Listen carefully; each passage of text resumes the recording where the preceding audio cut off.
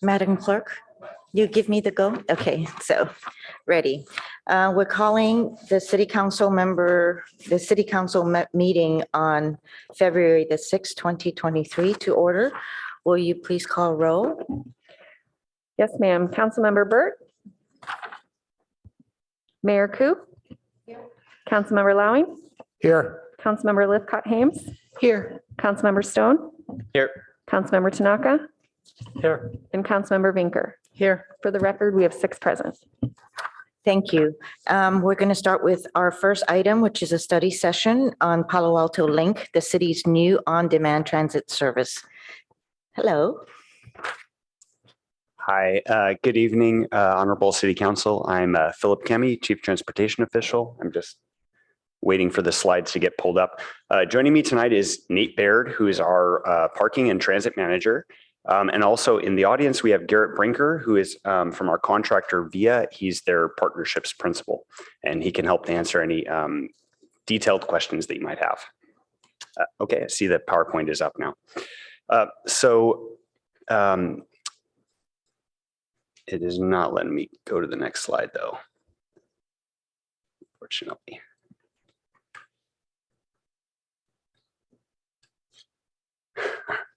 All right, apologies. So it was not me, I don't think.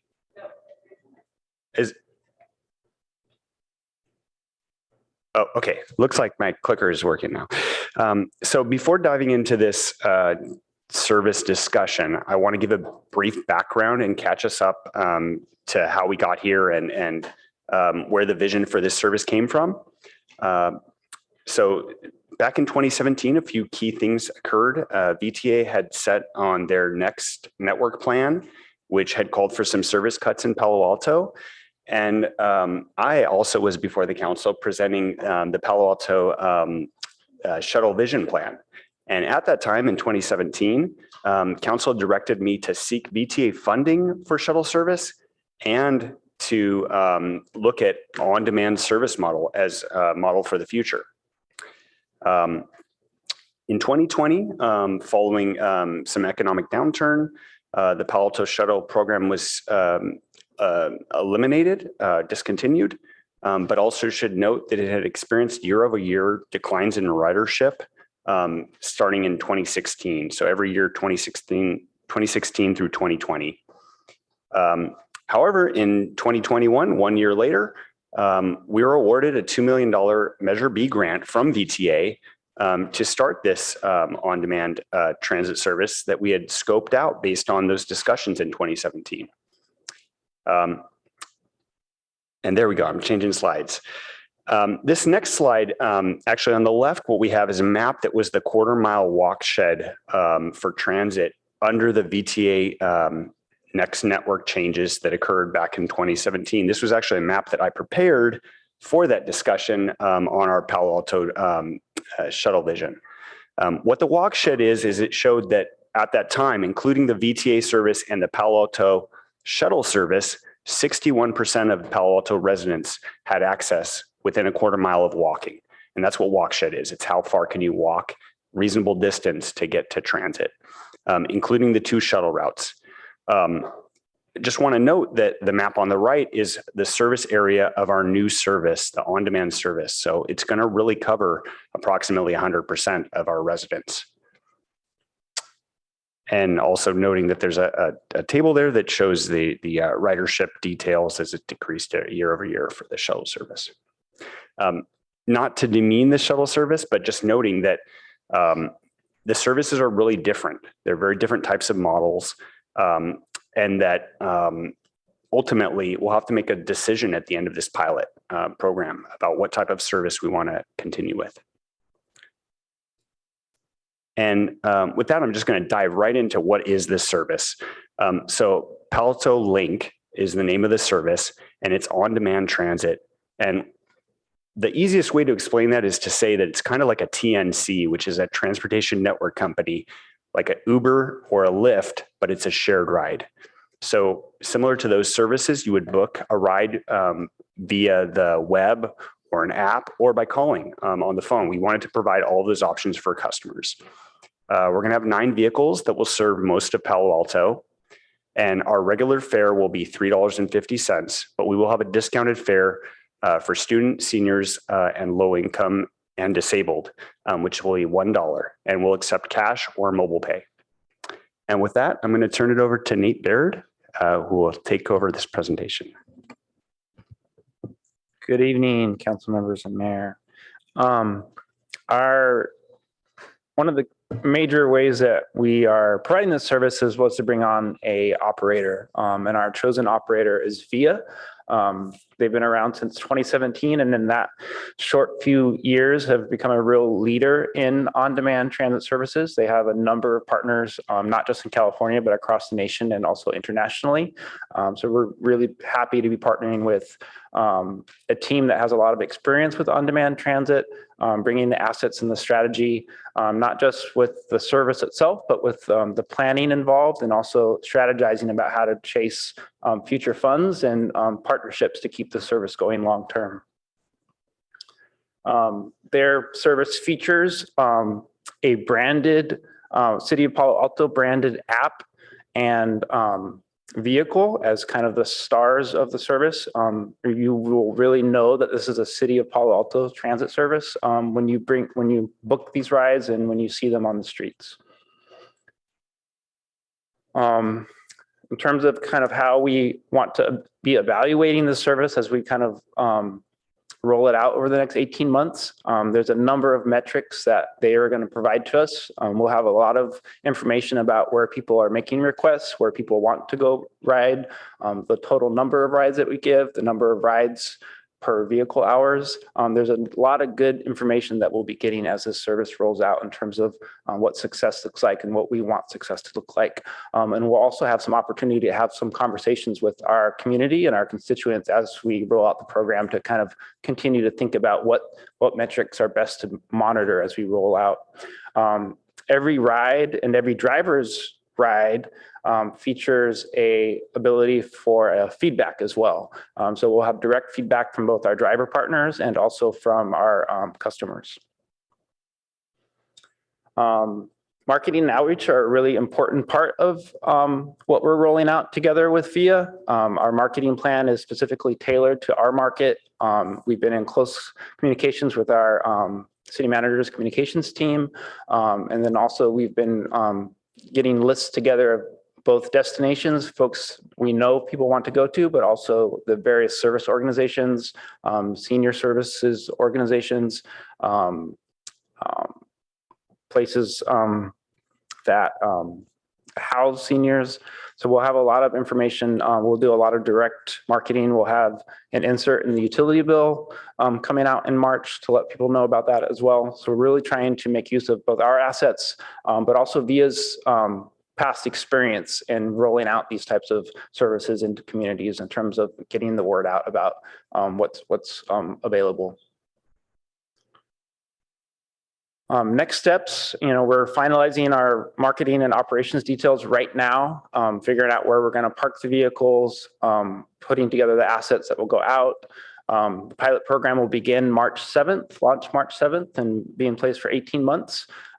At the same time, we are also putting together a grant application right now to try to get some additional funding to expand the service. Right now, the service will be from 8 p.m. to 6 p.m. Monday through Friday, but we are looking for opportunities to expand that service window because we do know that some of the super commuters who come here and some folks that are here have to go other places really could use additional evening service or even weekend service. So we're looking at ways to expand that as we can. We'll be providing monthly information. We have a dashboard and all that data available. So we'll be just kind of regularly publishing that data. And then we'll have some important meetings and touchstones along the way to analyze that and try to figure out what our information means as we go through it with a full evaluation about 12 months in so that we can start making some decisions about the future for this program. We are happy to answer any questions you may have. We also have staff VIA here if you have specific questions about VIA's operations. Thank you. Okay, we'll bring it back. Well, before we take council member questions. I'd like to see if there's any members of the public who'd like to make comments on this.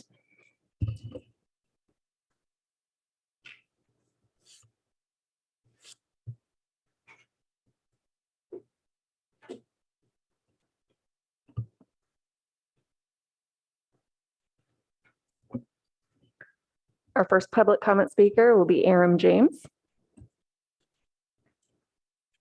Okay, so I went back to the December 12th consent calendar. And the 2,000,005 or approximately amount was put on the consent calendar. I didn't read the entire 43-page contract, but I went through pages 7 through 9, probably more exact, 8 through 9. And guess what? Ed Chicata and members of the staff decided that the drivers could be paid minimum wage.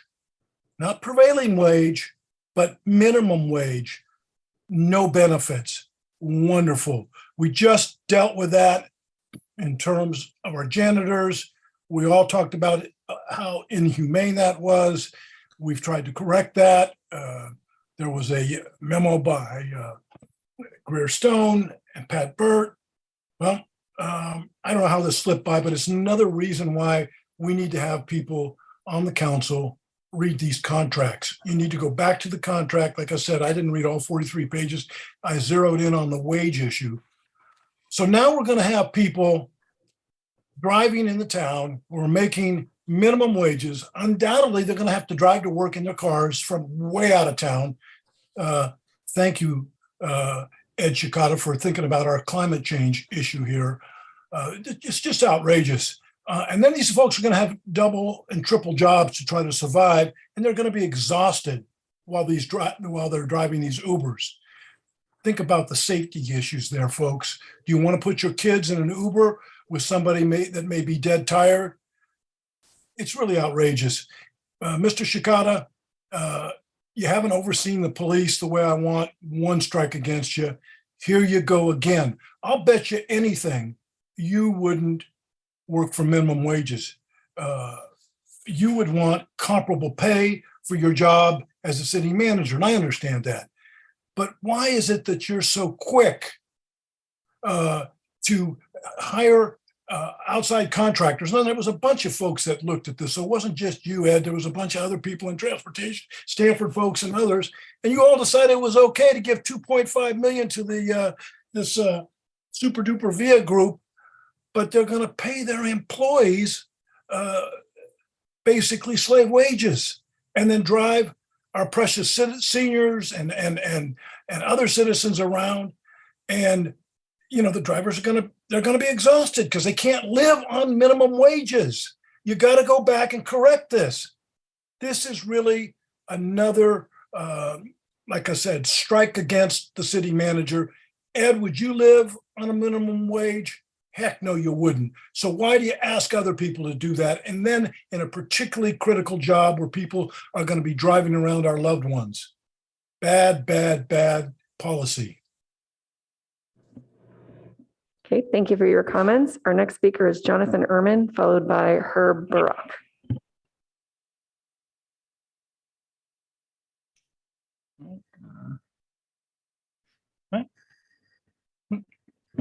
All right, am I on? Can you hear me? Yes, we can. Hi, this is Jonathan Ehrman. I'm sorry I can't be there in person this evening. I'd like to be. Yes, I just want, as somebody who has not driven a car in many years, who relies on public transit to get around, and have to be somewhere later this evening, which is why it wouldn't work to be there because of our public transit. I just want to say how incredibly disappointed and upset I am about this on-demand shuttle system. If the city wants to try something like this out, they could do it in addition to the shuttle system. The city, how to even start this before, we used to have, a free junior museum and zoo. Now it costs money and you can't even walk up. We used to have a free shuttle system. Now, not only is the on-demand system that you're proposing, which is a completely different type of system, so it can't replace what people use the other one for. Not only is it a completely different system, but now it costs money as well. So we used to have a free shuttle, but now you have to pay money. And in fact, the full price adult fare is more than a VTA day, one VTA fare. I could ride VTA to San Jose for $250, but in order to go across Palo Alto, apparently a full price adult fare is $350, even though you got a grant from VTA. So we had a free shuttle system, you got a grant from VTA, and yet now it costs money, a completely different system, not the VTA system. So you can't transfer from VTA to this system. You have to pay in individually, and it's only for short rides across Palo Alto. As somebody who relies on transit and who has been hoping that you would bring back to the crosstown shuttle, I'm incredibly disappointed by this move by both the city, by the transportation department in the city and city council in endorsing it. The buy-in for the grant was the cost of the crosstown shuttle. So you basically threw the crosstown shuttle under the bus. And I have to wonder, is there a single person involved in this on the council and planning transportation who relies on public transit, or is it all just looking at numbers and well, let's try this, let's try that?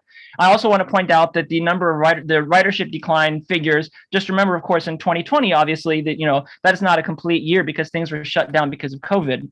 And the city somehow gives us justification that, well, since ridership was declining, we have to try something else. But the city has never the advertising for the free shuttle service was incredibly poor. The information on the city website was hard to find. The stops were not clearly defined. When the free shuttle was originally introduced, it ran once every half hour, and then to save money, it was cut to once every hour. And then some years later, you brought in a consultant to study what you could do to make it better. And the consultant suggested, well, maybe in the middle of the day we could try making it every half an hour because I think there's demand there. Nobody seemed to be aware of the fact that, in fact, the shuttle had originally been every half an hour when it was first introduced. So nobody seems to know what they're doing, and nobody is really advocating for people who use public transit. I say that the city should, first of all, I wish they would scrap this, and if not, they should bring back the free shuttles. Mountain View has free shuttles. For some reason, VTA will pay for shuttles in Mountain View, but not in Palo Alto. VTA is desperate to prove that something other than regular bus service works. What I want is the city to invest in bus service. Thank you. Thank you for your comments. Our next speaker is Herb Barak, followed by Winter Gary. You have Not yet, Winter. Mayor Koo, Vice Mayor Stone, and council members, I have sent you a letter, and staff has responded to two of the items in my letter. One, that discount does apply to seniors, and second, that you can pay cash fare. As Jonathan Ehrman said, an adult for $2.50 can ride a VTA bus all the way down to East Ridge, or for $2.25 can take the San Mateo Transit bus to the Daly City BART station. And when BART isn't running, they can take a late night bus, an early morning bus all the way to downtown San Francisco for $2.25. As with previous speakers, I had not had an opportunity to see this item when it was previously on your consent calendar. But I think the proper thing to do is to compare the cost of this with a half-hour shuttle for Embarcadero and Crosstown, and also consider the population being served. Essentially, the Crosstown shuttle is serving people who don't have other transportation. That's not what the emphasis has been here. Here it's been on commuters. And so maybe a combination with their driving in from outside Palo Alto and parking somewhere and then taking this shuttle or not. And also the Crosstown and Embarcadero shuttles went to activity points where people who didn't have cars would want to be going to, and had stops where those people lived. And they ran as a scheduled service, so people would know when it would be there. Here, I think the main motivation is that there's a bunch of money to spend. And I've had the same concern with other issues that before the council, that if someone else has a lot of money, you should find someone to give it to and we should use it. But I don't see the comparison being made with the prior shuttle. There was a drop in ridership shown in last budget, and the drop in ridership was attributed to the ending of the East Palo Alto shuttle that had come underneath, that originally was its own, and then it came underneath here. So it wasn't the fact that less people were riding on the Crosstown and Embarcadero shuttles. As I pointed out in my letter, for people, for job activities, they're already, such as Stanford, providing transportation from the Caltrain station to dense job centers. Individual companies provide their own transportation of this sort. And I guess in a sense, it's similar to what's going on in the senior center. It's no more something called a senior center for seniors. Instead, there's a place which caters to people 50 years old and the businesses that want to sell them goods and services. And here, maybe part of the motivation here is to not serve the people who used to be served by the shuttle system. Thank you. Thank you for your comments. And our last speaker is Winter Gary. Actually, it's Winter Dellenbach. So I just want to say I am completely stoked about this.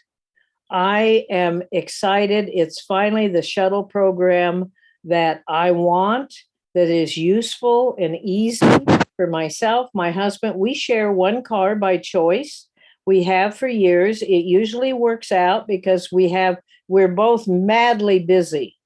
But every now and but we're flexible usually, and we can accommodate, but sometimes we get hung up and we can't.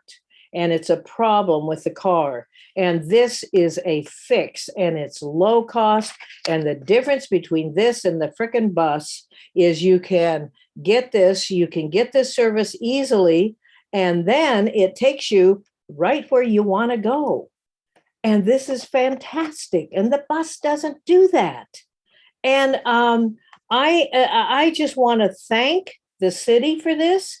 I want to thank for pursuing the funding for this. I want to thank the transportation folks for this. And I really hope it works out. And I hope it works out so well we can expand it. We can expand it into the evening hours. I am enthusiastic about this. And I think a lot of people, my clock is at the timing. Can people hear me? Yes, we can. Oh, good, because the clock's nothing's happening with the clock. Anyway, all right. So I've said what I want to say. This is good price. Like the flexibility with seniors, and $350 at the most is a deal. It is such a deal. I think about Uber and Lyft. Who needs it? And the get to where you want to go, not hard to catch. I'm looking forward to the app, and there are alternatives to the app. You can make a phone call. So people with different abilities with things can use this. Good job. Love it. Thank you. Thank you for your comments. That's our last request to speak. Thank you. We'll bring it back to council. If there's any questions, comments, please hit your lights. Council Member Vice Mayor Stone. Thank you, Madam Mayor. First, just want to thank staff for really the proactive work in pursuing this grant and finding a provider for the service. Really love to see just the out of the box thinking, especially to solve, which is probably one of the more vexing problems in city planning and transportation, which is that last mile issue. And I thought that graphic you showed at the beginning of the slideshow, really showing the reach of this service is really going to help a lot of people. So I'm very enthusiastic and excited for this. I want to thank you for that. Just a few questions. So the fleet's going to have 2 reserve vans. Are those vans intended to be used when rider capacity is maximized, or is that just for when an active van just becomes out of order? So I might need to call up our partner from VIA to speak to that. I believe it's 1 reserve vehicle. Is that correct? Staff report said 2. Oh, okay. Yeah, so it's intended to be flexible, I believe, but it's really so if one of the vehicle needs to be repaired or something like that, I believe, unless, Garrett, would you like to add any context to that? Yeah, hello, Council. So that is essentially right, but spares can be flexed as need be. We try to, at least with this size of fleet, try to keep one on reserve in case there are some issues with the active vehicles, but those can be used for active purposes as well. Great. So morning commutes, afternoon commutes, it's possible to be able to bring more on board. Correct. Okay, perfect. Thank you. And appreciated the discounted price for seniors and low income and youth. Love to see us be able to add veterans to that list as well. I assume that's a possibility. Yes, well, noting that many veterans would fit within one of those other categories, but currently the funding that we have set aside, when we applied for the funding, we have set grant criteria for how we're going to set the fares. So I'm not sure if that's something that we can adjust it for the pilot. That is something that we could make sure is incorporated into the future service, but we'll look into that. Yeah, I'd appreciate if you looked into it because I'd imagine might be a possibility. So that'd be wonderful. The door-to-door service it says only for riders who need it. Who determines that need? The rider is going to determine that need. Oh, okay. So that's going to be something the rider can request if they really want that door-to-door service. Just knowing that every time you get on the service, it's less efficient if it needs to go to every house door to door. So if you're capable to not take it right from your door, that's how we'd like you to request the ride. But understanding that somebody might have a disability or something that they don't want to walk, or maybe their parents putting them on a ride and they don't want them leaving the house or something. So there's going to be reasons why somebody might want to request that door-to-door higher level of service. Thank you.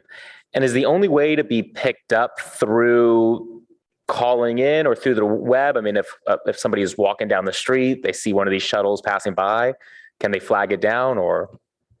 No, this is by request only, by reservation only. Okay, thank you. And then last question. So over the course of the first 15 months, all funding's coming from Measure B and from ride fare, correct? None from the city until that pilot program ends, and if we choose to move forward? Yeah, thank you for that clarification. Currently, the way all the funding is coming from VTA and or our in-kind match and the funding from fare revenue. The in-kind match is Nate's staff time working on the program. So we're using staff time working on the program and the fares to cover the city's local match. One thing just to add to that is we're trying to seek additional funding partners. So we're trying to work with Stanford Research Park to see if they want to expand service in their area. And we believe that we're going to be able to potentially bring in more funding to expand the service. Great, perfect. Thanks so much. Councilman Belowing. I also want to thank you for kind of thinking out of the box, as the vice mayor said, and working on this. And I won't repeat the good questions that he already asked, but so this is app or phone call, right, to get it. So that means it's inclusive of seniors and disabled and all that, which is great. And the hours aren't on the slides. What are the hours? The hours are 8 a.m. till 6 p.m. currently. On 7 days a week? No, Monday through Friday. Okay, I just missed that. And your target partners, you just mentioned people like Stanford Research Park. Is that the kind of sort of best target partner? Well, I think that's a really good one. Noting that they similarly had discontinued some of their shuttle service just before the pandemic or during the pandemic. So they potentially have a need to expand their opportunities to get to and from there. And it's mutually beneficial. So that is, but ideally we get many different partners or more than one different partner to help make this service be something that extends beyond the pilot, right? Assuming so we're happy with the pilot after for future funding. Yep, keep that's this right. thing going. Okay. And then just in general, are you looking at other shuttle opportunities as well? Are there other things on your whiteboard or your drawing board that you're also considering? Because this is a pilot, it may work, it may not, but even if it's gloriously successful, maybe there's something else we need too. Yeah, well, not to be greedy because we have nothing now, so I'm happy. But no, yeah, thank you. Well, just noting that actually we had talked about expanding the Palo Alto shuttle, the prior service. That was what we talked about at the shuttle within the shuttle vision plan. Yeah. So that is a potential opportunity that we could look at if we evaluate this and we don't find it meets the needs of Palo Alto. There are other options. Noting that funding availability, outside funding availability is really limited. Like this funding would not have been available for our old shuttle service. It was only available for this type of new innovative, it's actually in the funding category, innovative transit. Mm-hmm. Okay, great. Thank you. Councilmember Burt. Thank you. And my apology if any of my questions that were addressed earlier before I arrived. What types of vehicles are we going to be using as far as emission types? We're going to, initially, we're going to have 3 EV vehicles and 6 hybrid vehicles. Although noting that one of the goals in our contract is for them to strive to switch to full EV fleet. Although that might or might not be possible, that is one of the things we're seeking additional grant funding for, is to transition the fleet fully to EV. When you say it might or might not be possible, what would make it impossible? Funding constraints. And are you saying that within the budget of the grant that we've been allotted, they would be limited in their funding? Is that right? Yeah, that's correct. So our current funding, the way that it's set up, we have it scoped for 3 electric vehicles and 6 hybrid vehicles. And the grantors, was there any element to the kind of sustainability of this program from the standpoint of vehicle emissions? You're really drawing on my memory, but yes, I believe there was, and that was one of the things that we said that we would strive for is vehicles that lessen the impact of environment. Well, rather than try and dig into that tonight, is that something that can be provided subsequent to the meeting so we really understand this? So we're going into a new program, and the future of not only individual car ownership, but also transit is toward lower and lower emission vehicles. I'll say that VTA is only starting to ramp up on their electric buses and looking at other technologies going forward. So it's not like this program is behind what they're doing, but it's a concern that a number of us on the VTA board have had, and seeing that this program locally is going to have some positive elements, but I would say not adequate. And so I guess I'd like to see, when you say that in the future this may happen, I'd like to see some reporting back as part of the report back system that we're talking about on evaluating this, specifically to look at where are we on transitioning to zero emission vehicles? What's it going to take? And if that's maybe even city funding. I mean, whether it's for this or considering the traditional shuttle, Measure K was 1/3 of that was for transportation funding. And we stated in that discussion on it that the bulk of that was local share for grade separations, but included in consideration was local transit restoration. So I think that within that 1/3 of the Measure K dollars, there are dollars to either expand traditional or bring back a traditional shuttle prospectively, or to strengthen this and make it more sustainable. And I guess one thing that I brought up when you brought this forward initially, or that we had some discussion, was I asked about the kind of the risk that this will become a door-to-door service for high school students or middle school students who instead would be riding their bikes. And our whole initiative is to have safe routes to school and promote bike riding. And if I recall correctly, you had said that, well, part of this is that student revenue from students is built in as part of our needed revenue model.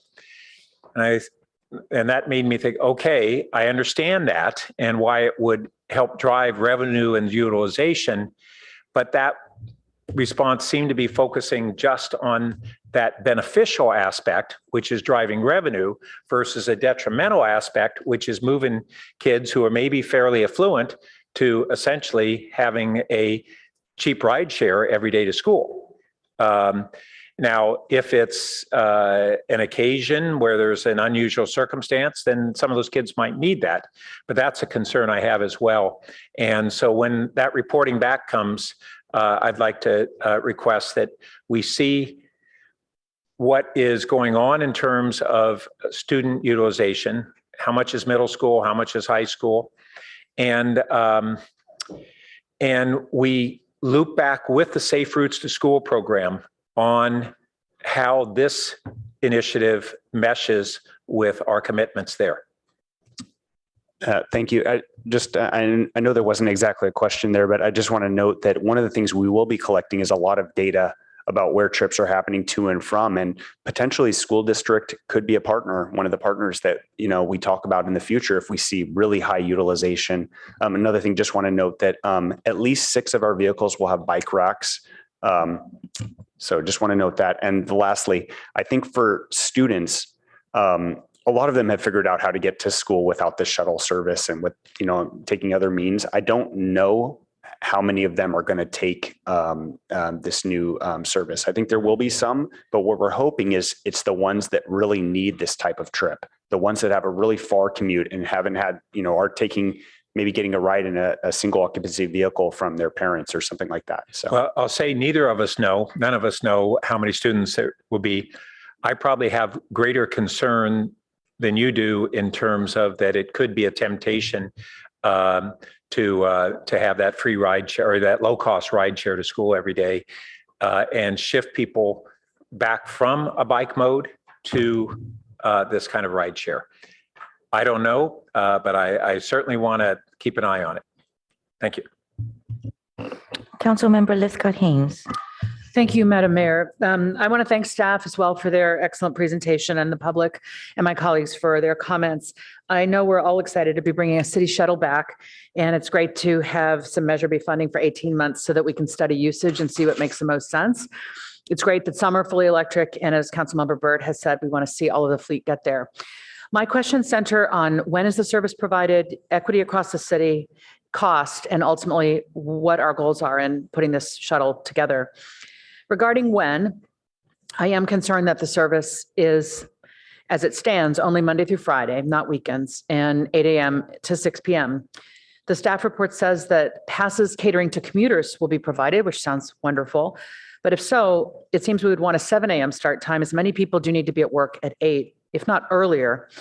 It says it was designed to support first mile, last mile for those who take public transit, such as Caltrain, and has been designed to coincide with Caltrain peak hours. But their peak hours are 6 to 9 a.m. and 4 to 7 p.m. So I'm not sure that our stated hours fully align with those particular goals. On the map that was shown of the coverage of the city, at one point there was a map that had the little icon for each shuttle. And I wondered if they were just scattered randomly on the map, or if they were if each shuttle is going to be sort of housed in those 9 areas that were placed on the map. Just random? So go ahead. yeah, those were just random locations on the map. Sorry. Okay, no worries. As someone who lives on the south side, I couldn't help but notice that 6 of them are on or north of Page Mill or Oregon, and 3 of them to the south. And that's just something I'm always going to pay attention to. That's just, but thank you. I'm glad to know that that was random. I note that this is potentially a great service for seniors, and my own mother, who's a senior, has decided to come to our city council meeting today to see her daughter in action and make sure I'm doing a good job. So I have her very much in mind when I evaluate many things. And I wonder what the staffing customer support plan is for seniors who may want to use the shuttle, have the app doesn't seem to be working, they have their phone, they call somebody. Who is actually providing the staffing, and how responsive do you expect that to be able to be? Thank you. So I would have to turn that over to Garrett from VIA, but I suspect that most people will not be booking their trips by telephone. However, so that said, I suspect that the telephone line will not be overly inundated with calls. I think the people that really need to make the calls will be able to reach someone.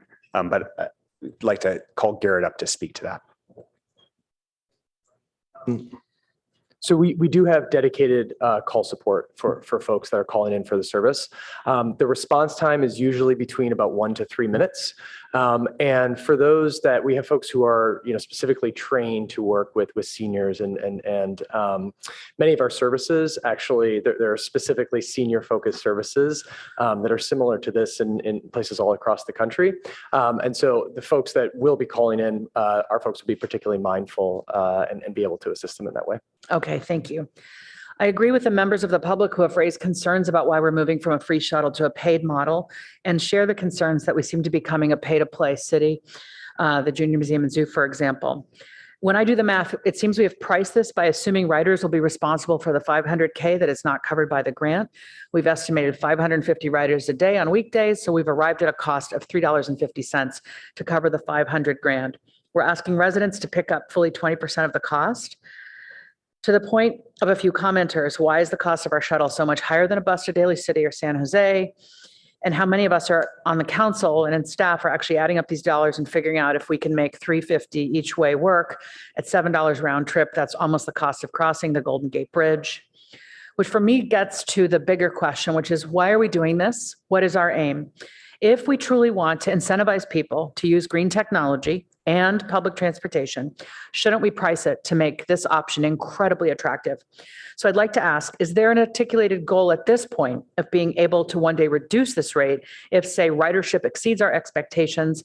And concomitantly, is there a plan to promote the shuttle to such an extent that we can really push usage and bring the per person, per rider cost down? Thank you. Thank you. And well, I'll speak to that really quickly, and then I wanted to circle back to one of the public comments if I can.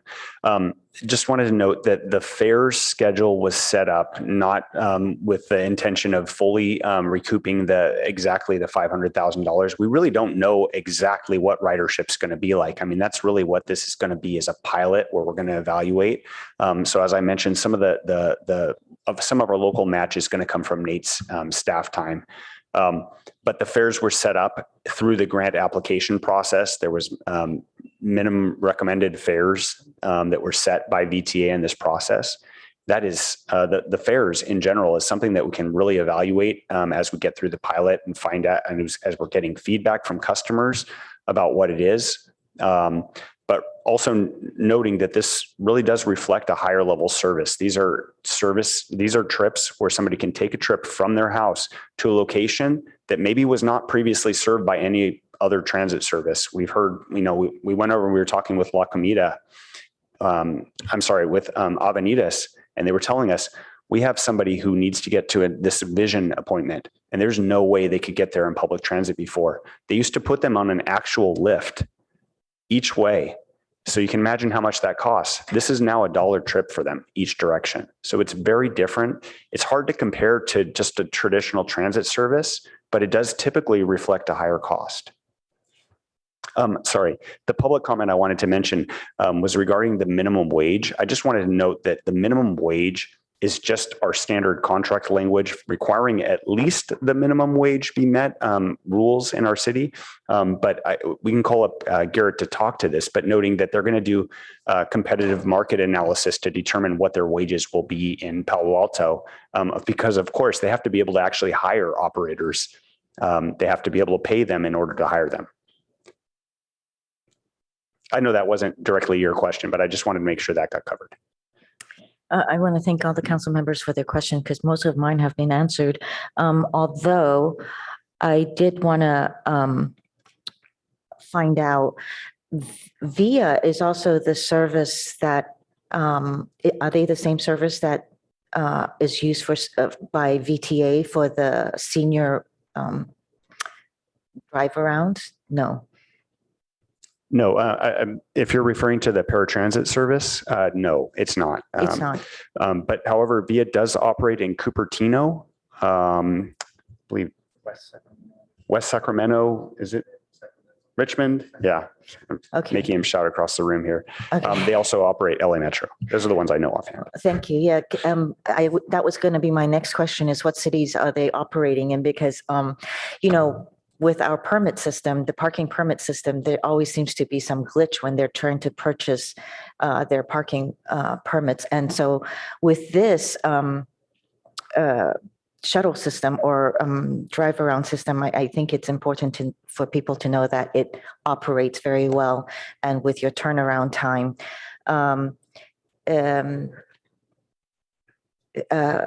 I thought someone was saying something here. And where are the vehicles parked when they're not in use? We're trying to negotiate that, but likely at this point, we're going to have them park in one of our parking garages in the off hours, which would be 6 p.m. until 8 a.m. Noting that we also do need to have them charging somewhere. So we're trying to figure out which exact garage they'll be parking in, but one of the city garages. Okay. And I just want to say that there are many people that actually do not go online or use apps in order to, so I do see potentially a high number of people using the phone to call. But also, I think that when you're doing marketing, there needs to be marketing in perhaps even Chinese, because I know that there was a lot of them that were using the crosstown shuttle to get to La Comida or to other places. Yeah, thank you. That's a great point.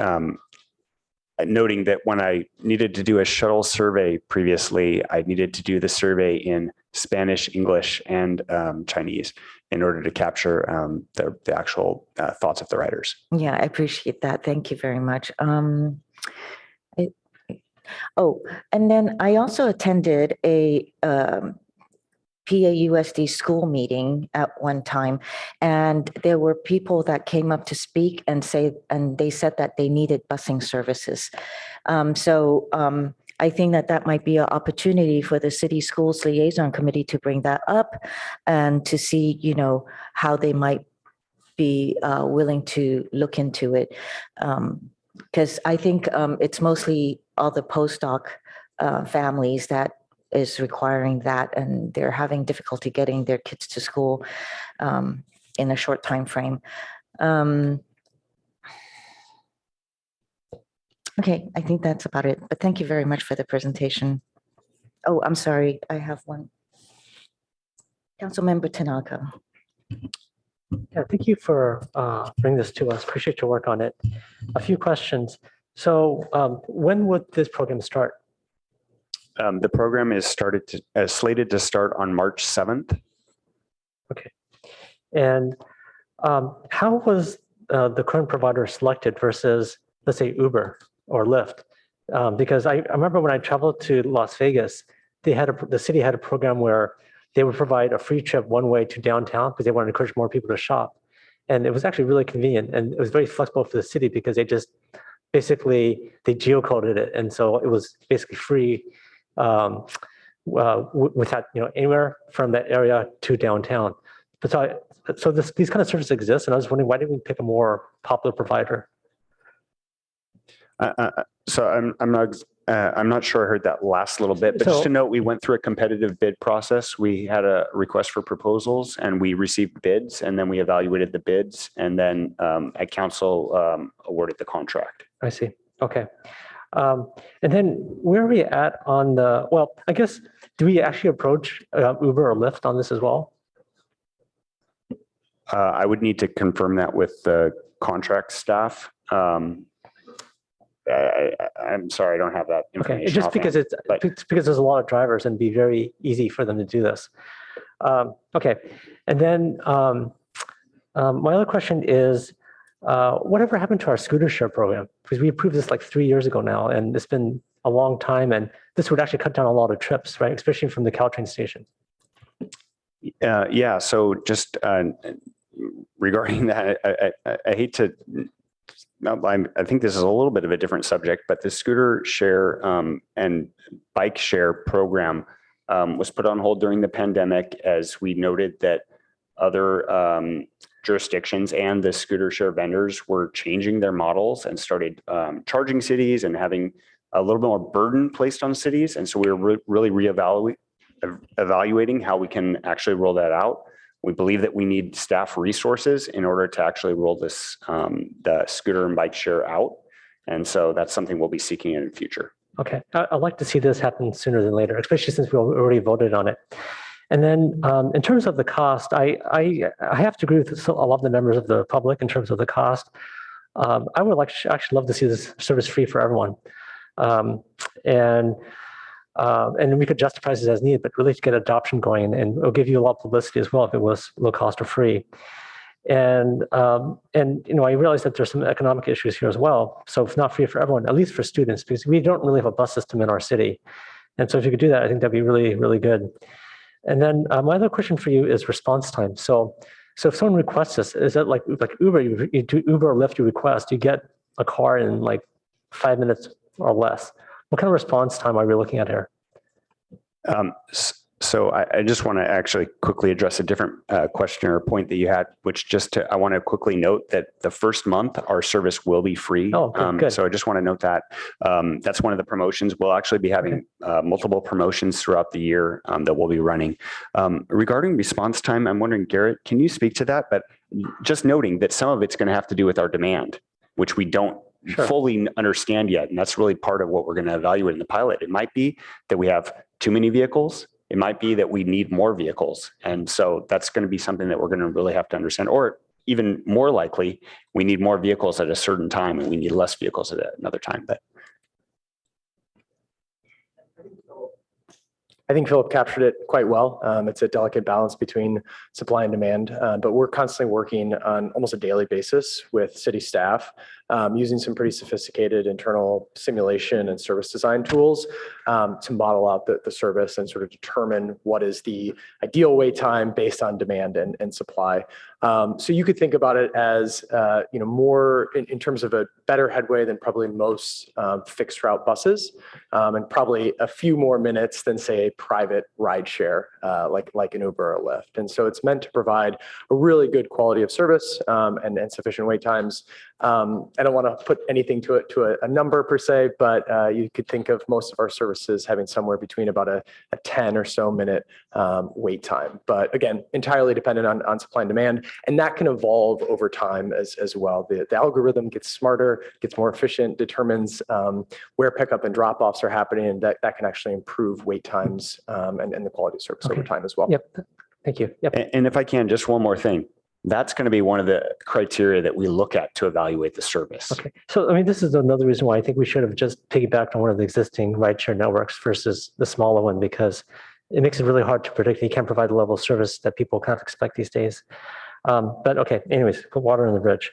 And so my last comment here, because I'm over time here, is I agree with my fellow council member in terms of more hours, right? I do wonder about the hours. It seems awful restrictive. It doesn't seem like it's well for students or well for people that are working.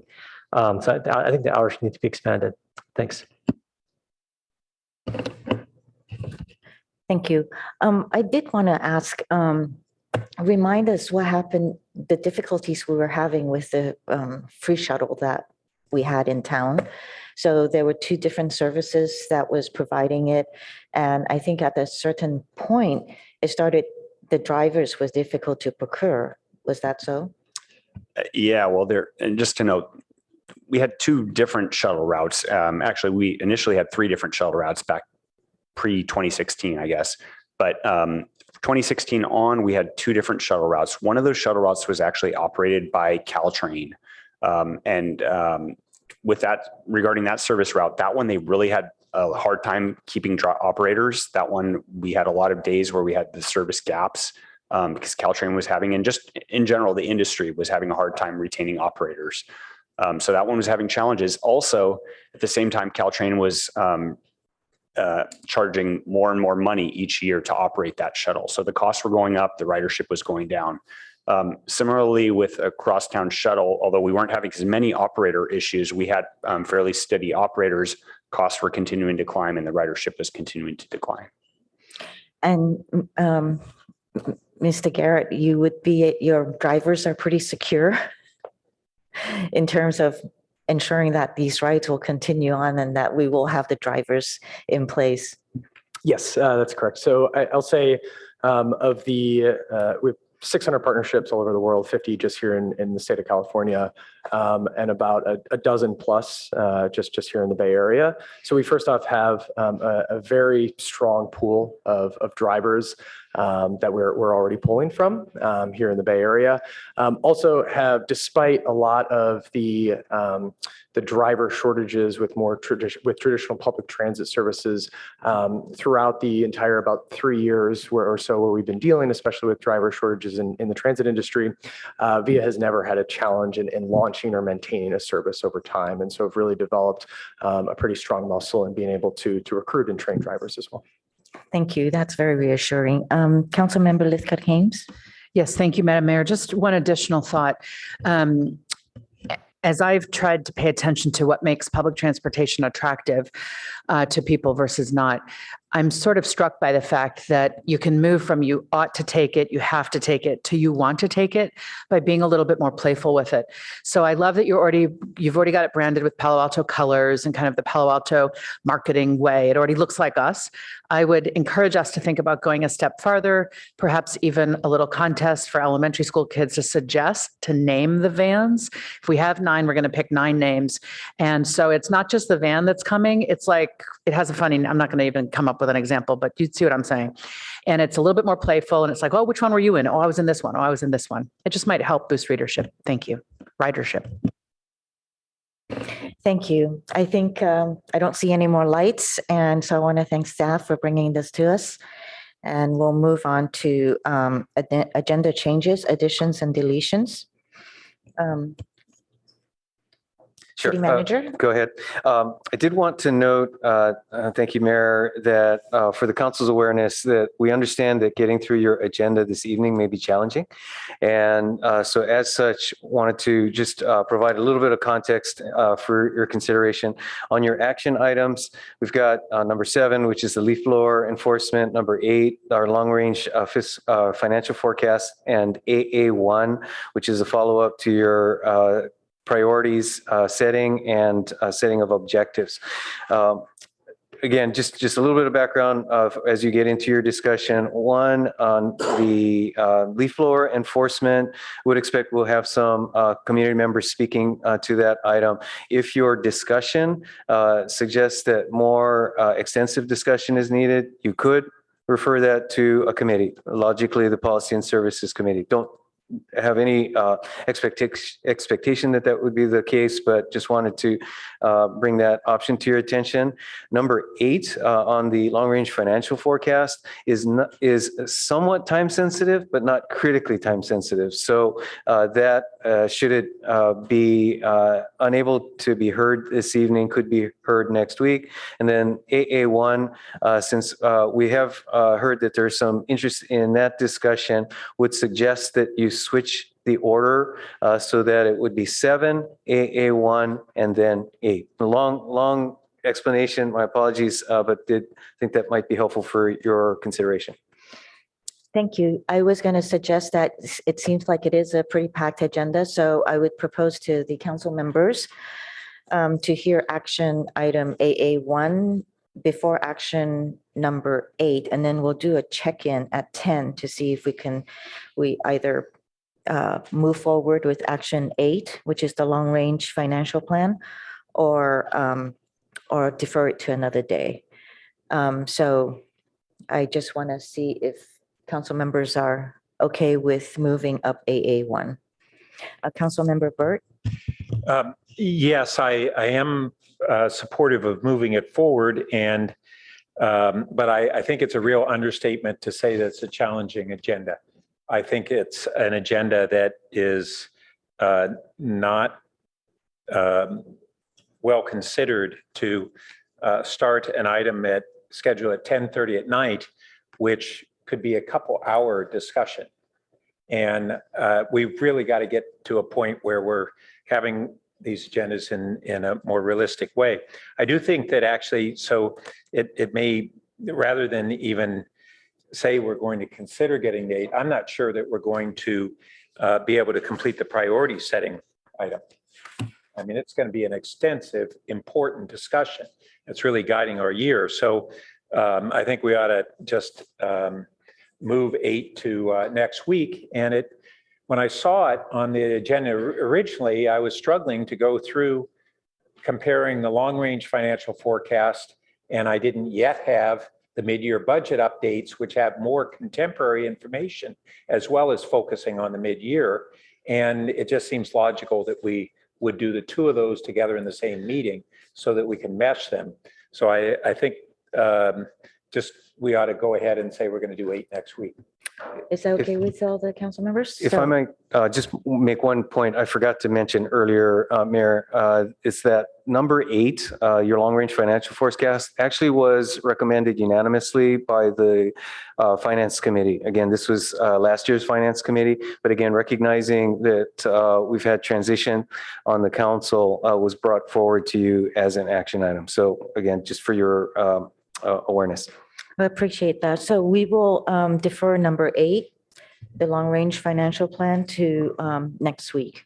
Excuse me, sorry, Madam Mayor, just point of procedure. So if we are going to make changes to tonight's agenda, those do need to be by motion and approved by the majority of the council. So everything you sort of suggested is doable, but procedurally, that's how the council needs to proceed. Okay, in that case, then go ahead, Councilmember Burt. I will move that we postpone item 8 to the February 13th meeting. I'll second that. Oh, City Manager. And for your consideration, if we proceed with that, we would also recommend pulling or deferring the committee work plans, which are currently scheduled on your February 14th or 13th, sorry, agenda in order to provide sufficient time next week. And that would be the standing committees. Correct, yes. Okay, so can we go for the vote, please, Madam Clerk? Councilmember Lithcott-Hames, Yes. Councilmember Vinker, Yes. Councilmember Tanaka, Councilmember Burt, Yes. Councilmember Lowing, Yes. Vice Mayor Stone, Yes. Mayor Ku. Yes, Motion carries unanimously. thank you. I also would like to see if council members would be okay with moving council comments, questions, and announcements to after the city manager comments. Should I take a vote on, does that need to go into motion, Mr. Arellano? Yes, Madam Mayor. And then just one other question about the action items. So the order would then be item 7, discussion regarding gas powered leaf blower enforcement. And then item AA1 when we get to the action portion. Correct. Okay. So yeah, the answer to your first question is yes regarding council member questions, comments, and announcements. Okay, then I would like to move council member questions, comments, and announcements to after the city manager comments. Second. Thank you, Councilmember Vinker. For clarification, Mayor, could I ask if this is a one-off for tonight only, or do you anticipate doing this every week? It's a one-off for tonight. Thank you. Can you call the votes? Oh, I'm sorry, Councilmember Tanaka. Yeah, I thought at our policy manual meeting, we actually already talked about redoing the agenda. So wouldn't that just follow what we talked about and voted on? I think it was unanimous at the meeting. Isn't that the way to do it? So if city manager, you could, Right. So based upon the discussion you had, was it last Monday? Last Monday. Time flies. The staff is redrafting the procedures portion of your handbook, and we'll bring that back shortly within the next few weeks. And so I think we've concluded that given the number of changes, it would be best to bring that back to you on consent, and that the changes will be effective at that point. Thank you for the explanation. Madam Clerk, will you please take the vote? Councilmember Burt, Yes. Vice Mayor Stone, Yes. Councilmember Lithcott-Hames, Yes. Mayor Ku, Yes. Councilmember Tanaka, Councilmember Lowing, Yes. Councilmember Vinker. Motion carries unanimously.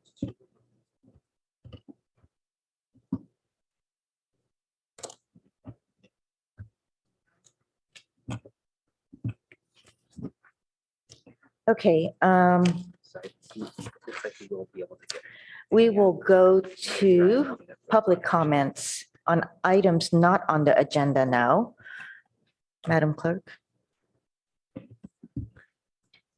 Our first speaker will be Andrea Gara, speaking in chambers for a group on behalf of Katie Ruff, Hillary Glenn, Alex Campos, Susan Chamberlain, and Kat Snyder for 10 minutes, and followed by Maureen Bard.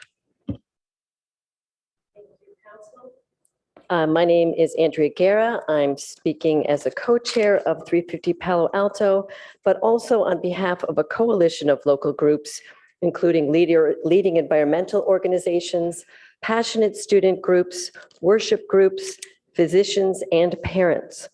All of us are urging the Palo Alto City Council to adopt a date for ending the flow of natural gas. Is my slides show up at the moment? Okay, I'll give that 1 minute. Meanwhile, I do have a number of supporters here tonight. I'm going to ask them to briefly stand and identify themselves. Thank you. Next slide, please. The organizations that have signed on to our request are Benisol Solar, Carbon Free Palo Alto, Climate Action California, First Presbyterian Palo Alto Cool Planet Group, Fossil Free Building Silicon Valley, Gun High School Green Team, Menlo Spark, Mothers Out Front Silicon Valley, Palo Alto Student Climate Coalition, Project Green Home, San Francisco Bay Physicians for Social Responsibility, Sunrise Silicon Valley, Unitarian Universalist Church of Palo Alto Green Sanctuary Committee, 350 Bay Area, 350 Silicon Valley, and 350 Palo Alto. Next slide, please. Last year, as you know, Palo Alto formally adopted their 80 by 30 plan. That is our plan to reduce greenhouse gases 80% by the year 2030. We've also named climate a top priority again for the year 2023. Now it's time to make our ambitious climate pledges a reality. When we were formulating 80 by 30, Palo Alto asked the staff for a plan to make that happen. Next slide, please. These were the staff findings. 35% of our greenhouse gas emissions come from natural gas. That makes it second only to transportation for emissions. To reach our 80 by 30 goal, staff found we need to electrify nearly all single-family households plus commercial HVAC systems. And I just want to point out that this was not one path they found to 80 by 30. It was the only path to 80 by 30. Next slide, please. Why is natural gas a problem? It is largely methane, which is a greenhouse gas that has 80 times the potency of CO2 during its first 2 decades in the atmosphere. It's responsible for about 30% of the warming we've seen on the planet so far. This powerful greenhouse gas also has a short half-life, and that makes it an opportunity for fast climate action. Next slide, please. We're not asking council for a specific shutoff date, but we think it's important to review what the scientists are telling us. Last year, the Intergovernmental Panel on Climate Change told us that by the year 2030, our emissions trajectory will be cast, determining this century's climate outcome. That panel also found that mitigation efforts that happen after 2030 are unlikely to prevent us from exceeding the critical 1.5 degrees Celsius temperature rise. And just as a reminder, that's the temperature at which we have an increased risk of tipping points that can cause cascading and irreversible planetary damage. Next slide, please. So what does our greenhouse gas trajectory look like right now? Not great. The latest figures we have are for 2021. They showed the largest methane increase ever recorded, plus the highest ever annual level of CO2. We have a very long way to go in a short window. Next window. Next slide. We have a massive public awareness problem here in Palo Alto. We know that our residents want climate action. They have consistently re-elected members who crafted our climate goals, and they recently elected new outspoken advocates for climate. They are switching to EVs in record numbers. However, when we go out in the community and we talk to people, there is very little awareness that their home gas appliances have an impact on the climate. Next slide, please. A sunset date will fast track public awareness about the climate and health impacts of methane. It will also set a clear timeline so that residents and utilities can plan ahead. We need to educate residents. We need to ease the path And importantly, we have to create conditions that will make our target an inevitability. We know that voluntary electrification will not get us to 80 by 30. Technology adoption curves consistently show that 20 to 25% of people will be very late and or resistant to making a switch. And that is a luxury of time that we don't have. Next slide, please. We'd like to ask the council to engage in some moonshot thinking. We know where we need to go, but we don't know exactly how we're going to get there yet.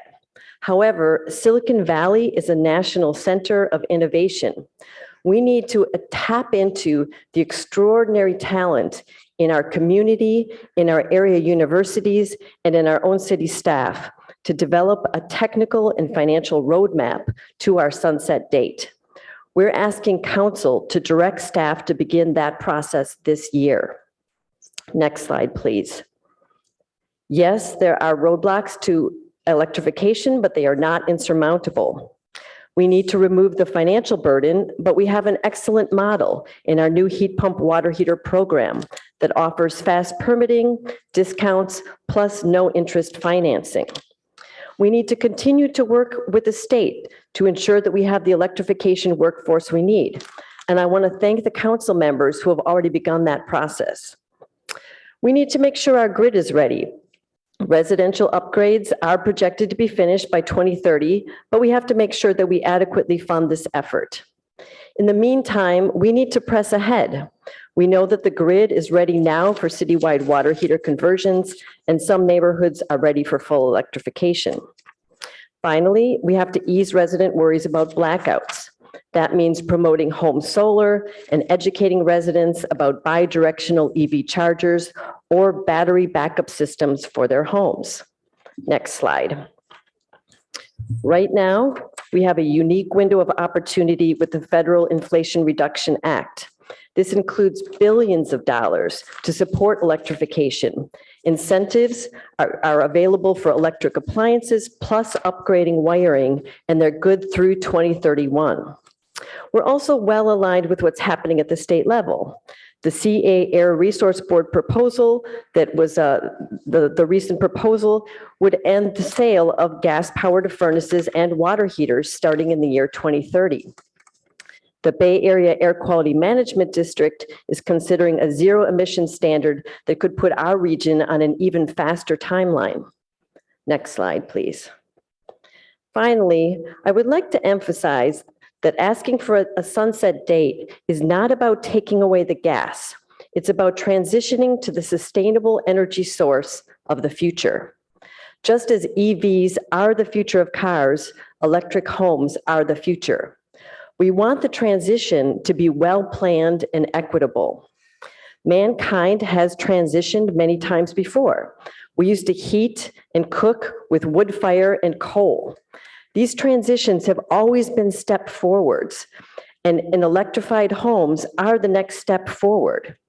We all want a future with clean, healthy, abundant energy and efficient appliances. We believe that presented with the facts and a robust plan, the community will ultimately accept a sunset date and support it. In addition to all of the signatories, 350 stands ready to provide all of the public education assistance that we can. Finally, this council, which has shown an extraordinary dedication to climate, we believe is the one to make the tough calls and get the job done. Thank you very much.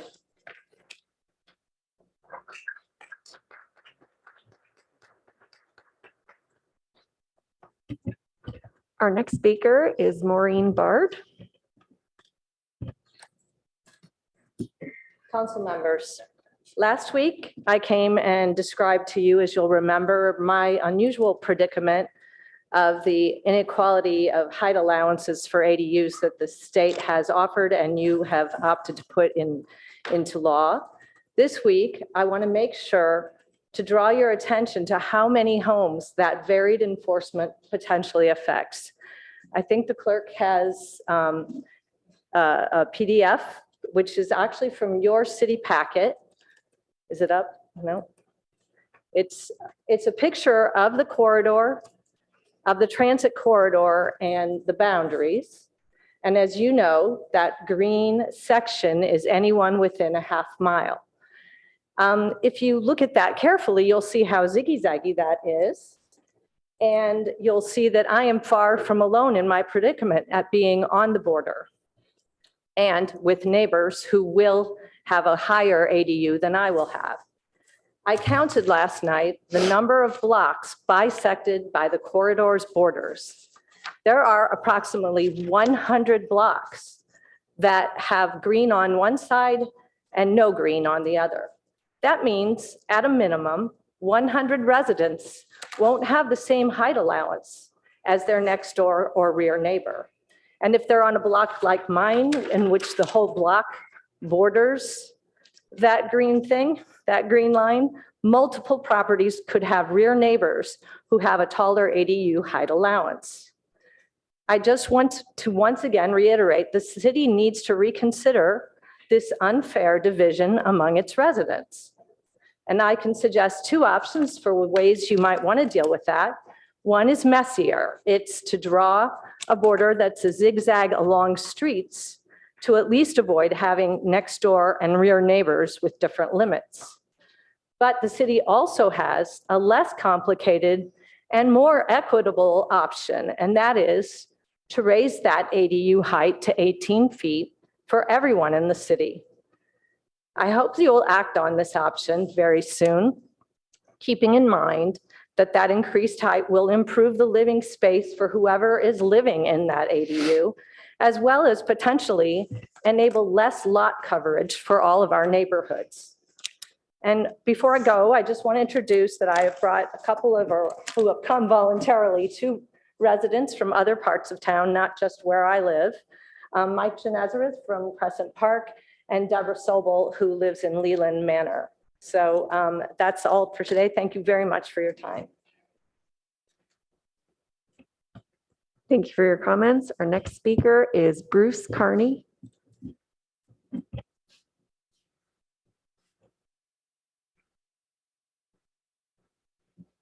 Hello, thank you for the opportunity to speak tonight. I am a resident of Mountain View, and the chair of Carbon Free Mountain View, a grassroots environmental group, and am a member of the board of Carbon Free Silicon Valley, also a spinout.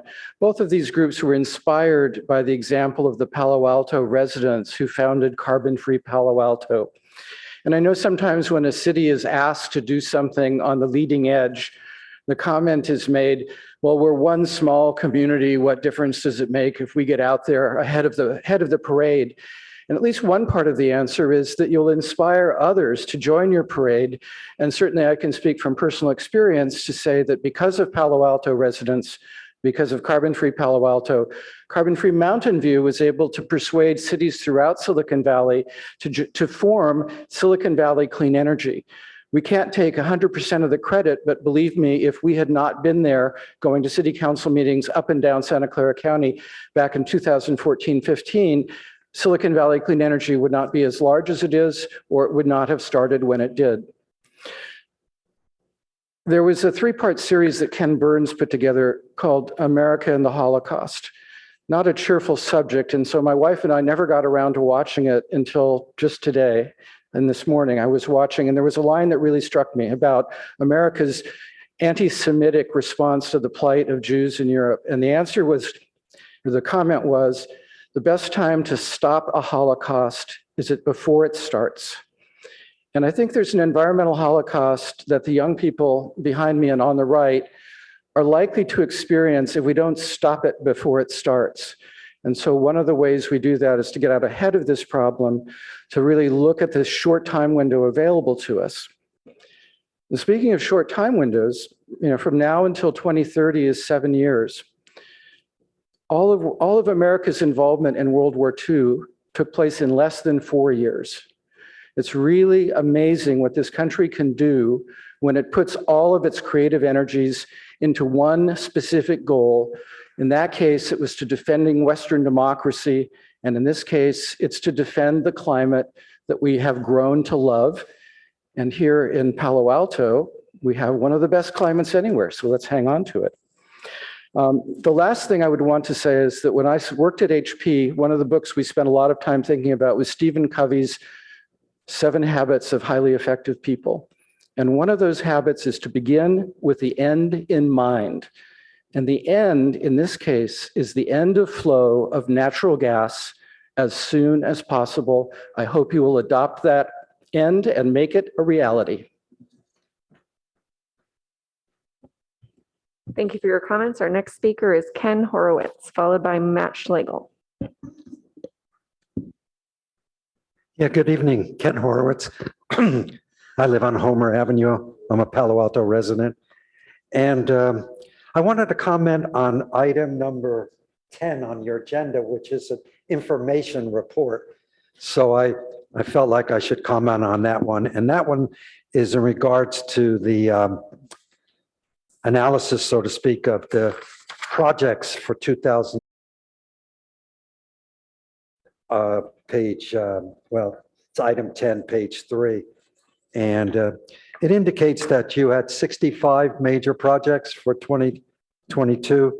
You completed 14, which is less than 20%. Not a good record. Obviously, you need to do better, or what I'm going to suggest later this evening when I come back at 8:30 is you begin to prioritize your priorities. Because it's obvious there's so many projects on this list. The one I particularly looked at was community health and safety. Mr. Horowitz, it's me. I was wondering, are you commenting on an agenda item? No, I'm commenting on the report in page, The item informational 10. page? On page 10, Okay, and thank item you. 10. Thank you. So I'm not commenting ahead. on the I'm sorry to agenda. disturb you. Just this is the information report. And the only other one, and I'll be done in a second or so. Community health and safety, there was 20 projects listed, only 2 were completed. That's a 10% completion rate. So I just want to say that I'm disappointed. Thank you. Thank you. Thank you for your comments. Our next speaker is Matt Schlegel, followed by Jeff Ball. Thank you. Do you remember when people smoked tobacco all the time? I do. I grew up with it. My mom was a smoker. My dad smoked until he died. All of my grandparents smoked. And do you recall how the tobacco companies lied to us? They knew the harm that smoking caused us, and yet they hired marketing firms to lie to us and convince us that smoking doesn't cause cancer. And when our friends and family were dying and the lies became obvious, we mustered the political will to prohibit them from lying to us. And once their disinformation stopped, we stopped smoking. We all stopped smoking. Now I'm surprised when I smell tobacco smoke. This past week, a report came out showing just how accurately Exxon knew 40 years ago the harm that burning fossil fuels, burning their products were causing us. And rather than transitioning their business to one that causes less harm, instead they hired the same guys who convinced us that smoking doesn't cause cancer to convince us that burning fossil fuels doesn't cause climate collapse and mass extinction, all the while making us physically and mentally sick. So away we burn. Exxon knows, but they work hard to keep us believing that they're using their products doesn't cause harm. Short-term harm, mid-term harm, and long-term harm. And why? Exxon was in the news for another reason last week. Undoubtedly, you heard. They realized record annual profits in 2022, $56 billion.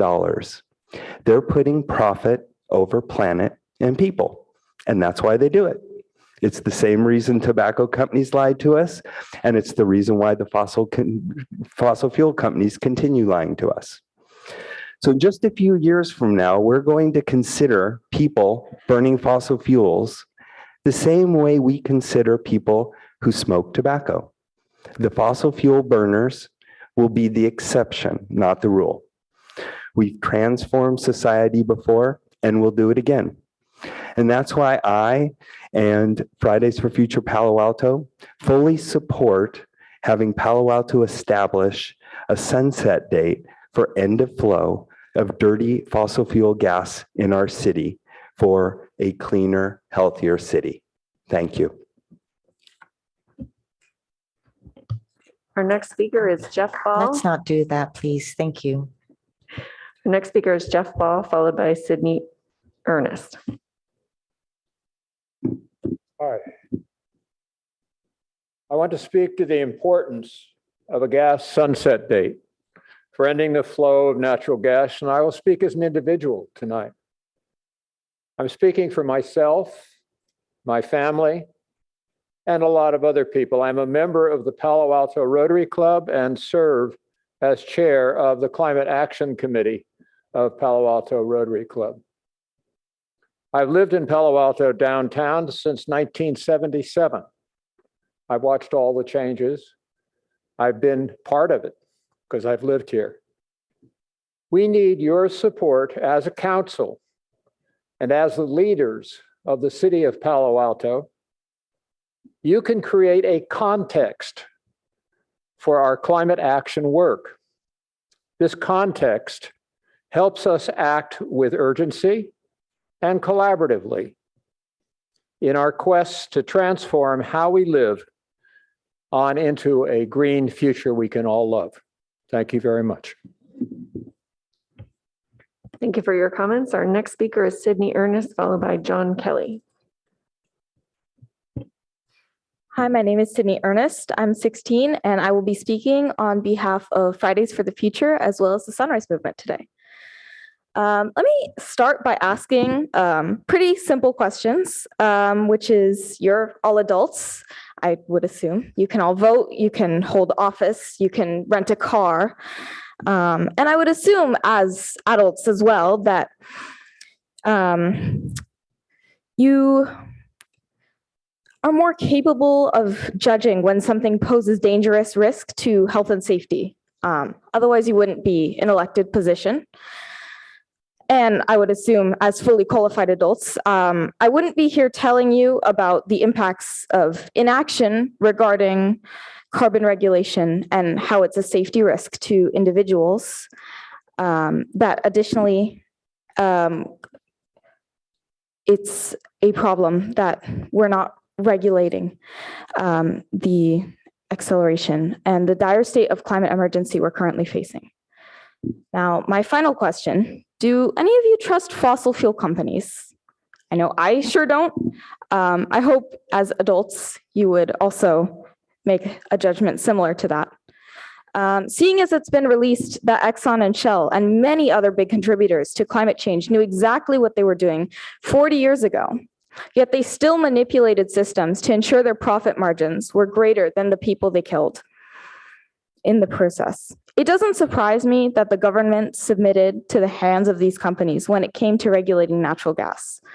By continuing to use fossil fuels, we effectively perpetuate these systems and allow these companies to continue profiting off of people. This is why a sunset bill is so vital for our future. Palo Alto is truly a leader, in my opinion, for Silicon Valley, which is a leader for California, which leads the US and the greater world.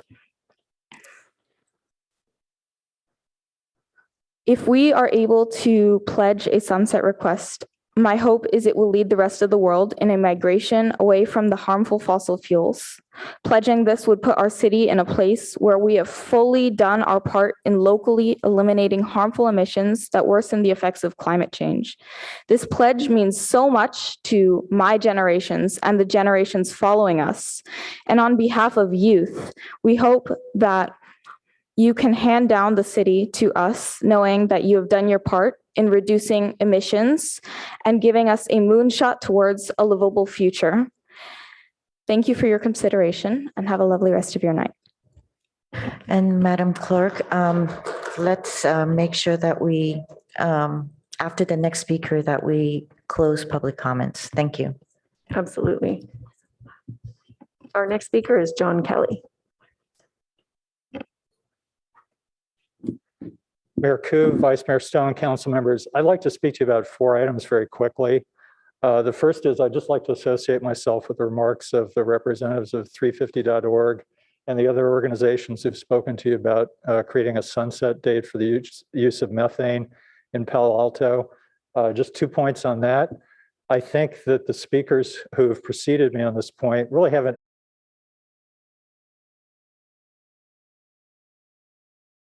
read the studies on that. They're really quite dire, and it ties into what the one gentleman was talking about with smoking. The second point is I haven't heard anyone talk about a specific date. Maybe that's in the written correspondence you've received. I would simply suggest that you not only commit yourselves to having a sunset date, but that you put a date certain that's in there before January 1, 2027. If we can do this at all, we can certainly do it in 4 years. You're going to take a lot of heat for doing it, but I think committing yourselves to doing it before the next election is really telling the city and the community at large how you feel about this. The second point is, I'm not sure any of you are aware, but every time I walk in here, there's a sign telling me I have to wear a mask in this chamber and I have to wear a mask when I'm speaking to you. I don't see many people wearing masks who are speaking at the dais. I would urge you to either get rid of that sign or change the language on it, but make clear to people what the rules are. I really don't think that's fair or considerate. The third point is, many of you have probably seen Dave Price's editorial in the Daily Post today. I hope you've all taken a look at it and read it and taken it seriously. I particularly want to, I'm not going to quote this at length, but I do want to quote part of it. Now that the surplus has been discovered, the city is trying to downplay it by saying that the $40.6 million was restricted.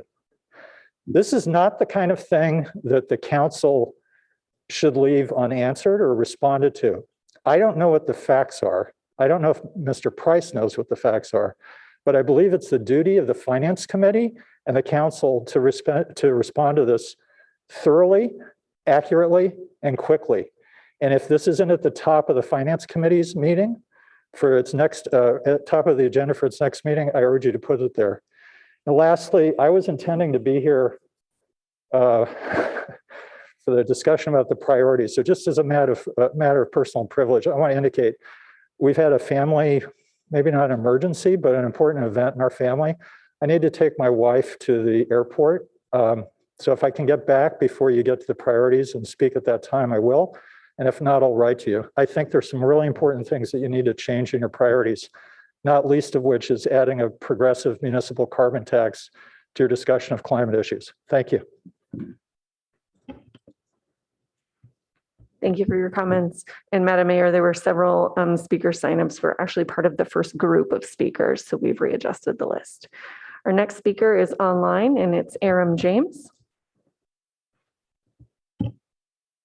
In reference to the last speaker commenting on the city didn't, Dave Price's editorial today, the only council member that voted against putting the measure on the ballot that was hidden from us, that we had $40 million in reserve, we didn't need it to reach out to the voters, was the person I expect to be our next mayor. That's Greg Tanaka. Thank you, Greg, for doing that. Everybody else that was on the council at that time that had an opportunity to vote didn't do their due diligence. So thank you for that, Greg.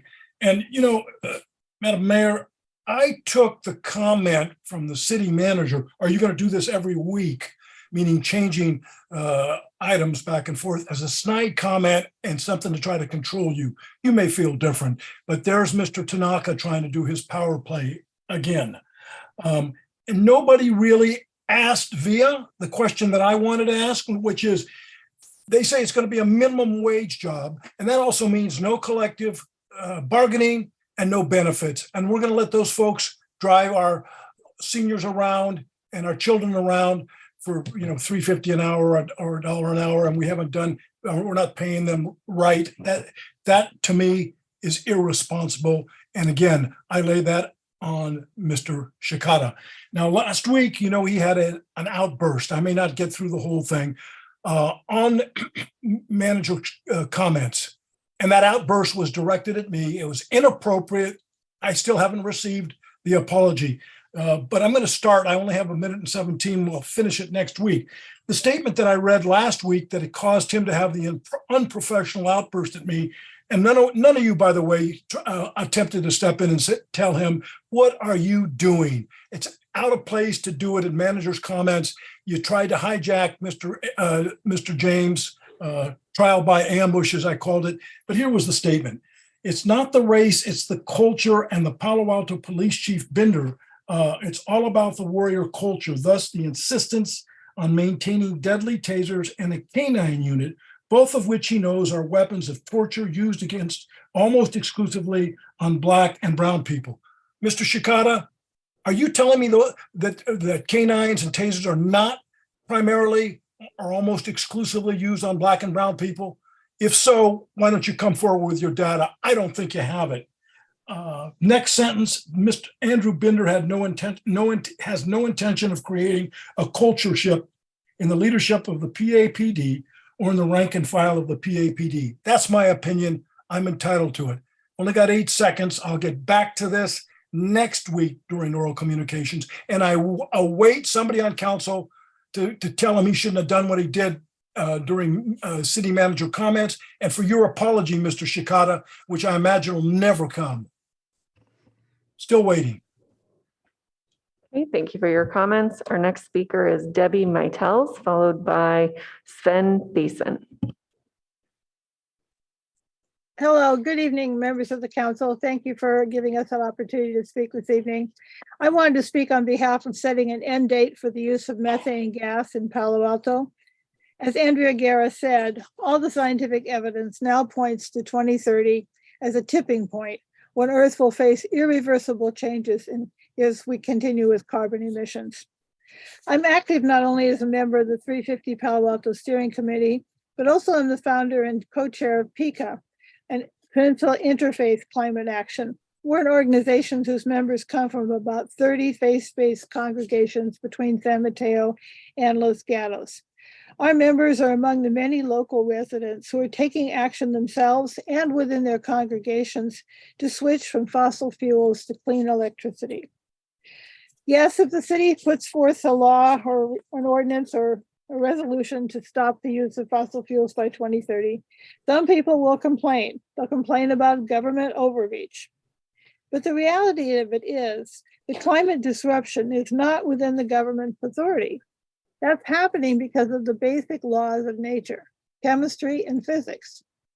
But it is within the purview of a city to set rules that can forestall major changes to Earth's chemistry. Responsible citizens are now moving forward to make changes in their homes, in their transportation, and others are waiting for guidance from responsible governments. Among those waiting for such guidance are businesses that build and remodel buildings, as well as people who are investing in their homes. With guidance from the city and a few years lead time, we will be able to make the changes in a timely way, and whole new economic opportunities will be created. We need to give people the signal that burning gas appliances no longer are safe nor responsible. We need the city of Palo Alto to exercise the leadership we expect. And I'd just like to close by noting that the next speaker, Sven Thiessen, has sent me a message saying he's on the way to the office. If he could be placed at the end, he would appreciate it. Thank you again for your time. Okay, thank you for your comments, and we will move Sven Thiessen to the end. So our next speaker is Julia Zeitlin in person in the chamber.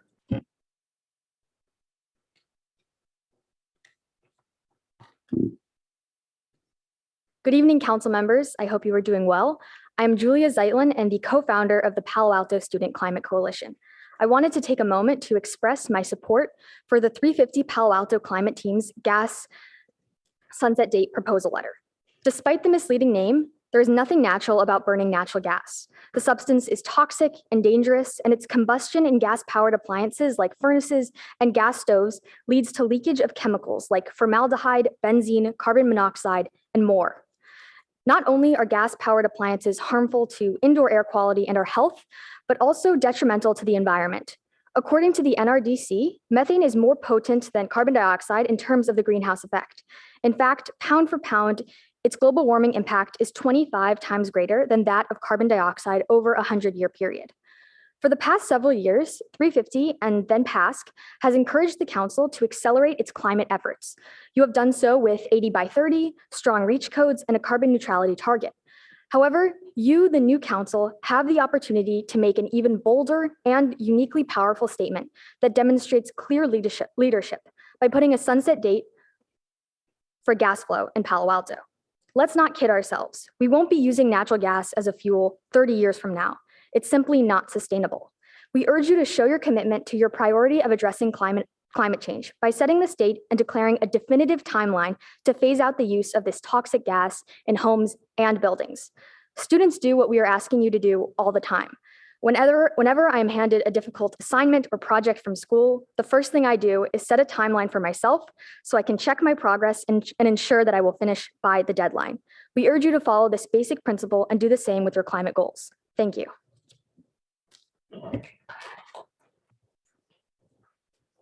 Thank you for your comments. Our next speaker is Robert Gould.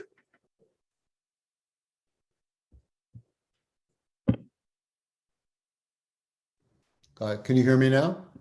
Yes, we can. Thank you. Hi, I'm Dr. Robert Gould. After working as a pathologist at San Jose Kaiser for over 30 years, since 2012, I've been an associate adjunct professor at UCSF School of Medicine, working as a collaborator in our program on reproductive health and the environment. I've also been a member of the Santa Clara County Medical Association for over 25 years, where we've worked to develop many policies for the California Medical Association protective of public and environmental health. Since 1989, I've also been president of San Francisco Bay Physicians for Social Responsibility, for which I'm testifying today, representing many hundreds of health professionals throughout our region who speak for the health of our patients and communities who are increasingly harmed by rapidly advancing global heating and clearly connected issues of air pollution. In this capacity, I'm strongly urging you to support the call here for an expedited plan to sunset natural gas in Palo Alto. As eloquently addressed by Andrea Gara and others earlier, this would be a key step towards promoting building electrification and quickly ending our reliance on gas appliances that is health protective, not only for the climate benefits, but also because gas stoves and other appliances can be a large source of toxic pollution in homes, reaching levels of pollution that would be illegal in outdoor settings. Children, especially those of color, are particularly at risk of respiratory illnesses such as asthma associated with gas appliance pollution, and lower income households may be at higher risk of exposure. So as one example, a 2013 meta-analysis looking at the association between gas stoves and childhood asthma found children in homes with gas stoves have a 42% increased risk of experience asthma symptoms or current asthma, a 24% increased risk of ever being diagnosed with asthma by a doctor, and an overall 32% increased risk of both current and lifetime asthma. In addition, there's mounting evidence linking combustion-related air pollution with adverse brain development. A 2009 study found evidence that an infant through preschool age, early life exposures to age 4 to indoor air pollution from gas appliances may be related to impaired cognitive function and may increase the risk of developing attention deficit hyperactivity disorder. These health concerns have just been underscored by a new scientific report demonstrating that gas piped into millions of California homes contain hazardous air pollutants, including benzene, a chemical strongly linked to malignancies such as leukemia, and that each year California gas appliances and infrastructure leak the same amount of benzene as is emitted by nearly 60,000 cars. In concluding, by supporting a gas sunset date, Palo Alto would position itself as an inspiring leader among the many municipalities in California that are supporting a rapid end of fossil gas use in recognition of numerous benefits to community health, safety, and a stable climate future afforded by this transformation. Thank you for providing me and the rest of us time to speak to you tonight. Thank you for your comments. First, instead of clapping, thank you. Our last speaker is Sven Thiessen. Sven, are you present?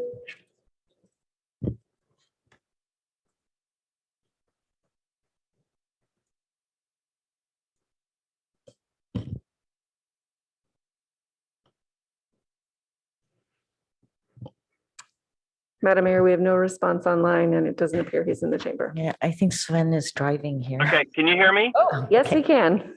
Thank you. I apologize. Yes, I am driving in a carbon-free electric vehicle. Thank you, Palo Alto, for providing that carbon-free electricity. I apologize. As a business owner, father, man of faith, and someone living and has lived in an all-electric house, I am calling in extremely strong support for a sundown date for our natural gas use. As you've heard from many others before, there are many reasons why, but I would like to start with from a business perspective. And what businesses want is certainty, and as much certainty as can be provided. And that would be having a date knowing with certainty that the natural gas was going to be shut off. So certainty. Second of all, from a father perspective, my children, your children, everybody's kids are not growing up in the climate, in the weather that we had growing up. The droughts, the fires, that air quality, that incredibly poor air quality we experienced 2 years ago with all of the fires is not normal. We are giving them a not normal climate. We enjoyed that normal climate. It's not fair to them to give them a pile of shit later on and ask them to deal with it. It's not right. It's not fair. It's not the fairness that we teach our kids. So that's the dad part. Then the man of faith, that's just given. And then I want to talk about the all-electric home that we live in. When you ask my wife, what are the two things that you could not take away from her hands? She would say the electric car and the induction stove. And both for the same reason, convenience. When we want to fry something, we simply put a piece of newspaper between the frying pan and the top of the stove and fry away. Cleanup is so easy because we just take that fat encrusted piece of paper, ball it up and put it in the compost. There's very little cleanup. And when we talk about safety from induction, it's massive. It's really, you have to work hard to burn yourself with an induction stove. I mean, really hard, because I've tried. And when we talk about how quickly it cooks things, it's amazing. It just simply works. And I challenge anyone with a natural gas stove to take the boil the pasta challenge with me, because the induction stove just works that well. And I would encourage you all to come over and tour my house just to see these benefits. And the same thing goes for the electric car. Yes, we're asking people to do things ahead of time of when they would have done them, but it's just the new normal, and it's okay. I'm asking for your leadership, your boldness to stop speaking words of action and actually take action. Thank you. Thank you for your comments. That's our last request to speak. Thank you. Now we'll move to the consent calendar. Madam Mayor, if I could, there was one comment I neglected to make under agenda comments, which are agenda changes, which is to note for the public's awareness that on item number 4 on your consent calendar agenda, staff does have a revised recommendation. It would be to recommend the contract be awarded for an initial 1-year term. Thank you. Thank you. And we'll go to public comments again on items on the consent calendar.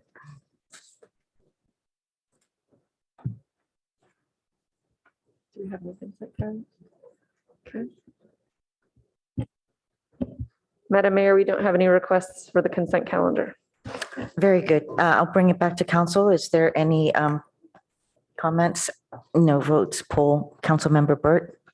I would like to remove item 4 from consent. I would like to also pull consent item number 4.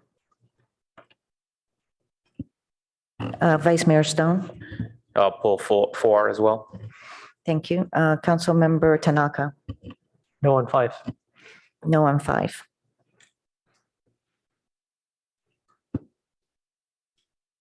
Okay, in that case, if you'll call the vote. Yes, we have to move the consent calendar, please. I move the consent calendar with the changes noted, which appear to mean that item 4 would be pulled and Councilmember Tanaka is no on 5. Second. Very good. Will you please take the vote, Madam Clerk? Can you please repeat who the seconder was? Lowing. Well, thank you, sir.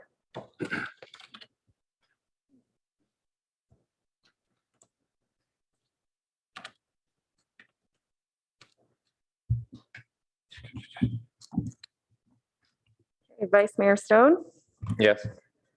Councilmember Burt, Yes. Councilmember Vinker, Yes. Councilmember Lowing, Councilmember Yes. Lip, thank you, Councilmember Lipcott Hames, Yes. Mayor Ku, Yes. and Councilmember Tanaka. Yes.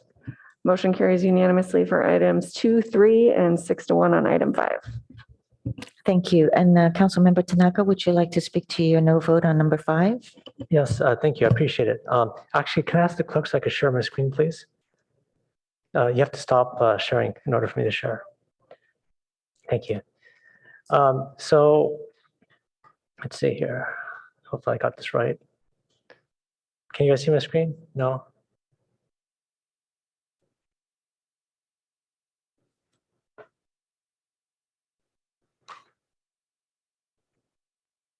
Okay, I think it's working. Okay, great.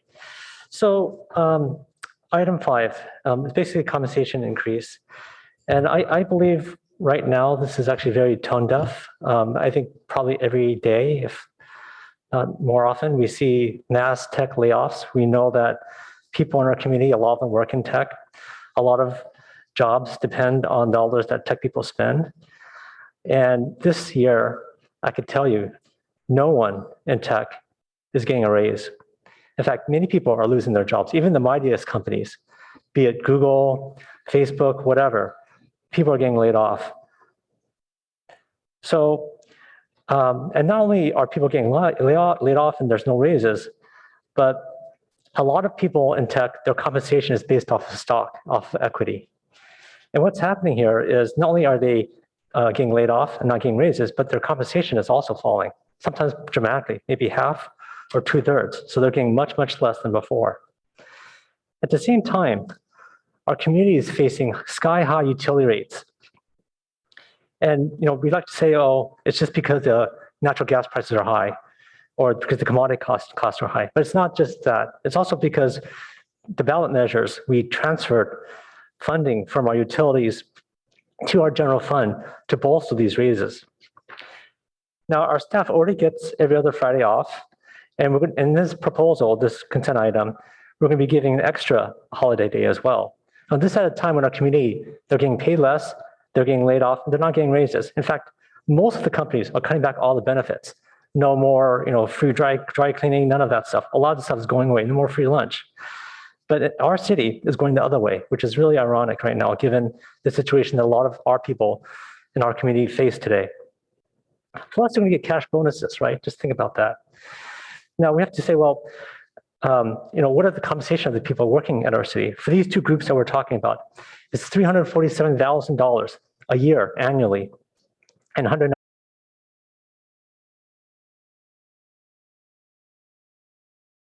that is a lot of money. $340,000 a year, $191,000 a year in compensation.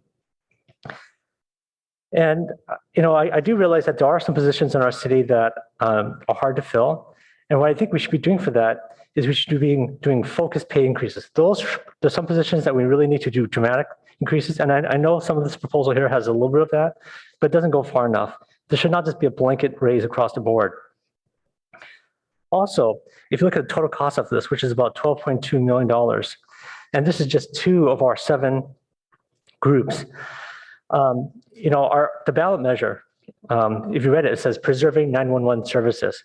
If we were really being honest about what's happening in this ballot measure, it should have been said going to staff raises at a time when our community are facing layoffs. So I think this is incredibly inappropriate to be doing at a time when people in our community are suffering. Thank you. Thank you. Next up is city manager comments. Thank you, Mayor, members of the council. Let's see. So I would like to note with the approval of the consent calendar, the notable agreements that have been approved with our both International Association of Firefighters as well as the Service Employees International Union.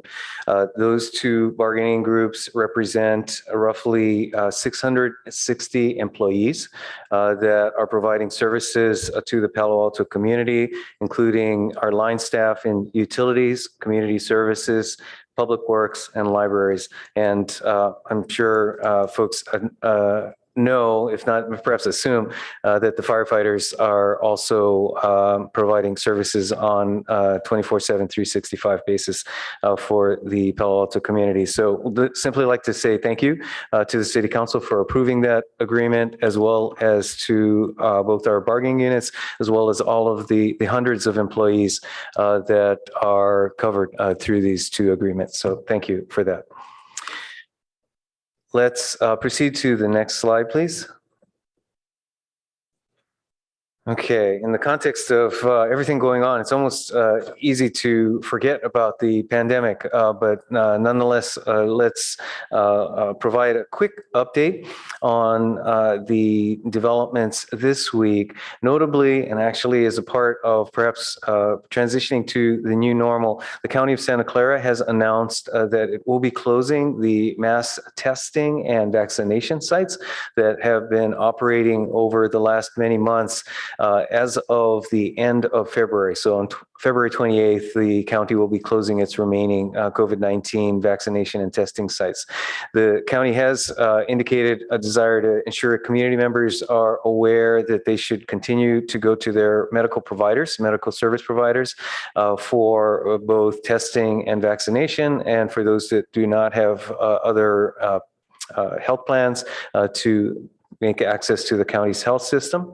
Also noting that this reflects the statewide end of emergency declarations, again, at the end of February, and that again, in moving into the new normal, that the primary health providers will be through your own both personal as well as publicly available health plans. It's sccfreevax.org remains a primary resource for additional information going forward. Next slide, please. Then to touch upon the utility bills, I know the City Council and our Utilities Advisory Commission has been receiving certainly communications from community members on this topic. It's clearly a topic of great concern, really including certainly Palo Alto, but communities throughout California, as we have seen spiked costs throughout California, unlike the rest of the country. As we have been communicating since December, this high gas cost has been an issue of great concern, and would note that on our city's homepage, we have a number of resources available, including the availability of free energy assessments for the purpose of evaluating energy efficiency at homes, as well as extended payment arrangements. The good news is that as of last week, we did receive word that the February costs have decreased from what had been $4 per therm in the month of January to $1.26 in the month of February.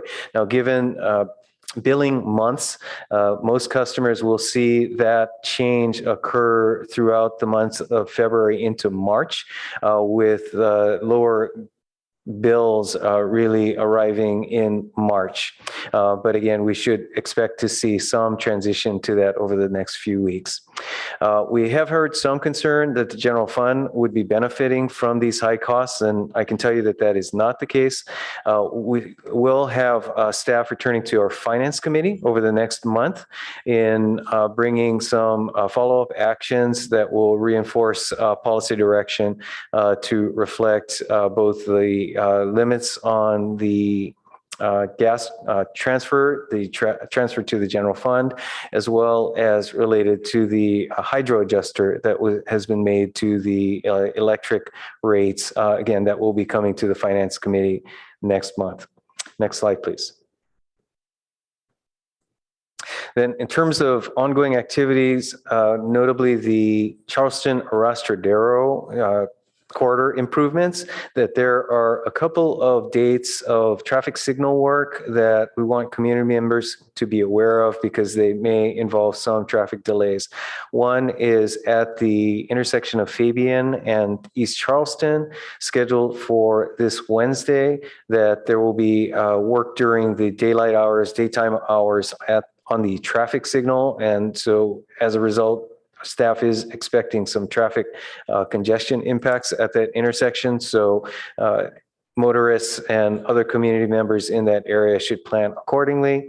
And then at the intersection of El Camino Real and Arastradero, that will be night work. So it'll be overnight work on February 16th.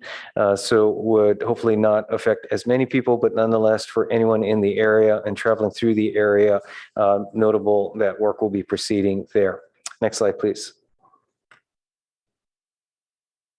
Then actually a very important date for anyone who is interested in a summer camp registration for 2023. And we know that parents, we've heard from parents, this is a very important date on Thursday, February 9th. It's when the Palo Alto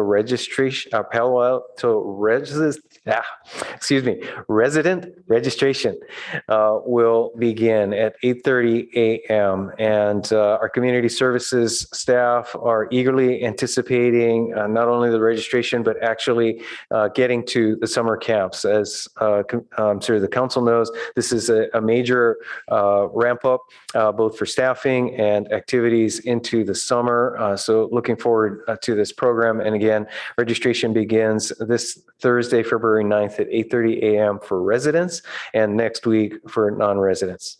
Information, additional information is available at cityofpaloalto.org/summer camps.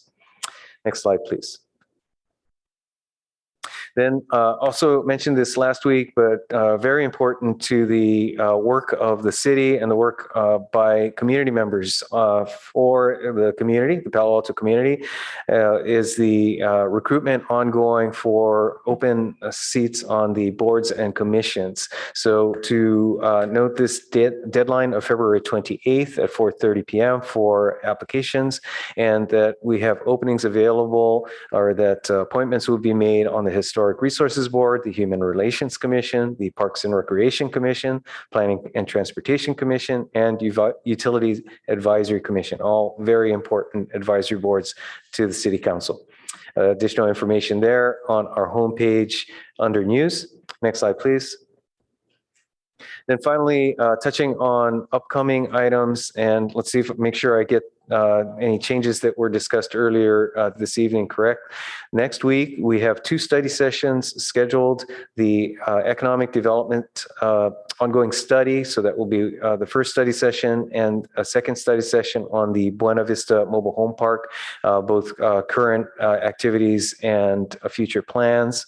Then on your action agenda, there will be your mid-year budget review, and what's listed here as the council committee work plans will be pushed off to a future date, and in its place, we will have the long range financial forecast. Thank you very much, Mayor.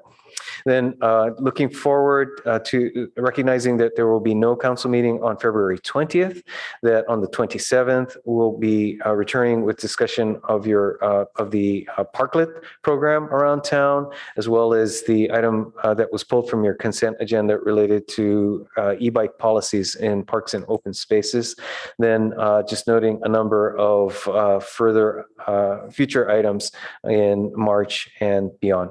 And with that, I'll stop. I believe that's my last slide. Back to you, Mayor. Thank you, City Manager.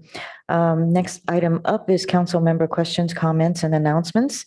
And I actually had You have a 2 question. questions on the city manager comments first, if that's okay. That's okay. Thank you. Thank you. So I just wanted to ask a couple follow-up questions. So one of the public speakers alluded to our item 10, which is not coming for discussion. It's an informational item in our packet, and asserted that we only had 14 of our 65 major projects completed. But as I read the report, those are for the most part multi-year projects, and that there's actually, it's clearly listed in a column there that 10 of the 65 are behind schedule and 55 are on schedule. Is that a correct interpretation? Certainly correct, Councilmember Burt, in terms of the expectation that many of the projects were established as multi-year projects. Were not designed in order to suggest that they should be completed by the end of the calendar year. Now, I don't have those statistics right in front of me, so I can't confirm the numbers you just cited. Okay.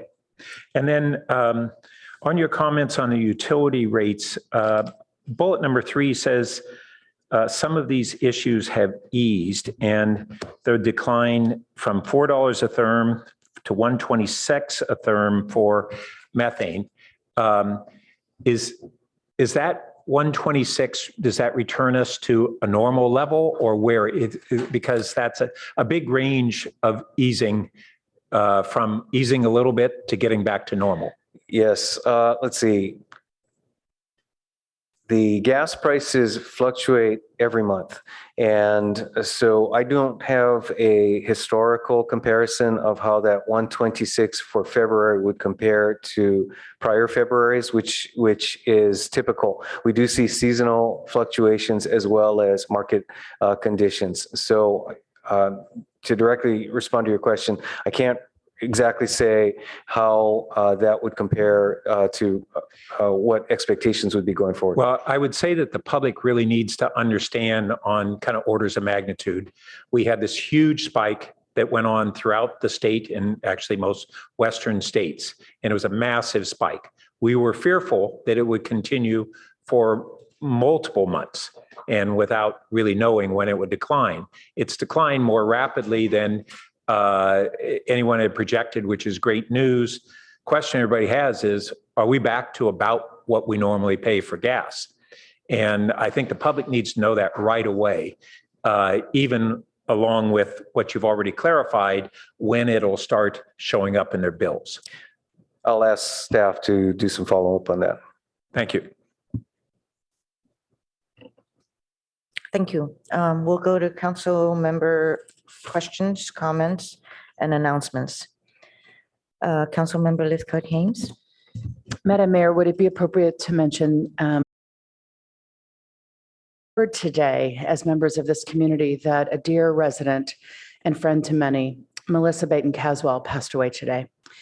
And for those who are hearing it for the first time through my words, I'm sorry to inform you this way, and yet as a council, we want to recognize, my phone is ringing for some reason, want to recognize the passing of a colleague and a friend who served us on the school board and served the Santa Clara County boards of school boards and has served Castellea and in so many other capacities. I won't begin to try to name all of that here, but simply to recognize that we've lost a cherished member of our community.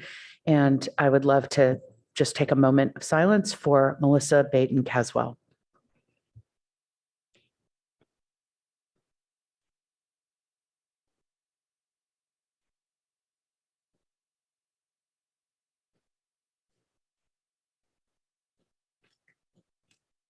Thank you. And Madam Mayor, I have something positive to report now that we've acknowledged Melissa's passing. On a completely positive note, I want to commend the young people at Gun High School who today put on their 13th ever TEDx Gun High School, a very rigorous day of speakers and audience members, well prepared. They pulled off a terrific event. I had the privilege of being one of the people there. It's very unusual for a high school to pull off a TEDx event. TEDx events happen around the world, dozens a day. And the fact that one of our high schools, and perhaps Pali does this too, I'm not aware, at least one of our high schools is doing it on a regular basis, shows the caliber of students that we have the pleasure of knowing in our amazing city. Thank you. Thank you, Councilmember. Councilmember Venker? Thank you, Madam Mayor. And thank you, Councilmember Lithcott-Hames for that remembrance. On council, we deal with a lot of the city's challenges, and I too wanted to lift up a couple of joys. To do our work, we of course have to partner with both residents and staff. And I want to lift up that this week on Nextdoor, which I don't typically read, but happened to notice that there was a shout out to Palo Alto Animal Control Officer Washington. And every comment after that was positive. And I just wanted to lift that up because that is a rarity and something that we should all be proud of. So kudos to Officer Washington.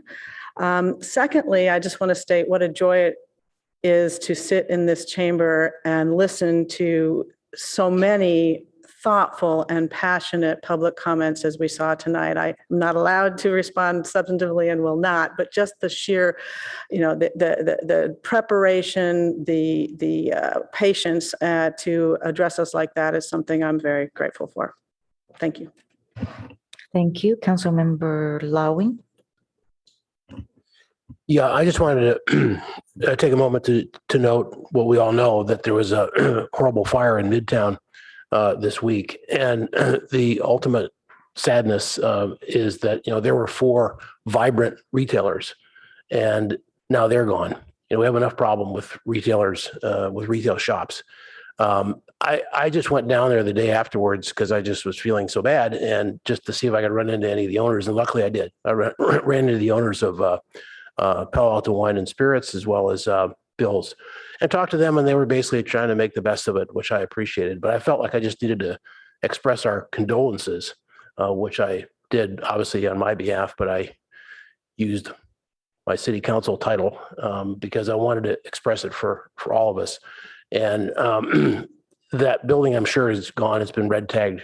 3 of them are red tagged and 1 is yellow tagged. So they're going to have to find new spaces, or and if they do, obviously it'll be grandfathered in for the construction and so on, but hope we can help them in any way possible to get back in business as soon as possible. Thank you, Councilmember Lowing. Councilmember Burt. Thank you. So first I want to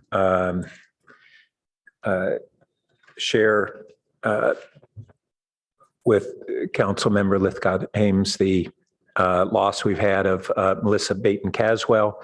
And for those who have known her and followed her struggles in recent years with her battles, she was just incredibly courageous throughout this entire period of time, maintained a very positive approach and was a real inspiration. And before hearing of the loss of Melissa today, I had also wanted to bring forward that we recently lost one of the real environmental titans of our community, Walt Hayes, who had lived an incredibly full life and also was a model to all of us as he was in declining health and continuing to just engage in a very positive way with members of the community who greatly appreciate his contributions over decades. On a separate subject, most of you may have heard that we had major developments in our regional transportation and transit programs. Caltrain received $367 million in funding from their major grant source, an additional $43 million. And those 2 funds combined fill the gap on completing the electrification of Caltrain, which they believe will still be operational by the end of next year. And at the same time, VTA received $375 million toward the BART Phase 2 project, which completes part 2, downtown San Jose and Santa Clara. They still are awaiting additional response on additional federal funds, but they're very hopeful on that. And then lastly, at the Caltrain board meeting, we adopted negotiating guidelines for dealing with this, the San Francisco and the extension of the undergrounding of Caltrain to what's called a DTX terminal. And what we adopted was different from the initial staff proposal, and the change was really to assure that what we agreed to was consistent with our 2040 master plan, and specifically discussed was reviewing the relative importance and priority of funding for the DTX terminal, grade separations, and the other station improvements, including Diridon and others, and to not have the DTX supersede those other priorities. And so that was adopted as now our negotiating policy. Thank you. Thank you. Councilmember Tanaka. Yeah, thank you. So first of all, I just want to say I do like the idea of having this earlier versus late at night. It's probably good to have right after city manager comments. So I think this was a good move, and I'm glad that we are going to be doing this as we voted on earlier. So one thing I want to just say is that, and one of the public speakers mentioned this, but I did notice that the city manager does use his city manager comments to kind of retort people, right? So whether it's a public speaker or myself, who, I complain a lot on consent calendar, but the topics are not agendized, so we can't have a dialogue on it. And so I don't think it's appropriate for the city manager to be either retorting someone in the public or even city council members, unless it's actually agendized, because we're not supposed to talk about things that aren't agendized, at least as far as I understand. The second thing is mask policy. Yeah, so I also wondered about that too, because we have this mask policy, but I think a lot of us aren't following it anymore. So I don't know really what the policy is anymore. So I think that would be good to clarify here in our chambers. And the last question I have for staff is, at the survey results, Kim told me that she would send me a CSV file, and I've been following up several times.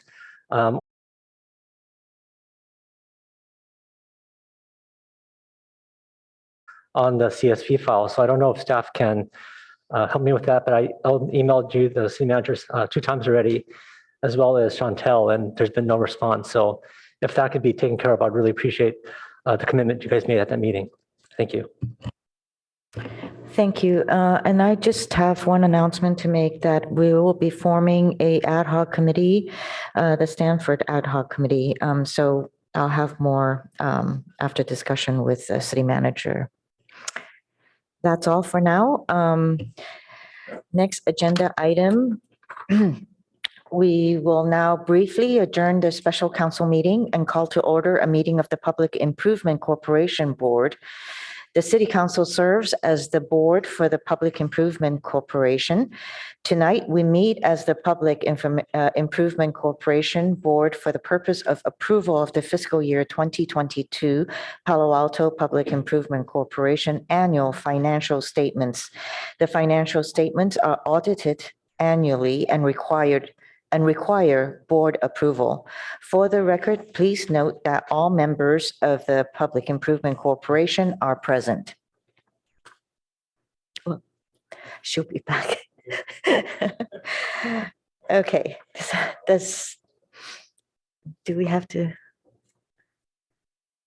We can move forward. Does staff have a presentation? Yes, hello. Christine Peros, Assistant Director of ASD. We don't have a PowerPoint presentation, but we do have some verbal comments. The Public Improvement Corporation is a nonprofit that is led by the city and enables the city to issue certificates of participation to finance capital improvements in accordance with federal laws and guidance from the California Debt and Investment Advisory Commission. The PIC currently has 3 outstanding COPs totaling $140 $5.6 million in outstanding principal. The Pacc financial statements were audited by the city's external auditor, MGO, who issued a clean audit opinion and no audit findings. And these are the statements that staff is presenting before you and seeking approval. And that concludes my verbal comments. Thank you. So is there any request for public comment, Madam Clerk?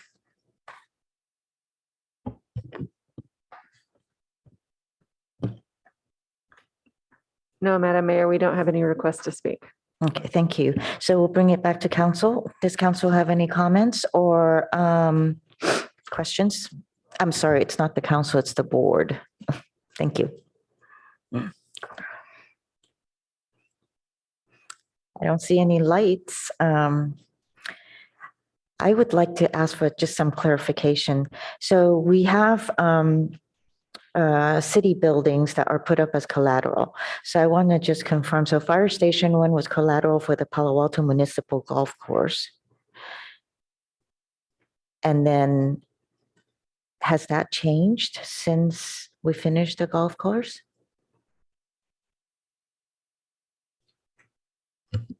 Sure. I'll take that question. Mayor Koo, Kailina Zay, Administrative Services Director. The collateral that the city puts up when we issue these debt obligations, we will typically put something like the Fire Station 1 up. However, once that capital improvement becomes a useful asset, so it's, past all building inspections, then typically what we do is we transfer the collateral to the asset itself. So for example, the public safety building right now that's under construction, while it's under construction, we're using existing city facilities as collateral. However, once it's constructed and occupied, we will shift the collateral to the building itself. Thank you.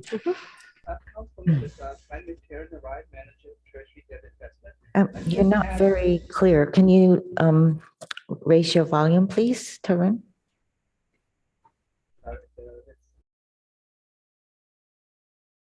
No, Taryn, it's okay. I think we're okay. If you want to Teams me, then I'll try and if there's anything else. Thank you. Thank you. I still see no lights. So with that, I'd like to move to approve the fiscal year 2022 annual financial report for the Palo Alto Public Improvement Corporation. Second. Thank you, Councilmember Lithcott Hames.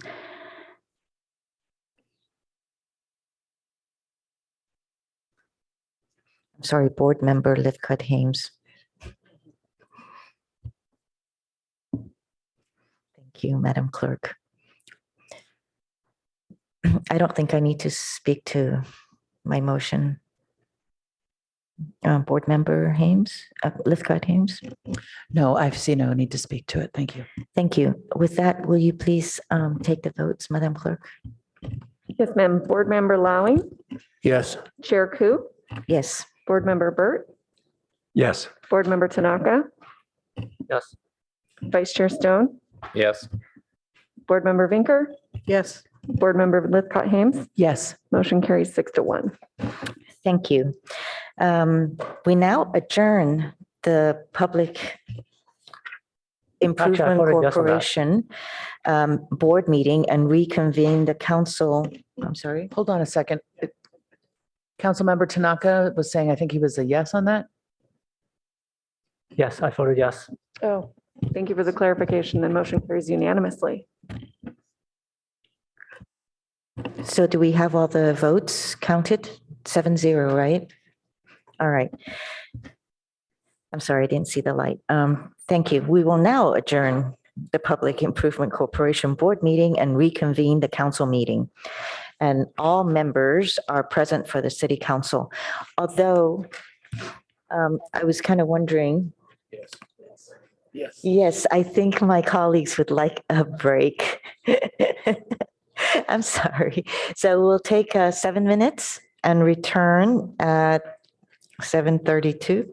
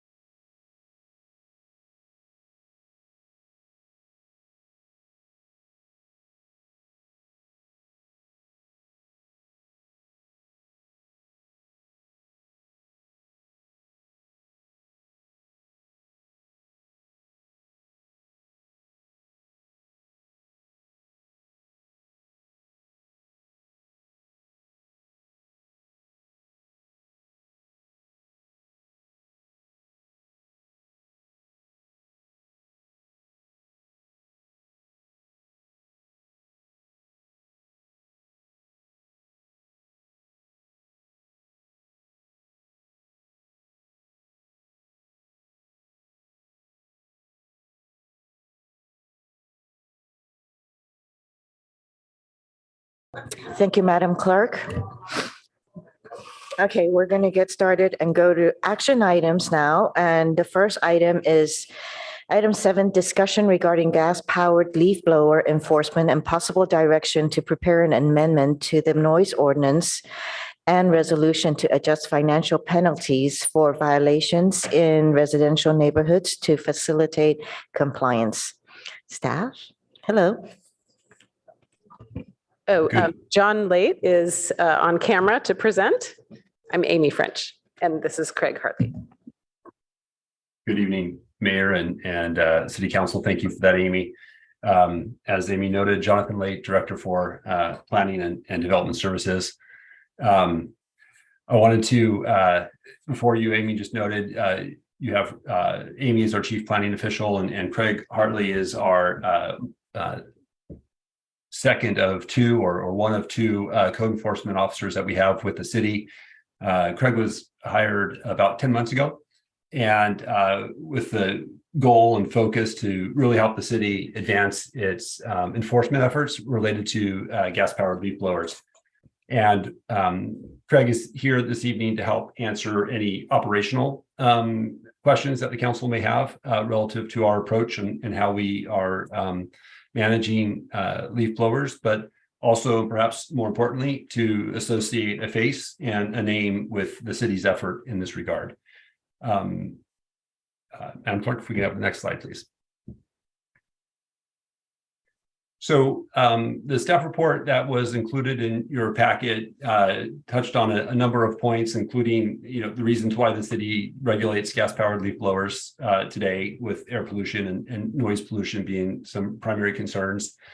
It documents how the authority to allow leaf blowers in certain parts of the city, whether gas or electric, are set forth in the noise ordinance. We provided information about the volume of calls that we get with respect to leaf blowers. And we noted many of the challenges that we have in trying to enforce the regulations that are on the books today. We also noted that the city is taking some considerable efforts, and the council approved in last year's budget and appropriation to purchase new electric or battery powered leaf blowers that our Community Services Department and our Public Works Departments have begun to operationalize and use in their day-to-day work. And the vast majority of their use with leaf blowers are now either battery or electric, except where there presents some safety issues.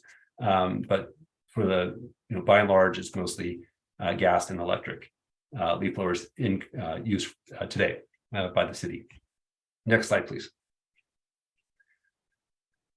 And so the reason that we're here this evening before council is really to just get some direction on some of the strategies that are included in the report to improve our effectiveness in implementing the leaf blower ban. And again, gas leaf blowers are only currently restricted in residential areas, but our ability to help with compliance with that regulation is really in many ways hampered by the existing regulations that we have.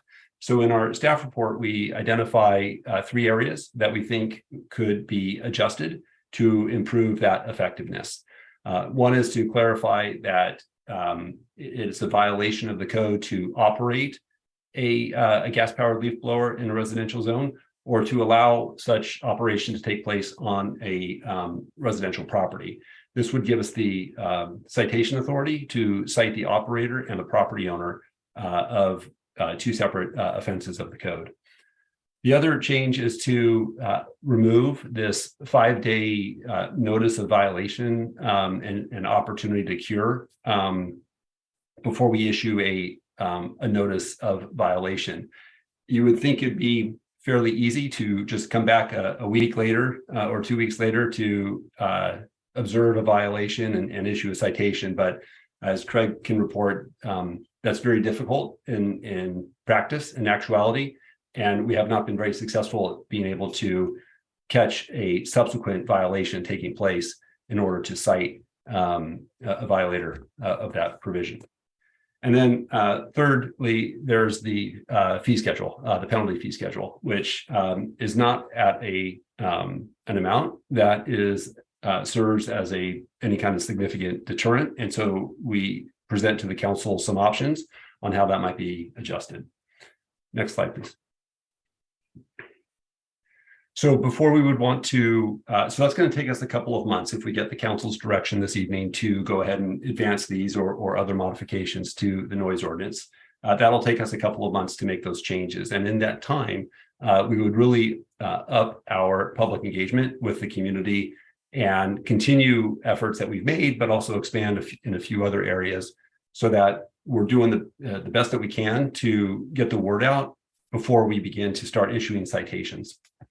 And so you can see on the screen and also in the staff report, we've identified a number of ways that we can do this, including using the variety of social media tools that are available to us, but also in-person conversations with professional landscapers and property owners, and meeting with residents in neighborhood meetings, which Craig has already been doing and we would continue to do. I want to note that you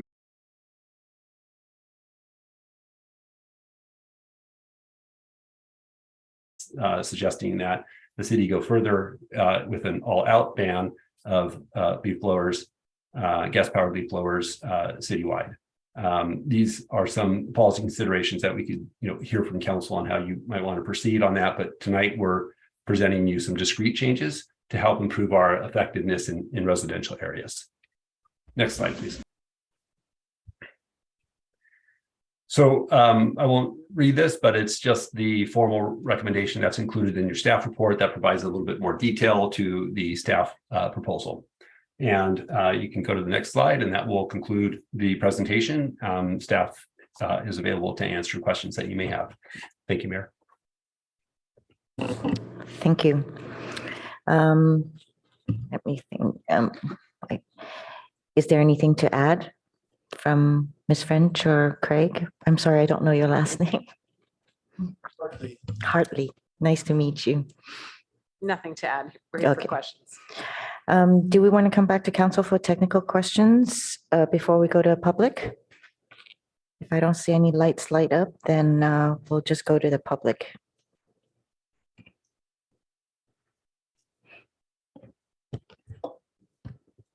Okay, our first speaker is in the council chamber. It's Shannon McEntee, followed by Aram James online.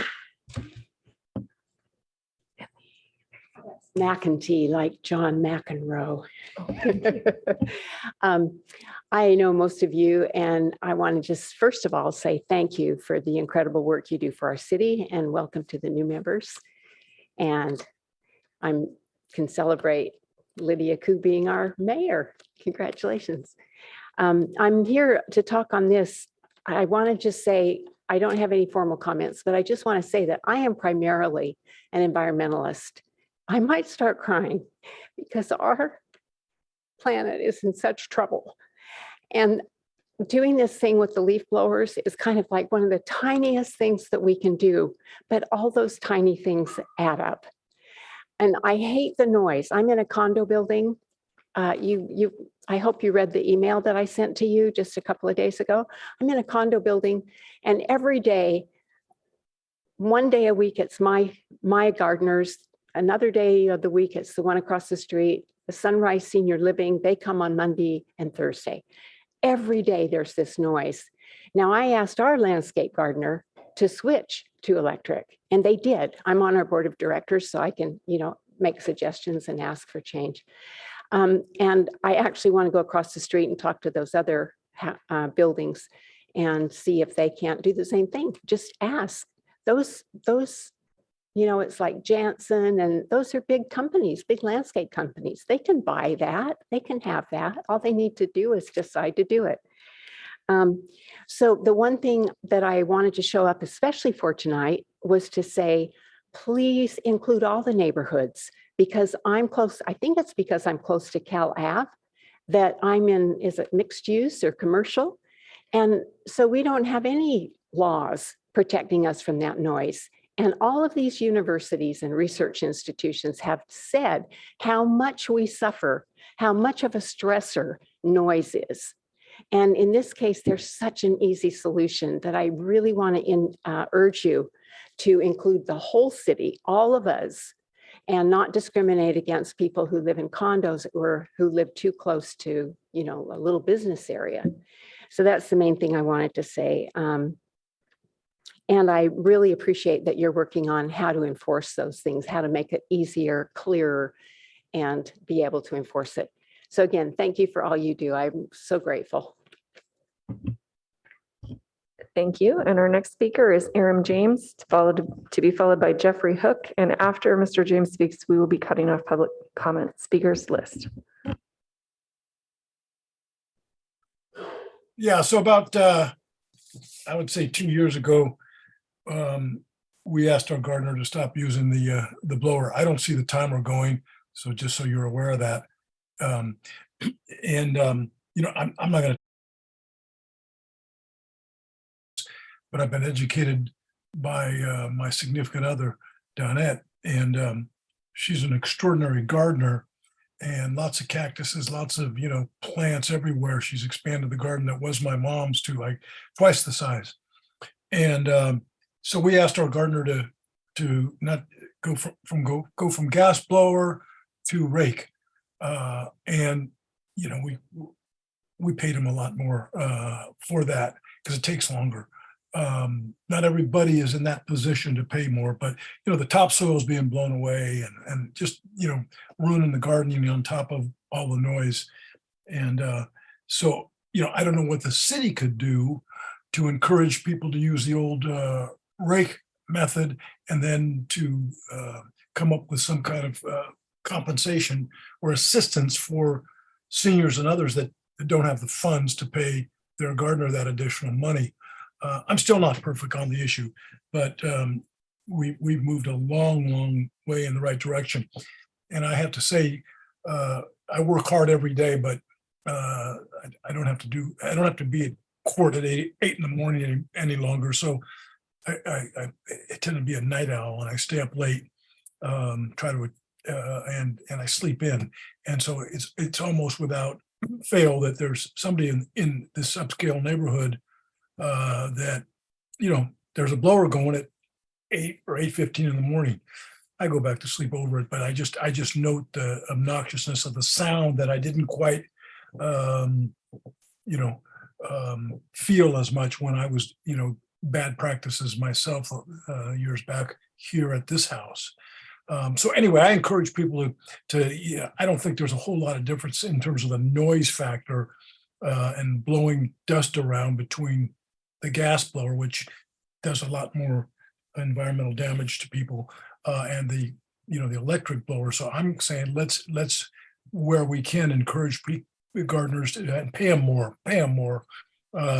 to use rakes like folks did before we had these other forms of gas and electric blowers. Thank you. Thank you for your comments. Our next speaker is Jeffrey Hook. Yes, hi, can you hear me? And I also have been given minutes from the next speaker, Andrew Nepomuceno. So if I go twice as long, I hope that's okay. No, And I'm sorry, sir. You can only speak individually. You have to coordinate with a group of 5 people to do donated time. Oh, okay. Well, I have a slide deck too. I don't know if you guys can present it. I'm sorry, we have a policy. You have to send that in advance. I did. It was sent like yesterday morning. Sorry, we did not receive it. If you'd like, I can move to the next speaker while I try to find it. Okay. Okay, thank you. So our next speaker will be Matthew Lenning. Skip to Matthew.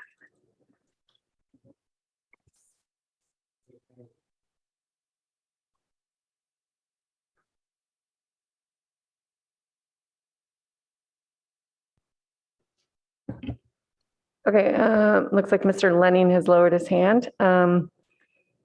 Our next speaker is Rebecca Sanders. Oh, good evening, council members, Mayor Koo. Very happy to see you at the dais. Yeah, I just want to say that I'm here to align myself with folks that agree that the leaf blower ban should be extended to all of Palo Alto, not just the residents, but the businesses, so that people who do live close to commercial, such as myself in Ventura, will be provided that relief from the noise, the all the dust, et cetera, and so forth. Also, just want to make sure that you see that all workarounds are also outlawed, like powering your electric, leaf blower with a gas powered generator, which I guess some people think is okay. So, want to just close up all those loopholes when you have a chance. Get that done. And yes, the noise is egregious, so I support strengthening the ordinance to include, decibel level, protections for people's ears. And yes, I align myself with those who say, can't we just use the rate? But I guess that makes us all old fashioned. And I also want to say thank you to Mr. Hartley for coming over to Ventura and meeting with us over here, and just talking things over. So I'm really hoping that after 20 years or more of this on the books, that we can really make it stick and show people that Palo Alto means business, and this can kind of maybe roll over into other aspects of code enforcement. I'd love to just see code enforcement prevail in so many areas. So thank you everybody for considering this, and I'm happy to listen to what other people have to say.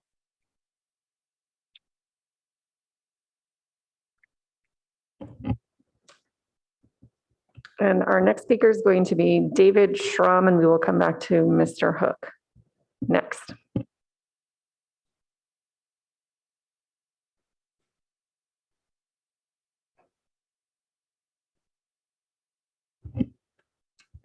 It also looks like Mr. Schramm has lowered his hand, so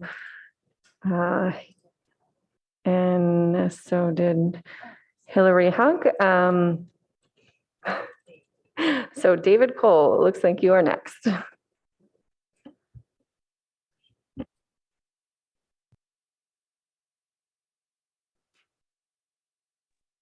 Can you hear me? Yes, we can. Yes, thank you so much for taking my comments. I had written in earlier supporting this staff recommendation, but would like to align myself more with Jeffrey Hook's statements. If you have received and read those, I hope you have. I will outline a few things quickly about that. And the gist is to ban all leaf blowers, electric and gas. Electric blowers still kick up toxic dust into the air. They still make noise. Battery-powered ones are quite expensive and battery life is limited. Gardeners use leaf blowers in inappropriate places. They blow away a lot of the leaf litter that should be left underneath plants that create mulch and humus, habitat for insects and organisms that are part of the food chain that feeds birds and other animals. Lawns can be raked. If only hardscapes were raked, this would not take too long to do. So there'd be not as much time taken up. Leaf litter also helps to retain moisture. We've been in drought for many years now and can't afford to use more water and take away that mulch. Using an electric leaf blower instead of a gas one is kind of like driving your Tesla half a block to the post office instead of driving your SUV. Using a rake is much more suited to the job. We should save the precious resources that make up leaf blower equipment for electrifying other garden equipment as mandated in recent legislation that's coming up in, I think, 2024. That is not so easily done by other means. Enforcement will be easier with no leaf blower at all, in that people would not have to, there'd be no doubt about whether a leaf blower was gas or electric. And lastly, I'd like to please ask staff to reevaluate the ban to make all leaf blowers, gas or electric, banned from residential use. This will make our residents much more quieter, be much better for the earth and for the plants and the gardens around us. Thank you so much. Okay, thank you for your comments. We're returning to Jeffrey Hook for his comments.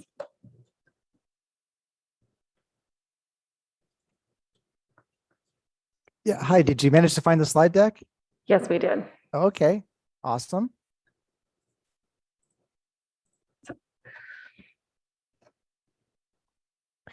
Okay, honorable council members, thank you for considering the blower issue tonight. I'm here to ask you to enforce the ban on gas blowers that we've had on the books for 18 years. And more importantly, to ask you to consider with me why we blow at all. Next slide. Enforce the ban from 2005. That much is self-evident. Change procedures so enforcement is effective. Current procedures make validation next to impossible. Improve the 311 app or consider allowing a citizen to snap a few photos and email them to a blower violations address. Find homeowners in preference to gardeners. The property and its owners are durable constituents of the city and are the appropriate targets for fines. And extend the ban to all city properties, not just residential. Otherwise, the city's position is ambiguous and frankly hypocritical. Best yet, and far more impactful, is to switch from gas from electric. More impactful than switching from gas to electric is to change the common standard of care from a leaf phobic to a leaf philic. I call it OHUS there, OHUS philic instead of OHUS phobic, because it just sounds better. Next slide. The 311 app, I'm logged in, but my name and phone are not pre-filled when they could be. The address is captured, but not the date and time. I've got to enter that myself. And there's no way to upload a photo on the mobile version that I can see. Isn't a photo or several photos the best evidence for a blower violation? Readily available from a mobile phone, not so readily available from a desktop, yet the desktop 311 app has a photo upload and the mobile app does not, as far as I can tell. Next slide. Since the invention of the blower in 1970, property owners have evolved a standard of care that is overly sanitized. Leaves are seen as unwanted trash, litter that needs to be eliminated from landscapes. Many times I've seen gardeners armed with blowers eject all leaves from under trees and shrubs, leaving the soil barren, its ability to support life degraded. How did we come to see leaves as such a problem? I've talked to many blower operators and they tell me I clear leaves because that's what the homeowner wants. If I don't do it, I'll lose the job to someone who will.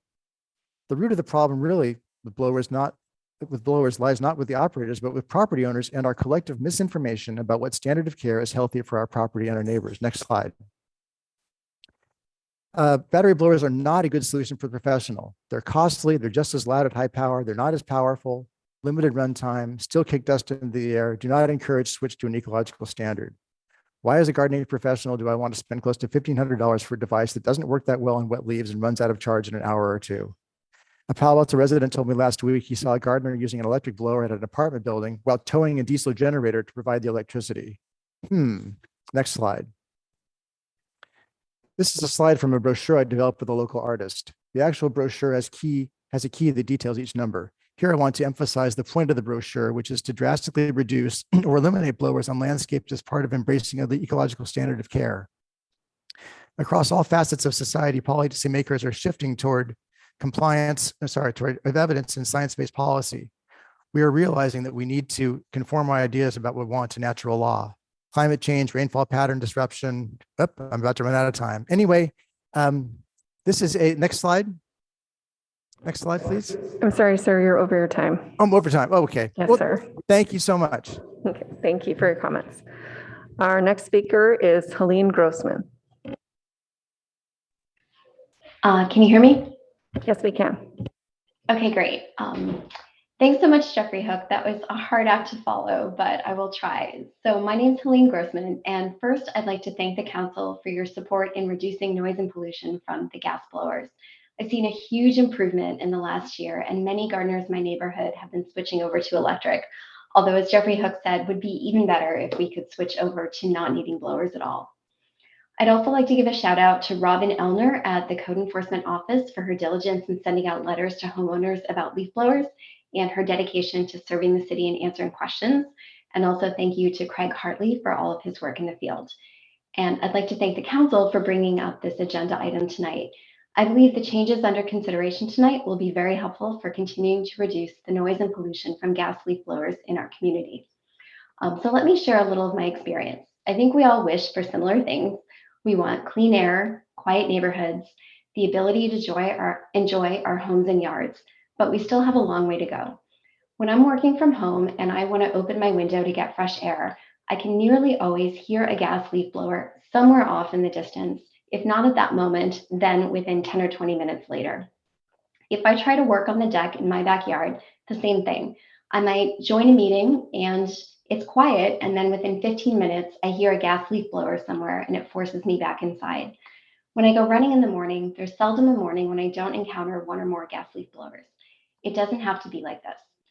So I fully support the change to allow citation upon first observed violation by a code enforcement officer. This is in line with how we treat other offenses. If you litter, if you park illegally, you can be cited right away. So we should do the same here. I believe that's the single biggest thing we can do to cut down on gas leaf blower usage, since right now virtually no fines are being given out. And it could also make enforcement pay for itself.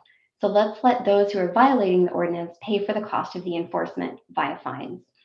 I also agree with allowing for citation of the property owner who hires the gardener. And lastly, I urge the city to expand the ban to all properties, residential or commercial.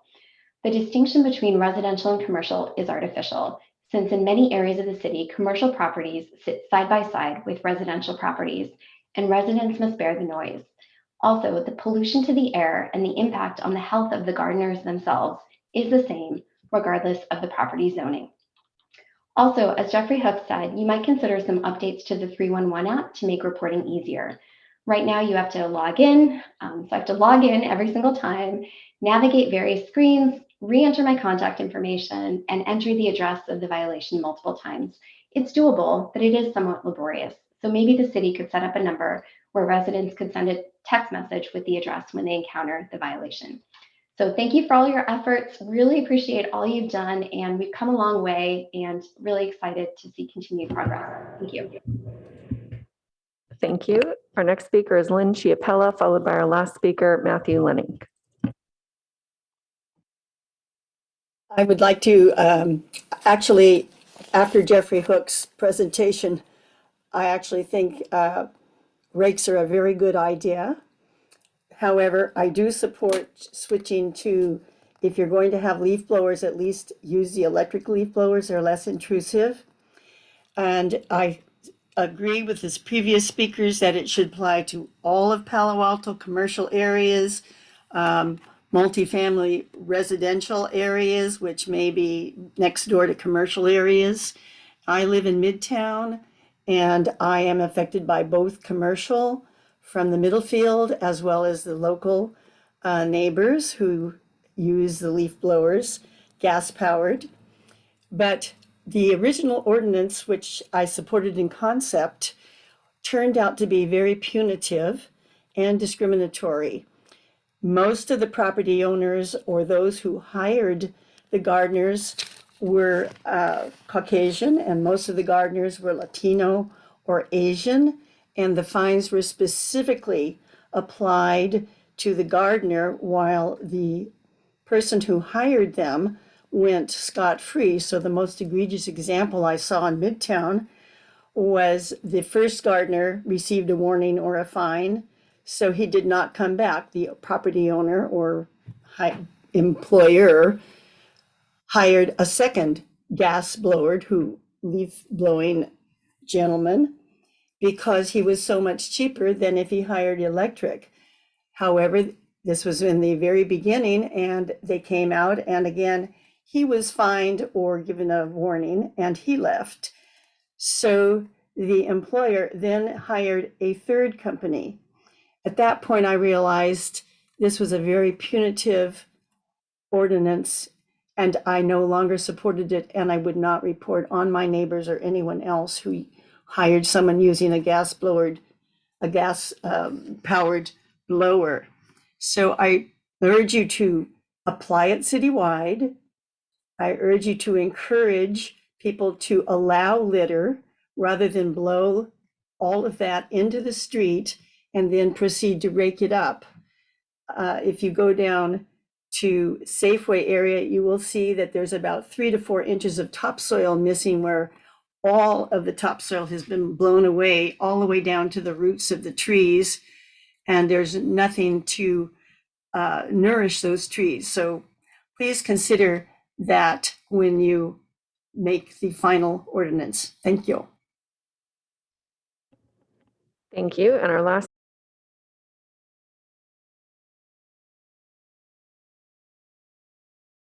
Yes, we can. Oh, good. Okay. My name's Matthew Lenig, and I've lived in Palo Alto since 1996, and I've been a homeowner here on Lois Lane since 1998.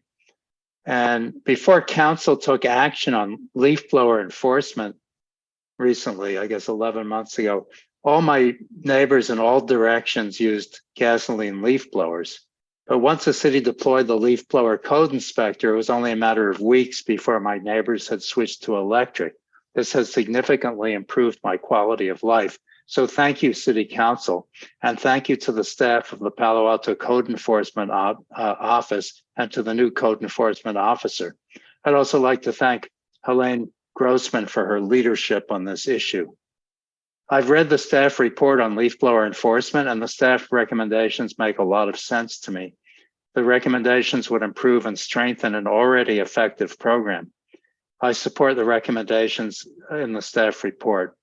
Finally, I'd like to urge City Council to build on the resounding success so far in regulating leaf blowers, and please consider expanding the noise ordinance to include other gasoline-powered garden tools, such as lawn mowers, hedge trimmers, and edgers.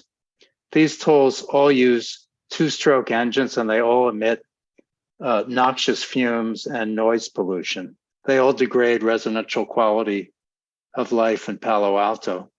And also, I agree with David Cole and Jeffrey Hook and the people who were saying that we should be pro-leaf, and it would be even better if we could eliminate blowers completely, because even the electric ones are very loud and blow a lot of dust all over the place.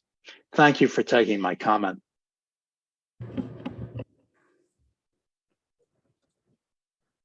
Okay, that's our last request to speak. Thank you. Okay, we'll bring it back to council. Councilmember Vinker. Thank you, Mayor Koo. So this law has been on our books for 18 years, so it seems to me a bit of a no-brainer to make it enforceable. And it seems pretty clear from the staff report and public comments that it's not practically enforceable right now with this notice requirement. So I support revising our code, and I support applying it to owners as well. It does feel more equitable to do that. And I was pleased to note in the staff report that there is some funding available to people who switch over to electric leaf blowers. And I wanted to note that. I think it was up to 70% of MSRP, both for the battery packs and the corded ones. So that would help with certainly the gardeners who make their living this way. I personally am not yet ready to ban the electric blowers, although a lot of what the speakers have said resonates with me. And I would be interested in hearing more about that at a future date. I may be one of the rare folks in Palo Alto who does her own gardening, and raking is hard work. And for as gardeners age, it is something to be taken into account, whether it's even more difficult for them to stay in the field. So for me, when I look at the recommended motion, the first part of it that I agree with, items 1A and B, to clarify that citations may be issued to the operator or the property owner, to remove the 5-day notice period makes sense to me. With item 2, to have the penalties increased to 250, 500, and 1,000. That makes sense to me. And item 3, the public engagement strategy also. One revision that I would like my colleagues to consider would be to have the first year of this, that there would be a warning the first time. And not with a notice period, it could be immediate. And so that the heightened schedule of fees would kick in on the 2nd, 3rd, and 4th violations. What I like about that is it gives this public education campaign a chance to work, and it also dovetails with the 2024 ban on the sale of gas-powered leaf blowers. So it's just a thought as to how we might do it in a way that people feel that they've had appropriate notice. But I want to thank staff for bringing this forward. Thank you, Councilmember Vinker. Vice Mayor Stone. Thank you, Madam Mayor. Yeah, glad to have this back. I agree with Councilmember Vinker. Clearly, our current enforcement tools are inadequate, and I'm excited to be able to have an opportunity to revise those. So I just wanted to kind of clarify. So under the current rules, a code enforcement officer actually has to observe the violation occurring? Typically, I have to observe it occurring twice. The first time we send out so when we receive a complaint, we send out a notice of alleged violation. And then when I observe it the first time, we send out another notice with the deadline. And then then after I go out the second time, if I observe it a second time, then we issue a citation. Okay, so you actually have to see somebody with a gas-powered leaf blower operating it in order to issue the first warning, and then see it again to issue a citation. I'm shocked we've even gotten 3 citations issued in the last 3 weeks with that. So surprising. So question then, a larger question for staff. Why haven't we outlawed gas-powered leaf blowers on city property and non-residential zones? So maybe I'll take a first cut at that, Vice Mayor. So it is, and for gas-powered leaf blowers, it is banned in residential zones. That is the policy. And citywide, operationally, it's a different project. Typically, if you're in the open space area or in parks, there's think of Ricanata, a large amount of space that you might need to traverse, and it's not been something that we've up until last year hadn't had that sort of policy direction or impetus to make those changes. But again, we have begun to make those changes from a city operational standpoint. Again, community services and public works are, for the vast majority of applications, are using battery pack leaf blowers or electric leaf blowers in their daily operations. Great, thanks, Director Late. And I guess the first part, I didn't say residential, I said non-residential. So in commercial zones, yes, I assume kind of same logic. Yeah, large parking lots. Sorry for misunderstanding you. Large parking lots and just larger areas. If you think, for instance, like the research park, going out there and maintaining that area doesn't necessarily lend itself to, other means, rakes and so forth. But again, that's just where we are at this moment. We haven't had that direction to look citywide at this time. Okay, thank you. Yeah, I'm in favor of expanding that ban to city property as well as non-residential zones. I think if it's good enough to have that ban in the residential zones, we should treat ourselves the same way. I understand the logistical concerns, but this is such low-hanging fruit in regards to GHG reduction. We're going to be able to meet our 80 by 30 goal. I know this only eliminates 0.6% of our city's overall GHG emissions, but every bit counts. And we kind of heard that message earlier tonight during public comment. One final thing, I'm concerned about the recommended length. I'm in favor of extending this to property owners. I'm concerned about the language to require property owners to knowingly hire or allowing a person to use a gas-powered leaf blower. I think that's too easy to evade. I mean, already code enforcement's having a difficult time enforcing, and we need to provide them the tools. I think we should remove the requirement I think we should either remove the requirement that the property owner had knowledge, or I think even better, include constructive knowledge. That way, I think we can better ensure that property owners should have known by doing some reasonable level of diligence. I'd imagine most landscaping businesses don't advertise the type of leaf blower they're using. And so just would be too simple for a property owner to be able to say, I didn't know, especially since so many of them are probably at work during the day. this is occurring. So I think that's a simple text amendment that would add a significant ease to code enforcement for being able to do this.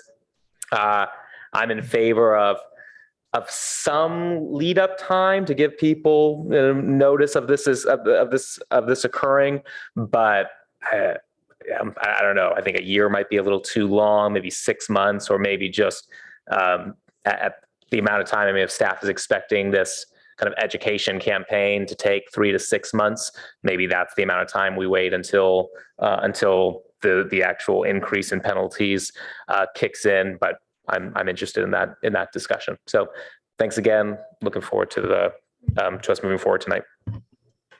Thank you, Vice Mayor. Councilmember Burt. Yeah, thanks. And I'm really glad that this is finally coming before us. Just a couple shared bits regarding both the problem and the history. So on the problem level, as the staff report has talked about, this was really initially 18 years ago about noise and spread of pesticides and synthetic fertilizer from one neighbor to another, and the atmospheric pollutants. It's not, these are significant generators of GHGs, but they are massive generators of soot and nitrogen oxides and other atmospheric pollutants. That's their big environmental impact other than noise. And when we had this come before the council 18 years ago, before I even was on the council, I recall the debates around it. And there was a real tension between being onerous on what were small, independent, low-income businesses and employees, and how did we do this in a way that would be equitable and not overly burdensome on them. There was an interest to go further, and this was a compromise actually at the time. Something big has changed since then. At that time, the alternative to gas blowers was cord electric. Same thing on other gardening equipment.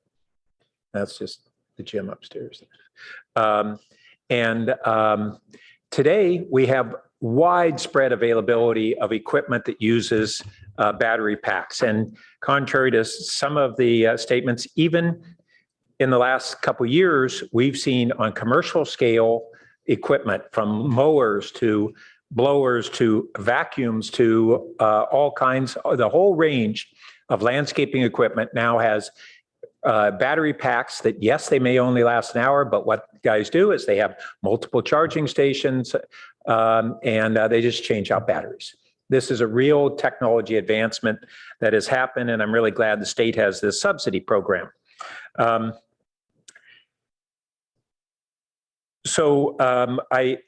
did want to say that I concur that I think that there should be a grace period. I don't think I'd actually call it a grace period. I should say a warning period. I don't think a year is needed. Maybe more than 90 days is needed so that everybody can kind of get both the general rule and individual warning letters. And I think the warning letters need to be bilingual. And I'm really struggling with whether it should require a signature of receipt that recognizes that they understand that they've committed a violation and it's a warning. And I think what are the sorts of mechanisms that create something closer to self-enforcement that gets compliance without a bunch of fines? And one of the things that was alluded to is how do we engage the property owner? I'll say that when I set up our twice a month limited gardener 15 years ago, at that time, we had adopted this and I had an understanding that they would not use gas powered blowers. I was out of the house during the day at my office. When I finally brought the office in-house into my home, there I was, and lo and behold, they're using gas blowers, to my surprise. So I addressed it with the gardener. basically said, I want you to spend the same amount of time as you are currently spending, just use a rake, and I'm not worried about a few extra leaves. You don't have to get every leaf. And this goes back to this other cultural change that has occurred upon the invention of leaf blowers, which is that we have redefined leaves, which we love our trees, and somehow we hate our leaves. And leaves are not litter.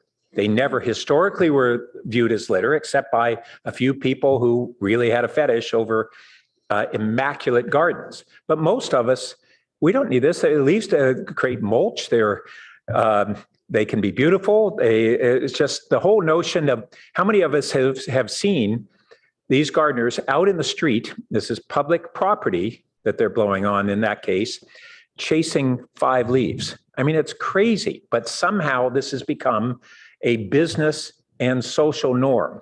And I think we need to step back and say, there's no need to get every last leaf. And that's a lot of what has driven just the pervasive use of this. So what I do think is it needs to be coupled with the warning is a warning to the property owner. So as soon as we see someone on a given property, we give the warning to the gardener and the warning on the doorstep of the property owner right then and there. They have been noticed. And then from that point onward, they have to accept the responsibility. Many property owners don't know, but once that occurs, they can be fined. And I think that's how we're going to have a better mechanism there. I was really glad to see the California Corps grants laid out because frankly, I was going to be promoting that we look at a city subsidy and maybe we want to even supplement the state subsidy. I don't have any problem. These are not massive dollars to do a conversion that would be a great benefit environmentally and public health. And when we think about our priorities, climate impacts and other environmental impacts. And we need to move in this direction. And then I want to add that eliminating gas power leaf blowers does not eliminate spreading of pesticides and synthetic fertilizers from one neighbor to another. And somehow we need to recognize that. One thing that I think would be a interim approach is that we say that you cannot use blowers on public property in the streetscape. That is the sidewalk, the parking strip, and the street. And we won't prohibit folks from using them on their own private property, as much as I and others might like that, even prohibiting the electric, because we really need to struggle on whether that's an appropriate step. But we own that public space, and in that public space, we don't have to allow a private property owner to go into the public space and use a piece of equipment that's detrimental to their neighbors and the broader public. So let's think about that one. One of the other things too is I think there are a number of prospective referrals to Policy and Services Committee about where we go from here. Not on the commercial side, what we do with other landscaping equipment, and whether, and this was a topic 18 years ago, of whether the gardeners should be registered as a way to promote enforcement and compliance, I should say. That's what we really want, is compliance. Maybe that won't be necessary, and this can be something that we monitor the rollout of this, and if we have enough success, we don't need to do it. But we could have a no-charge business registry, and we could couple it even with the subsidies. But one of the things I'd really like to see is, if we had that registry, mandatory placards, bi or trilingual, that state on that they have to, any gardener in this community has to have on the truck is, here are the rules, and here's the number you call if I'm violating it. And how do you move toward greater self-enforcement? And I've looked at and spent 30 years on environmental policy of how you can have effective compliance without just guns and badges. And we need to think creatively on how we can do the mechanisms that will end up with the result we want without being overly onerous. So I want to toss those things out. When we get ready on the motion, there are some things that, in addition to the staff recommendation, but related to referrals to Policy and Services Committee for additional discussion that I'd like to put out there. Thank you. Thank you. Councilmember Lowing. Thank you. I will substantially agree with Vice Mayor Stone, or particularly maybe I should call him Attorney Stone, because I had the same critical question on this issue of knowingly hire. And I think that that's really a wide open fishy area. So unless some other attorney can convince us, I think that that really has to go, so that it's substantive. I have a clarifying point to my understanding is that on 1A, you include the fact that citations may be issued to the leaf blower operator or the property owner or both.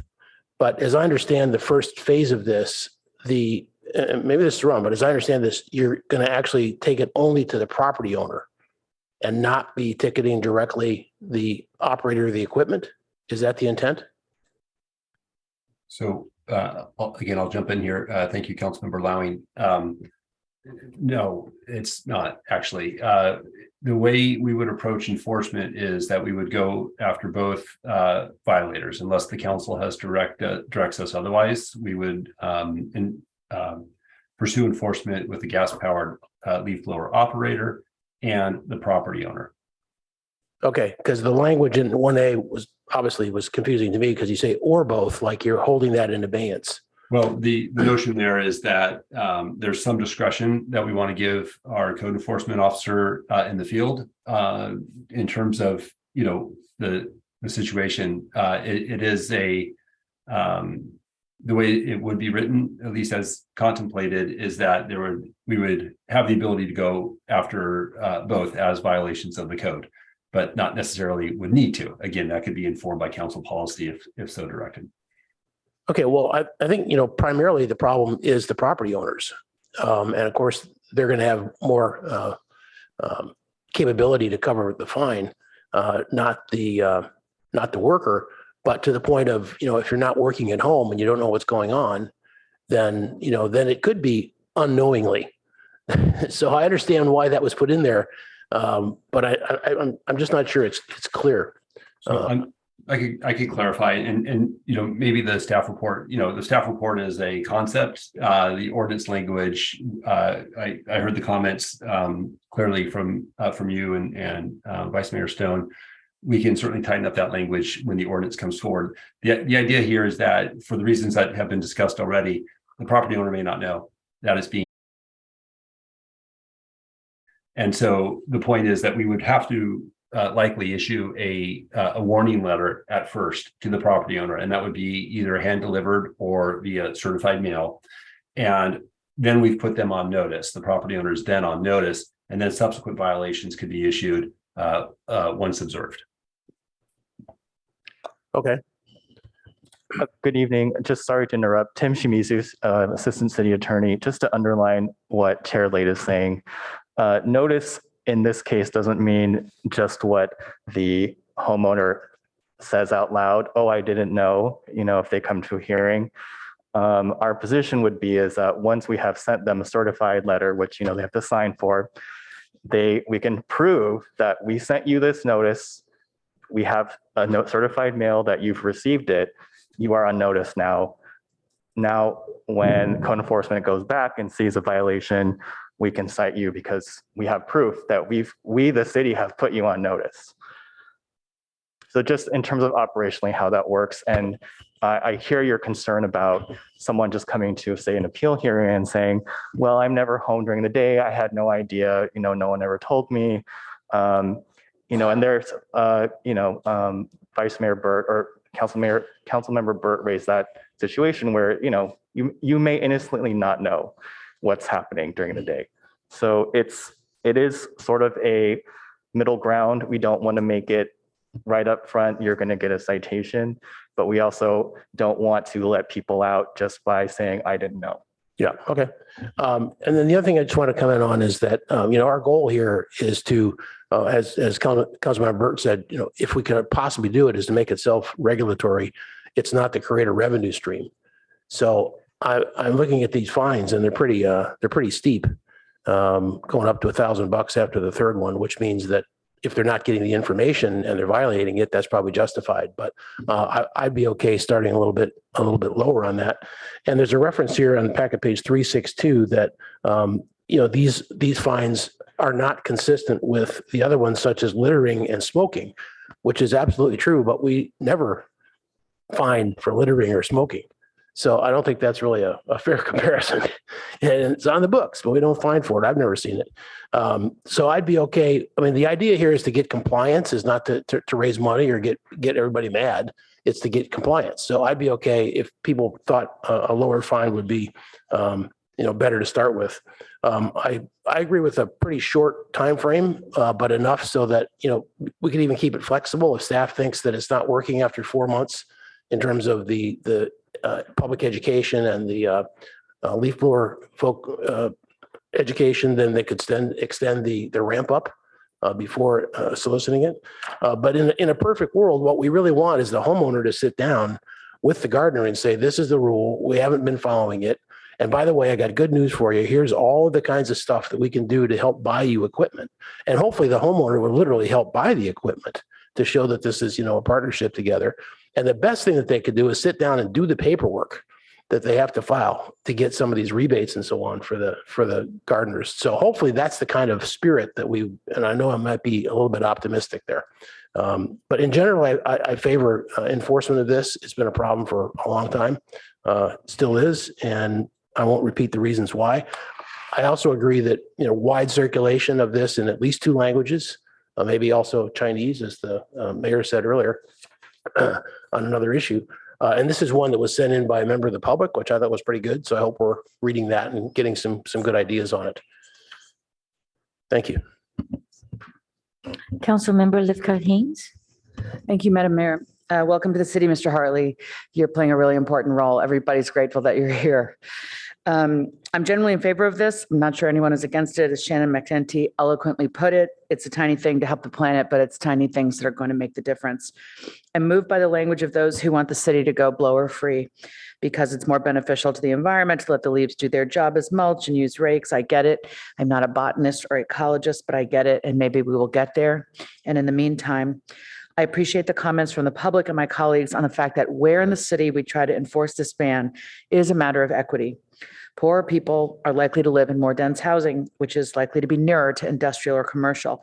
So they are more likely to be the ones still hearing the blowers that have been banned from single-family residential neighborhoods.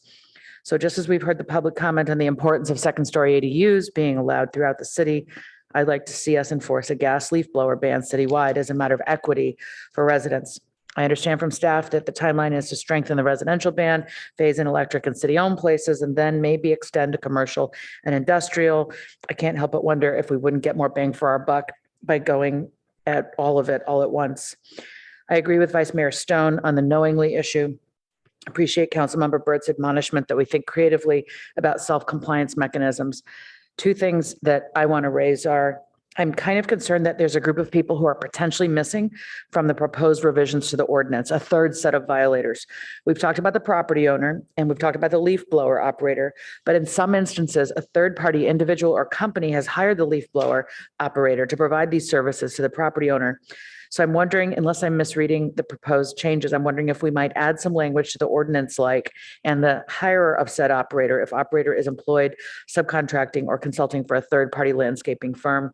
Reason being, the operator themselves, the person doing the blowing, has the least financial privilege in the equation and the least amount of power. And I think it's important to go after those who are hiring these folks to do that work, not the property owner, the property owner, but also the person potentially operating a landscaping business.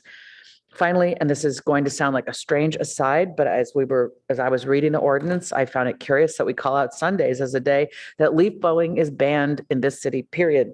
That may be outdated given the diversity of our city. For many, Saturday is as sacred a day as Sunday is to others. So I'm just not sure what the rationale for that basis is or whether it should be perpetuated going forward. Thank you very much. Okay, I just want to say, first, I want to say thank you very much, Mr. Hartley. I did see you at many of the neighborhood events promoting the program and letting people know how to reach you. So that was really great. And of course, continuing to let people know what to do and how to contact you. I agree with most of what my colleagues have said, so I'm not going to repeat all of them. Although, in terms of holding the property owner responsible, that I agree. I'm not quite sure if the landscaper themselves, they're just trying to do their work and moving on to their next property. They should be provided a warning and education, but I do think property owners should be held responsible. The other part is also property managers. So many of our properties here are rentals and so forth. So I think that reaching out to them, I'm sure you have already, to many of the property management companies, even individual property managers. I even wonder, there's some small operations like mine that, we're registered with the Department of Real Estate. So maybe looking through there for property managers. And as one of the public commenters said, the homeowner association property management companies who does all the hiring also. Another thing is I actually think that some of the public commenters who mentioned that we have to also broaden the ordinance to include all the other mechanisms that they might use in order to supply energy to a electric leaf blower, like having a gas-powered generator or something like that. So if it's not already in the ordinance, I think that would be something good to add. Another one is providing electric cords, extension cords to the gardener so that they are able to use the electricity at the property. I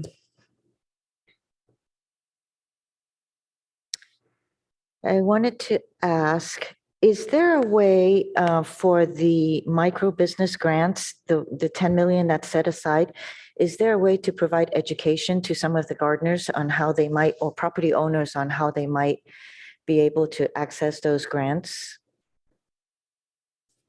Thank you. Thank you, Mayor.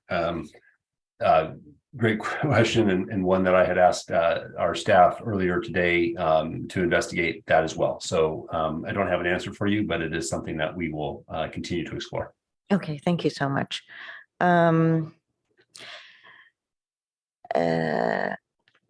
So it mentions in the report that the city is also looking at ourselves using electric leaf blowers and so forth.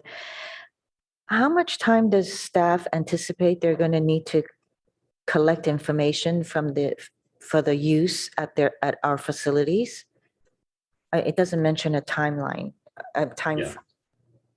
Yeah, thank you, Mayor. So we have some initial data from our two departments that are principally making this shift, and I believe for Public Works, the transition will be fulfilled upon getting more battery chargers and equipment. So I think it's if I'm recalling correctly, it's a matter of time just before that transition takes place.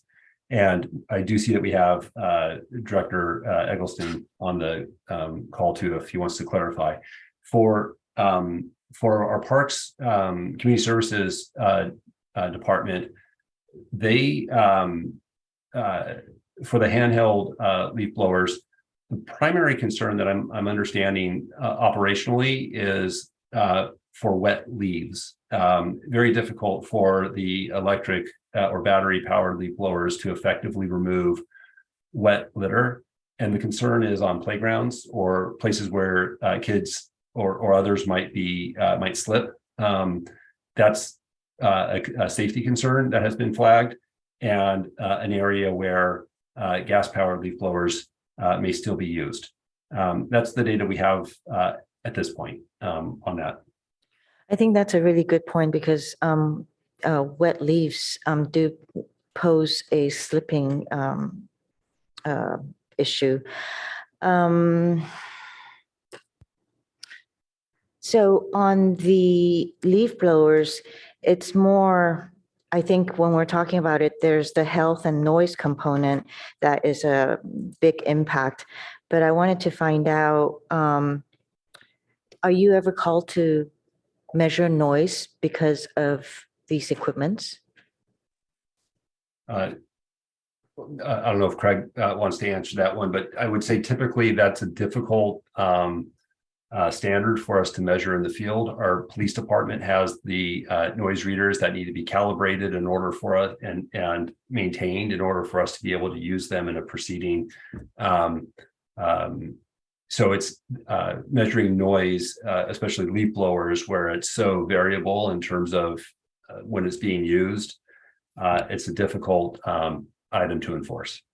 Craig, Mr. Hartley, I don't know if you have any more that you want to add to that. No, I don't have anything to add really. We haven't been asked to, and generally we're just enforcing gas versus electric. So Okay. The decibel level hasn't come up. Okay, thank you so much. You know, in the report, it says the chief of police approves the certificate for the commercial leaf blower operators. How did that come about? I believe that may be in a reference to the staff, to the municipal code section. Is that correct, Mayor? Or I don't recall that in the. It's not, wait, let me see where it is. Oh, Tim Shimizu here, just to jump in. So there is an outdate. The municipal code noise ordinance about leaf blowers does have a section about what Councilmember Burt was talking about from 2005. And in that still extant version of our code, it does say that commercial operators shall get a certificate from the chief of police that they've been certified in the city's regulations about commercial leaf blowers in general, not just gas powered leaf blowers. I've been told today that that practice has faded out since in that introduction in 2005. It is, however, still on the books. The city could choose to bring it back or to remove it with whatever to match current practice. So there's no approval needed for non-residential operators then? So no longer. The law says there is, but the city currently doesn't have a program to do that. Okay, so I think that's something to consider to remove or to enforce. Okay. I see Councilmember Tanaka. Yeah, thank you. So question for staff. So what was the purpose of 1B originally to have the 5-day notice? Why did we have that? What was the purpose behind that? Yeah, I'm going to actually ask Mr. Shimizu to help provide some historical context. I think it has applicability for other violations that the city issues. Kim? So in the code, there's a global provision in the city's code about giving administrative citations for violations of any section of the municipal code.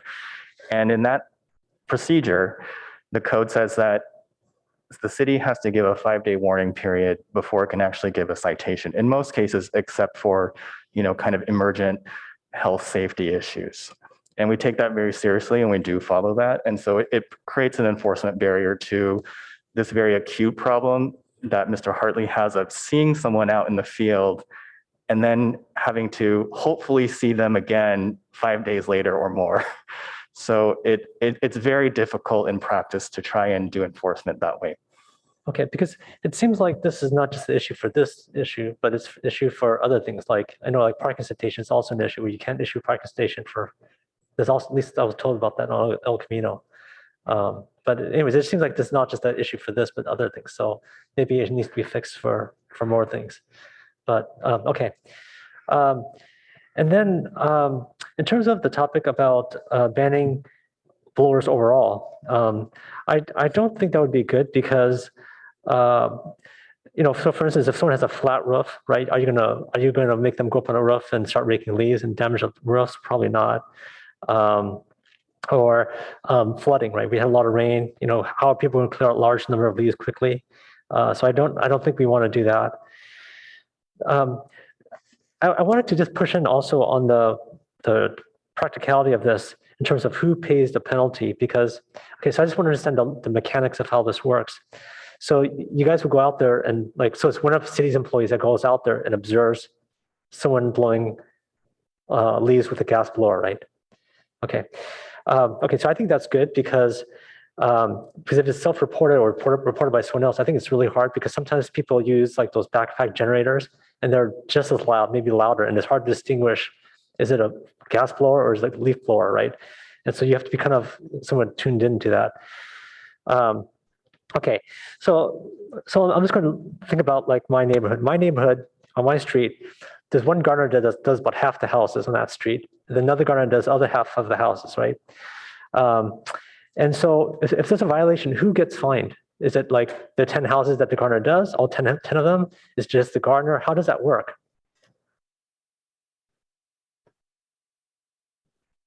So I'll maybe just in practice, Councilmember Tanaka, we're not issuing them any citations, right? So it's not something that we're actually doing. So I mean, we don't have data on that hypothetical.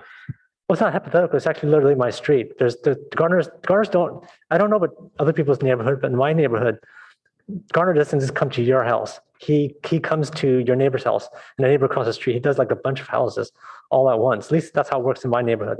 Maybe you guys are different, but so who gets penalized? Who?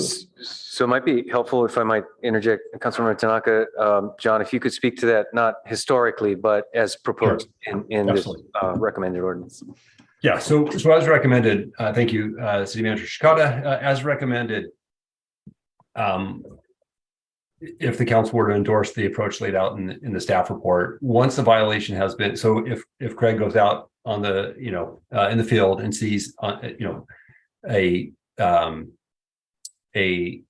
violation taking place, we know the operator, we can see the operator, we can take a picture and observe that. And we know what property they're working on. So there's two instances of a violation taking place, one for the operator and one for the property owner. And if Craig were to sit back and wait and see this operator go to another property,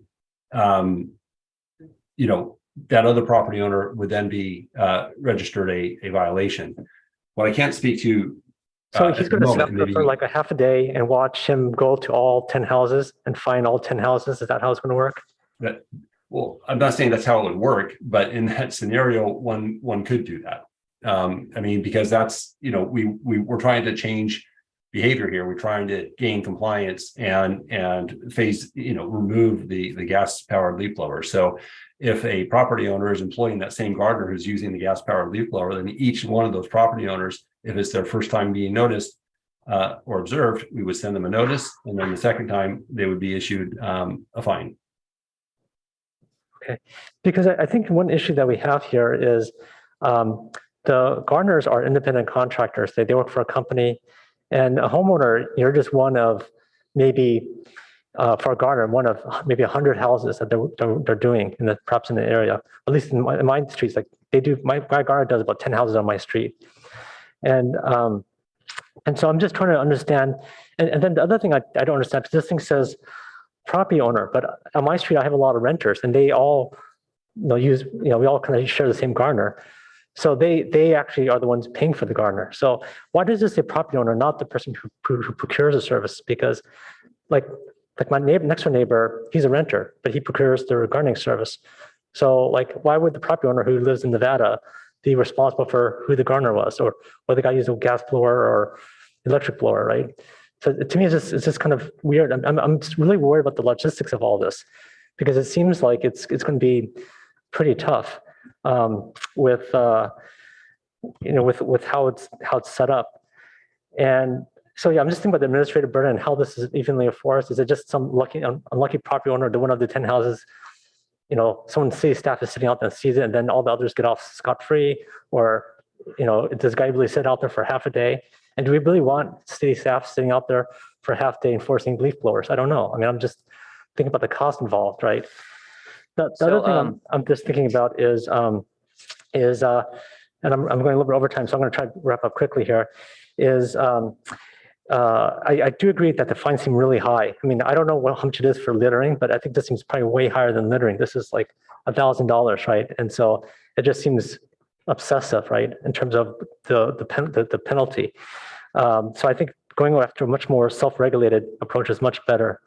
And then I also worry about the practicality for large public spaces. Can you imagine Foothills Park, you're going to use a rake? I don't know. I mean, it just seems, for practical reasons, I don't know if you could ban leaf blowers altogether. It just doesn't, or gas-powered leaf blowers altogether. And the last thing I want to say is I'm worried about how this will impact lower-income people, because those are people that could be least able to adjust to something like this. Because if you're asking someone to stack, 20 power packs as they do the 20 houses, I don't know. It just seems like really, really tough. So anyways, I think there's a lot of logistics that need to be figured out on this this proposal. Through the mayor, just to briefly respond to some of the comments from Council Member Tanaka, I think the hypotheticals you mentioned really just put a finer point on the problem the staff is trying to address here, which is the difficulty in enforcing the ordinance that we have on the books. Admittedly, there are still going to be some problems, such as the one you mentioned, where a number of property owners on one block employ the same gardener, or these larger spaces. That's not something that this proposed amendment would address. But what we are trying to address is some of the difficulty in issuing administrative citations when we do observe those violations. So it does, advance that goal. And then to address your question about, why we would cite, for example, or why we would cite possibly the property owner rather than the property management company or whomever. Or the renter that lives there who hired the gardener. Exactly, yes. So that really just reflects a general code enforcement approach toward abatement of nuisances, where you can not only establish a violation on the part of whoever it is caused the nuisance, in this case, maybe a gardener or a tenant or something like that, but you can also establish responsibility on the part of the property owner for essentially allowing that nuisance to take place on their property. And so that's the rationale behind additionally giving imposing liability upon the property owner for these kinds of violations. Again, admittedly not perfect, and those are things that for example, a property owner who receives a citation could raise on appeal, and that could be sorted out sort of on a fact basis. But again, the idea here is to improve staff's ability to enforce the ordinance that is on the books. And the ask of the council here is to evaluate specifically these 3 recommendations with regard to how it goes about the process of enforcement. If there are additional things the council would like to the staff to undertake, I think that's something that they could recommend and would get taken up by the appropriate council commission. But what we are looking for and what staff is looking for with respect to this item is essentially direction on these 3 proposals to amend the ordinance. Thank you. Vice Mayor Stone? Thank you, Madam Mayor. If you're entertaining motions, I'm prepared to make one. Yes, please. Great. If the clerk received my email of the draft motion.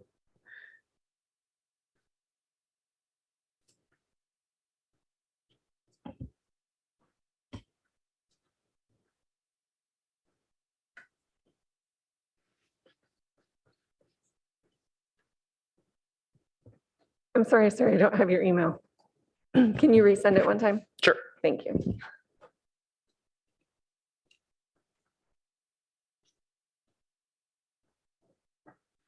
Let me know if you received it. It's essentially, and while you're hopefully while receiving that.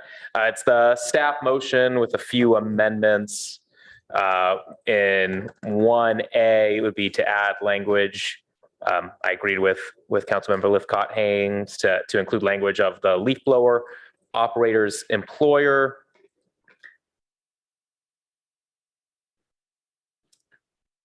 This is just the original staff recommendation. I'm still waiting for your email, sorry. Okay, no worries. Well, within that, it would be, so within 1A, if we could include leaf blower operator's employer after leaf blower operator.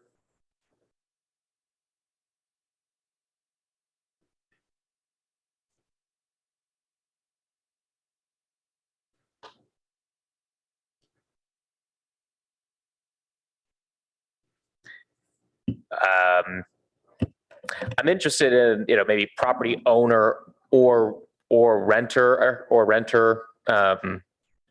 Don't quite know. Sorry. And if we include, so yeah, owner or property manager.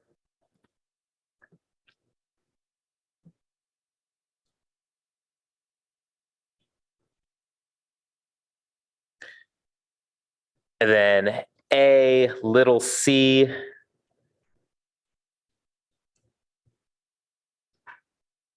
include constructive knowledge of property owner.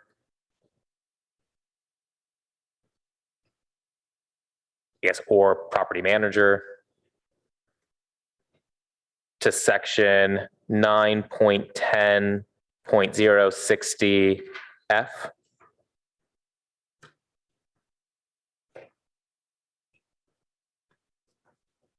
And then D, big D. It's actually 1, 2, 3, 4. Yeah, that's what I have on mine too. Refer to policy and services, discussion considering whether to ban gas-powered leaf blowers citywide. Councilmember, can I just ask whether your first comment has been accurately reflected by the clerk? Did you want the leaf blower operator employer added or replacing leaf blower? Thank you. Yes, and I want it both. So it should be leaf blower operator employer. I think leaving the discretion to the officer makes sense.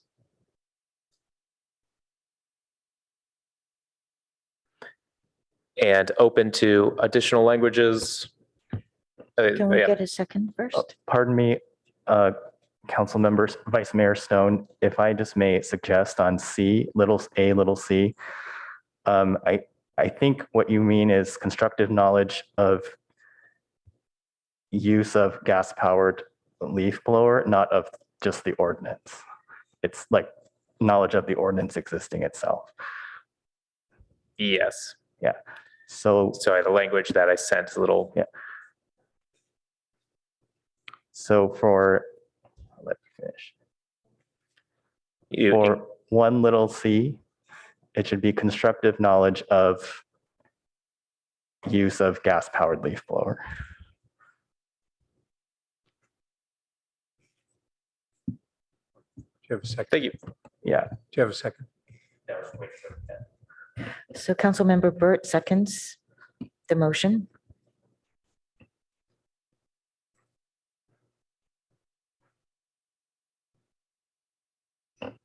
Vice Mayor, would you like to speak to your motion? I spoke mostly to it before. I mean, of course, we cannot capture everything here. I mean, that's one of the difficulty of enforcement, but that doesn't mean that we shouldn't attempt. So I've heard some concerns from some members, but I think this will clearly allow the city to be able to enforce this ban better than we have been able to for the last 18 years. Councilmember Byrd, would you like to speak to your second? Yeah, so I agree with the general thrust of this direction. I want to raise a prospect of a few amendments. So the first is the question of whether the operator should be one of the candidates to be fined. So we have three kind of circumstances or entities. We've got, and I think probably in most circumstances, gardeners are employed by a small company or a large one. Second, so then in that case, you'd be looking at either the employer or the operator. I just don't think in that circumstance, it's the operator that is responsible. And they have the least ability to pay these fines. It's really onerous. I'm more concerned with the employer. And then you have owner operators, one person, gardening companies, landscaping, and then you got one and the same. Question I have is, if we focused on the owner, how do we identify that entity? Some cases, they'll have decals on trucks, maybe a good percentage of them. But if they don't, I guess if our staff is going out on enforcing and they have an operator and there's no identification of the business owner, maybe what we do is set it up so that the code enforcement officer can request the information on who is the employer. If that is not provided, then and only then can you cite the operator. How would that be?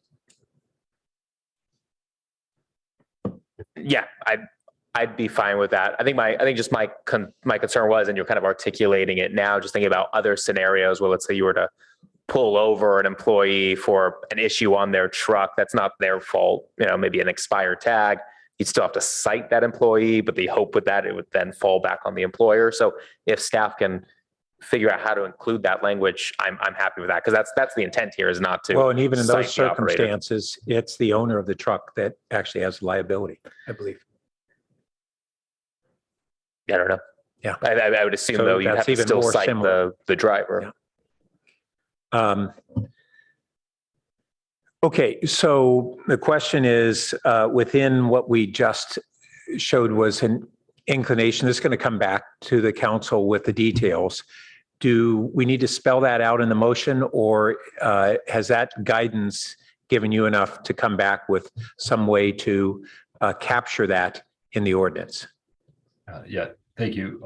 I'll take that. Thank you, Councilmember Burt. Yes, I don't think any changes are needed to the motion. We can take that and report back to the council sort of that hierarchy of when a citation is issued for the operator, with the focus being on the business down the line, eventually to the operator, if that's the last course of action we have. Okay, and then we're saying that we would only begin in this new enforcement after some kind of a marketing period.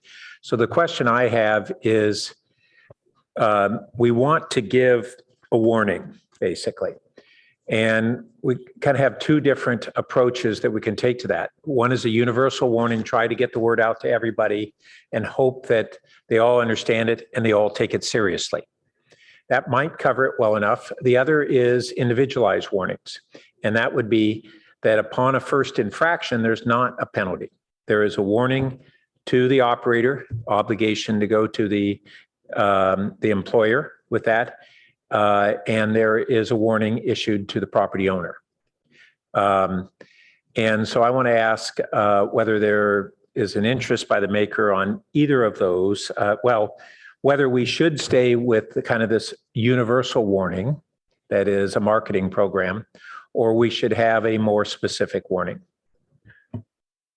What about maybe a compromise of within the first 6 months or year, it's a warning. After that, it's the universal educational campaign should have been enough. Okay, so maybe we would put in the motion to ask staff to come to develop there isn't anything about the marketing program in here right now, is there? 3, endorse the leaf blower enforcement public engagement strategy. Oh, I'm sorry. And maybe we would add to that request for staff to return with a time frame and mechanism for individual warnings, a single individual warning to operators / businesses and property owners.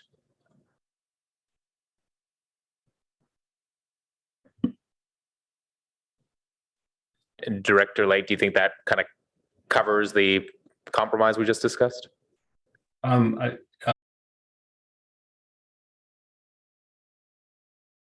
The distinction or the nuance here. I mean, in terms of our outreach, well, one, we were based on the direction we get from council this evening, understanding you haven't adopted the ordinance yet, but we wanted to start our public outreach component sooner. We have, if there was something specific that the council members were interested in, I mean, we're already going to be speaking with property owners at neighborhood meetings. We have town halls that the council has initiated. We're going to be out in the field. Craig, Mr. Hartley's going to be out in the field. I mean, this is a big part of his job, is to be out in these residential neighborhoods. And if I might, if that last part of what you described would include Mr. Hartley going and providing notices where he sees a warning notice in that period, then that covers what I was looking for. Thank you. That's what we would do. And Councilmember Burt, we were also sort of thinking today that maybe even making some door hangers that Mr. Hartley can put at a property owner's door just to advise them, but multi-language. Okay, that covers it. Thank you. Lastly, under 4, additional referrals to policy and services.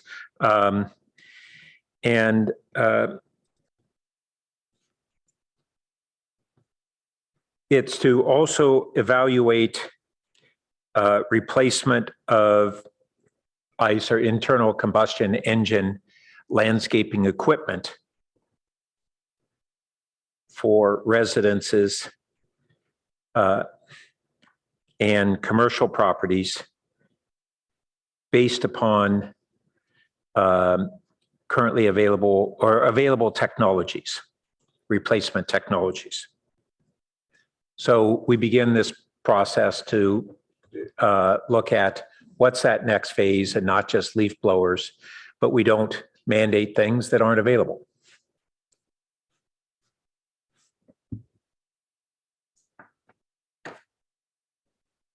I'm still a little confused what this means. This means that we would begin to evaluate not just leaf blowers, but banning other 2-stroke gas engines that are used for all kinds of residential landscaping and commercial landscaping. Gotcha. Yes, I accept that. And if I can just ask a question for clarity, and I believe this is embedded in your packet, we have a definition of residential power equipment, and it means any mechanically powered saw, sander, drill, grinder, generator, lawnmower, hedge trimmer, edger, or any other similar tool or device, except for leaf blowers, which is defined elsewhere. Are you interested in us being really focused in on the landscape professional in this regard? I think that scope captures the different tools. I'm interested in this being evaluated for the future for both individual residences and commercial, meaning that would be commercial multifamily units, as well as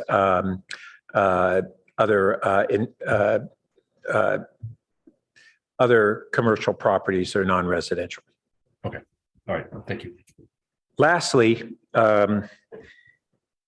is to refer to, under this referral to policy and services, evaluation of decibel levels for equipment. And, we could, the electric leaf blowers, in some cases are lower decibel and higher pitch. or not, but there is a range. And I began to look at kind of what's available, and this may be something that we're going to want to incorporate as well going forward. We talk about noise, and we may be fooling ourselves if we think that converting to electric is necessarily going to solve the noise. And we have to look at what's competitive equipment that may be lower decibel and of available technologies. Yep, I accept that. Okay, thank you. Councilmember Venker. Thank you. I'm generally supportive of this motion. I had a couple of what I think are friendly amendments. I wanted to, you invited some phrasing suggestions earlier. I just have a couple small ones. The first is in 1A, where after we get past the leaf blower operator and the operator's employer, perhaps we should say the property owner, comma, manager, comma, renter, or other person authorizing or employing the use. Because really we're talking about whoever authorizes it. I mean, Councilmember Tanaka was giving the example of where some renters are the ones who hire it. So I think whoever it is that actually hires, authorizes, says, go ahead with this leaf blower is the person we're looking for. So I'm trying to make that, the nature of the person there, whereas where the owner, manager, renter are examples, but really we're talking about the person authorizing the use on their property. That's fine. Is that all right? Okay. Then the other is, you both talked about supporting the public engagement strategy, which we've learned includes both the general education strategy and the specific notices, which are in the forms of warnings. So what I'm wondering is if in paragraph 2, if we do want to have a grace period, if that would be the place to say, direct staff to prepare a resolution updating the municipal penalty schedule effective and have some date, however many months out. You've convinced me maybe we don't need a full year. So 6 months gets us to August. If we said August 31st or September 1st, something like that. So these penalties would become effective at that point. So what that does is it gives us a time period to do the public engagement strategy that includes the individual warnings. Would that be acceptable to the maker? Yeah, it's probably, I mean, I assume if staff give us an estimate on when this will come back in the first place, I'd imagine it'll be a few months. Yeah, we're hoping to have this back for council adoption before your summer break. Okay, yeah. So then August, what was your language? August. So 31st? 6 months would be in August. So I was just putting the end of August or September 1st. We're past the summer there too. So when, they have some heavy, use of gardening. That's fine. Effective September 1st. Sure.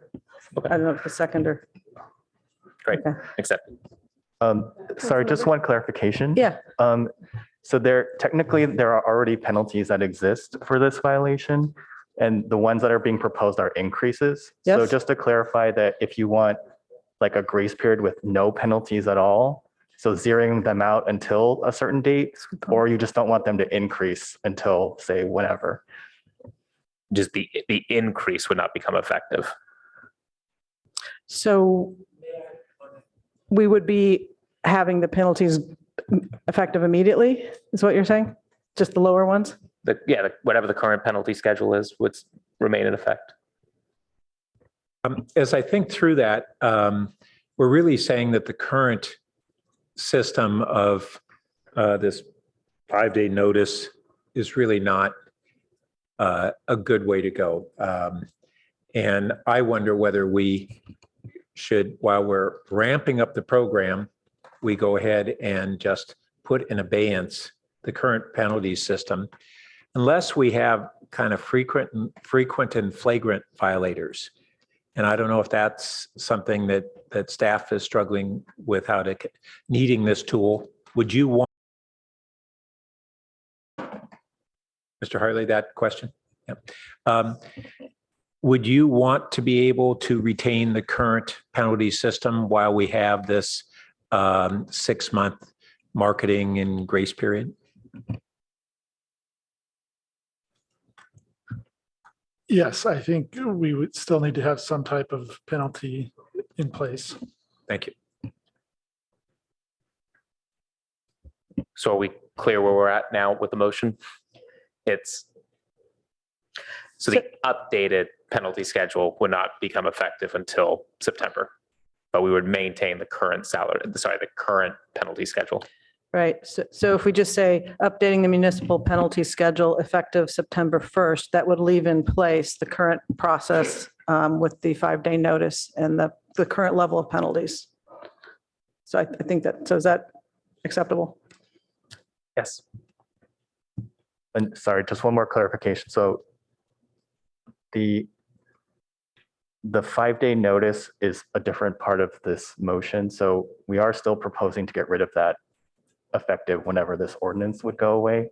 I know we're kind of talking about different things, but the same things. Well, so that's an excellent point. So maybe we could have a timing element to 1B, remove effective September 1st, the existing requirement. And then, so on September 1st, it shifts where you no longer have the delay and you have the increased penalties. Would that solve the issue you raised? Yeah, just as long as everyone's clear when different things trigger. So if that's what you'd like, that's totally fine. We can, if that's what the council would like, we can write it that way. Yeah, let me articulate it and then I'll stop talking and see if they like it, to see if I've got it right. So if we say, remove in 1B, remove effective September 1st, the existing requirement. And then we have, I don't know if it's in here yet, on 2, to update the municipal penalty schedule effective September 1st, then what would happen is we'll stay in the current state until September 1st. So Mr. Hartley can continue to enforce this code in the way he has been. And then on September 1st, the 5-day waiting period goes away and the fines increase. Is that correct? How that would read? Okay. That's what I would suggest. And that's all I have. Is it acceptable to maker and seconder? Maker is contemplating. I am contemplating. So, and I'm sorry, while that contemplation is that'd taking be helpful. place, Thank you. I'm still trying to, confused about the 5-day. That is a significant limiting factor in our enforcement ability. So I'm concerned about forestalling that change. Again, council policy and your call. I guess I'm not understanding the benefit of retaining that. Right. And if I could perhaps reinforce that perspective. I think what we're hearing from the council and the interest expressed, understand the council still needs to vote on this, is a desire to have a relatively, we'll call it a phase-in period. And at the same time, by defining these dates, you actually may slow this down more than we're able to move. In its component parts, I think the easiest piece to come back with will be the ordinance. I think we've basically got the ordinance and we're simply changing some of the definitions. If you give us a sense of the period of, what did we call it? The warning period, the warm-up period, phase-in period, then staff perhaps can move as quickly as we can to bring that back, perhaps, and hopefully beating this September 1st date. That said, number 4 is a significant body of work that will need to be reconciled with other priorities that will both hit PNS as well as the staff work plan. But to the extent we've heard an interest in moving on this ordinance, I think we'd like some flexibility to be able to move that even quicker. Great. Sorry. Oh. So actually, that was the intent, was to slow it down. To slow down the date of effectiveness of the higher penalties. And if it were up to me, I would continue to remove the 5-day notice period, but I don't, that's not what I'm hearing from, actually, I think Mr. Hartley or my colleagues. So I was trying to go with that. And I think that's why that is like that. I see. But obviously it's up to my colleagues as to what they do. No, and I appreciate the feedback from Director Late and the city manager. I won't accept that. I think it makes sense to slightly delay the increase in penalties for those who are going to fall in between that window there of right before our summer break and September 1st.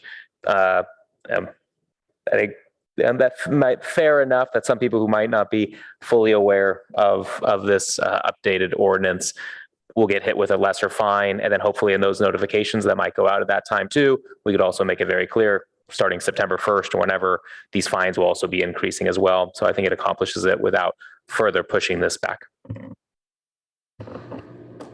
So 1B, the word September 1 is not accepted. Correct. Okay. So this 1B should read, remove the existing requirement, take away the parentheses to provide a 5-day notice of violation warning the operator of gas-powered leaf blower and / or property owner in advance of issuing a citation for violating the ban. Okay. The other one, number 2, is that accepted effective September 1, 2023? That was accepted. All right, very good. Next, Councilmember Lowing. I had a question quite a while ago, and it's kind of gotten more complex since then. So I was going to suggest that the words in number 4, that in number 4 where you say consider a ban on gas-powered leaf blower citywide. Why couldn't we just add that to the language tonight and pass it? Then when it came to the second parts of it, if you want to refer anything to policy and services, I would think it would be the rest of it, presuming that there's some other data to be studied, and that got more complicated when we were going after noise and things like that. So I was just wondering why tonight we couldn't just put the ban on gas-powered leaf blower citywide and vote on that and have a separate motion to vote on to send the rest of it to P&S. Yes, through the mayor. So Councilmember Lowing, I do have an easy answer to that question. And it is that the agenda item this evening is only noticed as proposed amendments to the ban on gas power leaf blowers in residential zones. And so if we were to take action sort of broader than that, I would be concerned about potential Brown Act violation, but also just fairness to folks who might have an interest in their commercial operations or good. Other aspects beyond the residential users. That's a good add. May I add? Yeah, you want to respond? Yes. So in addition to that legal noticing requirement and kind of due process there, there's also things that we don't necessarily know about existing available technologies. We know that for yards, there are good technologies, the backpack ones, but we need to respect what we don't know. My general concern is that, this has been out of compliance for a long time, and, there's a lot of good discussion tonight about getting this thing going. And now we may have to delay it months more, and on the basics that we're all in favor of. So that's why I was just trying to accelerate it a little bit. Yeah, I'll just say, going back the 18 years, there were a whole bunch of ramifications.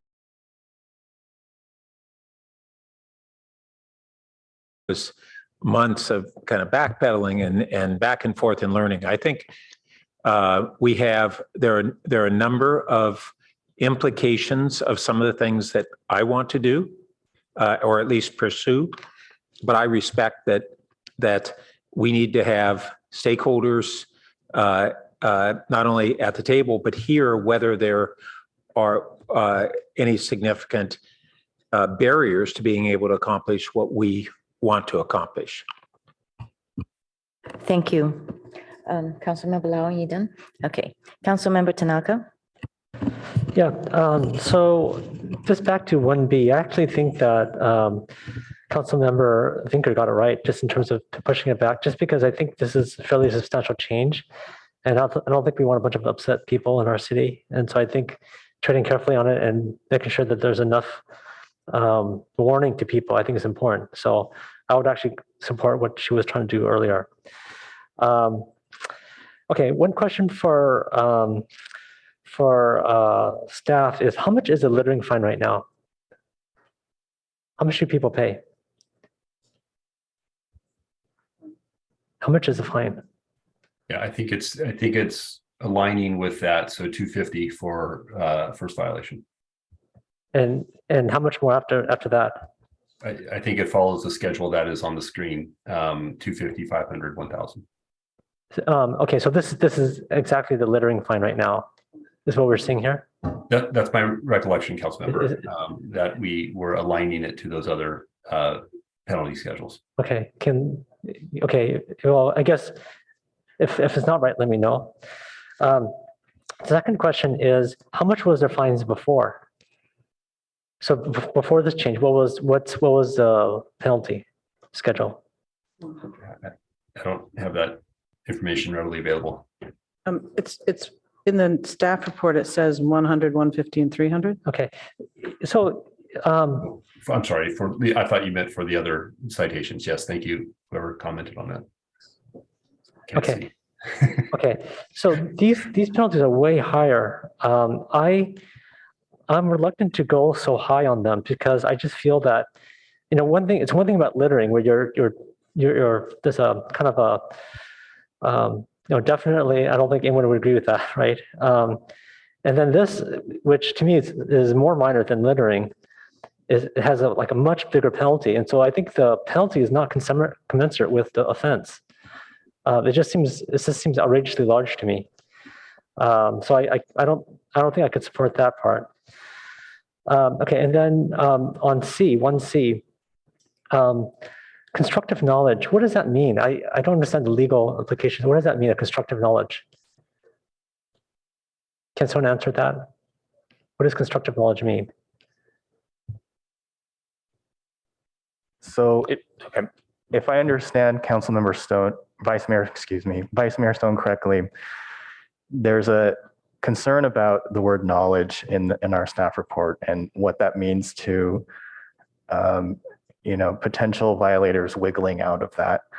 I think one way of dealing with that is, as Councilmember Burt said, and that we've suggested, is literally giving notice by mail once we observe a violation. I think that we would interpret 1C, at least as I would understand it, as seeing if we can go further than that and cite without doing that potentially.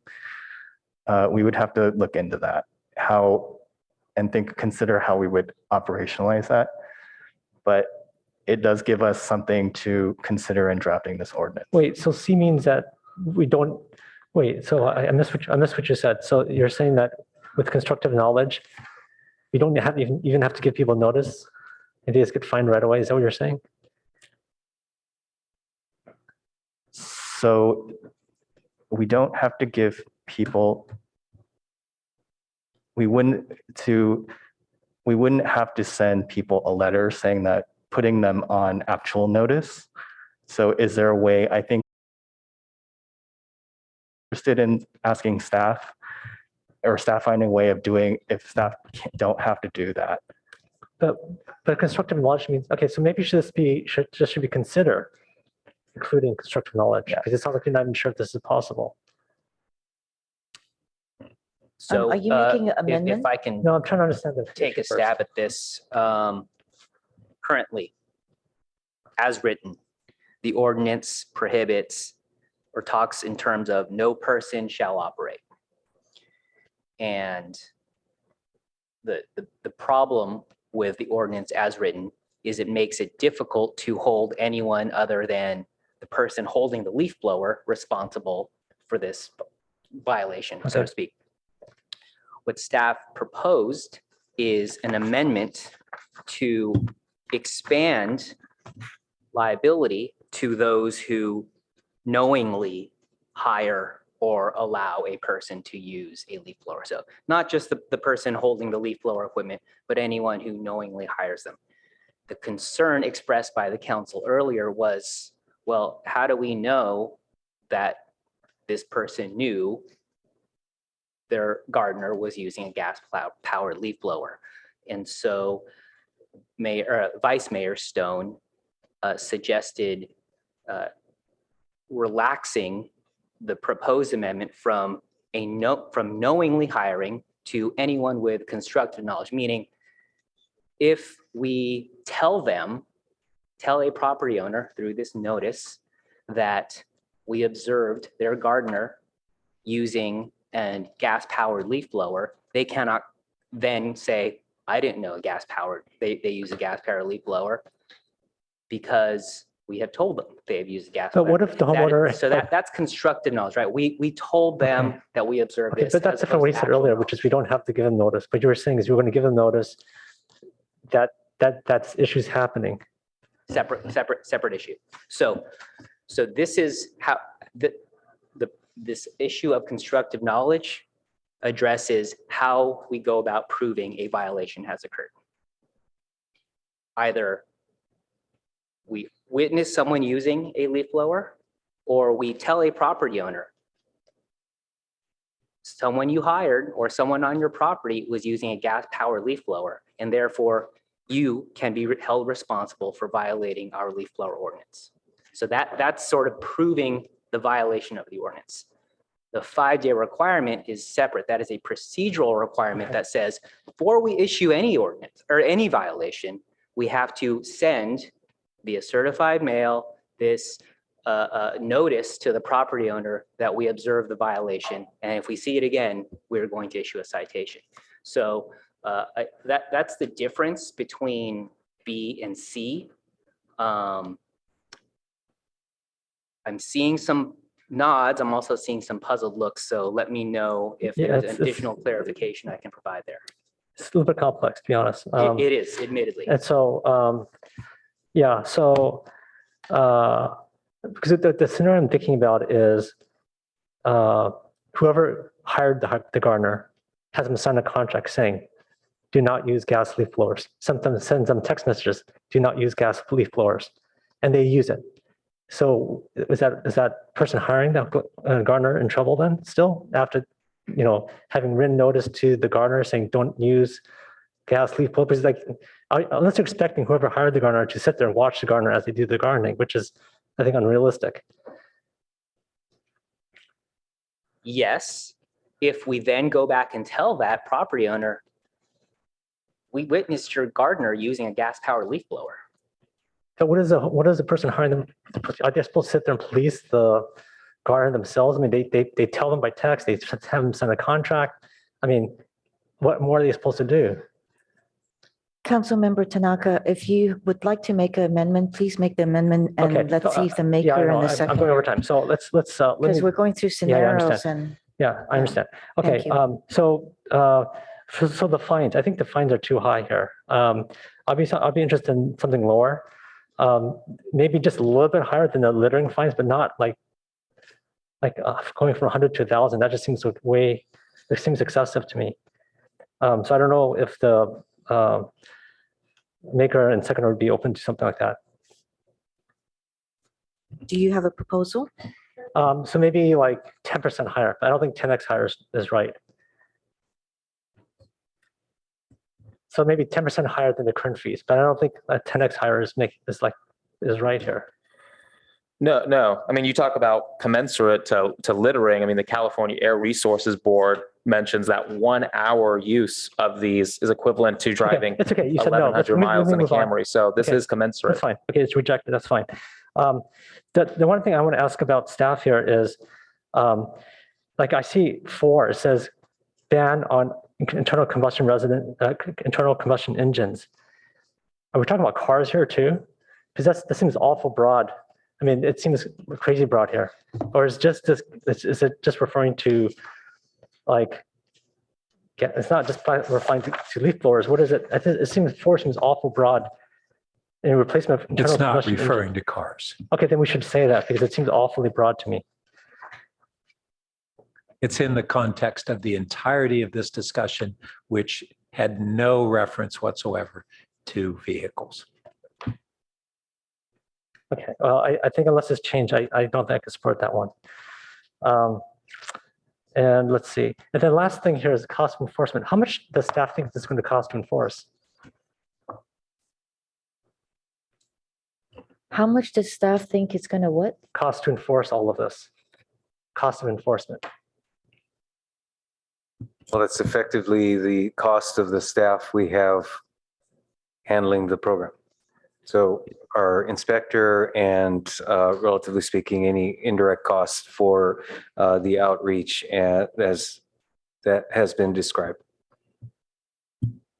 Okay, I was looking for like a dollar figure. Mr. Late or anyone have a specific dollar figure? If not, we do not have it available at this moment. I don't, but you know, it's 1 FTE. The council had created this position and with the focus and attention on leaf blower enforcement. So we're trying to follow through on the council's direction. We're hampered by the existing code, and we're suggesting some changes that we can improve our efficiency. Thank you very much. Councilmember Lifkat-Hames. Thank you, Madam Mayor. I appreciate this conversation. I know we're going late into the night.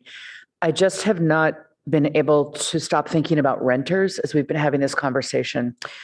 I don't know what it is, 45, 46% of our city rents. And it occurs to me that as we contemplate the enforcement of this ordinance more effectively, renters are quite differently situated power-wise vis-a-vis owners. If a renter, for example, is in a home that is owned by a commercial landlord who has employed a commercial landscaping person, the renter may not feel that they're in any position to call out violations of this ordinance. They may fear retaliation, they may fear unjust eviction. So I'm wondering if the maker would entertain a friendly amendment to item 3. I do believe it is in the section on public outreach and awareness where we could essentially direct staff all right, let me see if I can do this. So endorse the leaf blower enforcement public engagement strategy presented in this report and direct staff to provide renters with a confidential method of reporting violations to guard against retaliatory behavior or threat of eviction. I'm not sure that I'm just feeling the need to acknowledge that they really are quite differently situated. And those of us who own, we can call on a neighbor, I'm hearing this noise, but if you're in a home where the ordinance is being violated, you do not have the same sense of standing or permission to speak about it as you would if you owned that place. So that's what I want to offer the maker and the seconder. Is the current process public in that way that it would be recorded the complainant and that would be reported to the owner? That's the case. I support this. I just don't know if it's necessary. We accept anonymous complaints and we'll follow up on those. If somebody provides a name, it may get, provided, it might be part of a public record, but somebody does not need to provide their name. Okay, thank you. So with that understanding, is it withdrawn? Yes, I'll withdraw it. I do hope that as we consider renter protections going forward, we will take this kind of thing into account as an example of how they're differently situated, but I appreciate it's not appropriate for here. Thank you. Okay, thank you. Councilmember Venker. Yes, thank you, Mayor Koo. I will attempt to do this quickly because I don't want to get back into a long conversation, but I do want to address the knowledge point. So first of all, maybe I'm missing it, but I don't see knowledge as a requirement in 9.10.060F. And I didn't see it in the motion. I did see it in the staff report about an operator or owner knowingly having a gas-powered blower. So what I'm wondering is, can we just eliminate the need, just take out knowingly altogether, constructive or otherwise? Unless I'm missing something in the ordinance that we're trying to amend. I don't know if either our attorney or the maker had something in mind, but I don't know if we're adding, it appears to me here we may be adding a constructive knowledge requirement, and I had thought the intent was to take away the knowingly provision. The intent as it is now is that it would be knowledge or constructive knowledge. But do we? Was that, I thought that was, that staff had described that would be based upon a notice that was signed, acknowledgement of by the property owner or property manager. But if knowledge is not a requirement, you don't need that. That's my point. Like, do we philosophically feel we need them to have? Yeah. So I would say that I don't want to find people who don't know that there's a violation occurring on their behalf. Does the city attorney have anything to add? Yes, so it is true that the motion does not contain the knowledge requirement stated in the staff recommendation. I think we would read C, 1C of the motion as a wordsmithing of the recommendation part 1A. However, if there is discomfort around that, alternative language we could use would be something, let's see, if you refer to packet page 367, very bottom, it's a preceding code section 9.10030, which deals with residential property noise limits. The first clause of subsection A reads, "No person shall produce, suffer, or allow to be produced." We could use that type of language around the use of leaf blowers, and that gets us essentially to the same place. The phrase produce, suffer, or allow to be produced would address the person operating the leaf blower, the person who hired the leaf blower, or the person who maybe hired that operator, or anyone else who allowed that to take place. So essentially a property owner. And that language is fairly consistent with public nuisance type ordinances. Yeah, so I agree, but I thought that went more toward A, which is why I had offered the property owner, manager, renter, or other person authorizing language earlier. Okay. But with respect to knowledge, if I'm concerned about the temporal aspect, because if you want the constructive knowledge so that someone knows first, but I think what we're saying is we send it to them along with their $100 fine, because we're just eliminated the 5-day notice period that I was trying to put off earlier. Is that correct? Can I interject, please? So this whole concept is based on this idea that the operator knows they're in violation because they're holding the gas-powered leaf blower. The property owner, as in Councilmember Burt's example, comes home one day and finds out that somebody's using a gas-powered leaf blower. We want to go through the process of giving them notice. We will give them a notice in person, or we will send them a certified mail notice that says, hey, we've observed this, and you're now on notice that you're not allowed to employ or have somebody use a gas-powered leaf blower in this zone. So that's the knowledge that's being conveyed from the city to the property owner. And the next time then we observe a violation, then we've satisfied that need to give them advance notice, and then we can cite them. We will not cite the property owner in the first go. We will first give that certified mail or that hand-delivered notice. That's I what see. we're trying to do with the ordinance. So we have a dichotomy between the operator has the fine immediately and the property owner is not fined till essentially the second time. Is that correct? Correct, because the property owner may not know. Okay, I So did not. that's why we give them a certified mail or a hand delivered notice that says we're giving you notice that this is a violation. And next time we see it, we're going to cite. I see. May I ask a question? Because I thought that in this, how the city manager's warning period, that applied to the operator as well as the property owner. That in that period, the operator would be receiving a warning in writing. Is that not the case? Not with the way that when we eliminate the 5-day notice, we can, the point is to be able to cite upon observation of the violation. That is the intent. And so the way we've got this set up, an employee operator making low wage is the only one who would be cited immediately. Could be cited immediately, yes. Yeah, I got a real concern with that. I am too. That's why I was trying to get at that point. I think that it should be consistent between the owner and the operator. If we want to give notice, then let's give notice. If we don't, then, the property owner, starts with the low fine.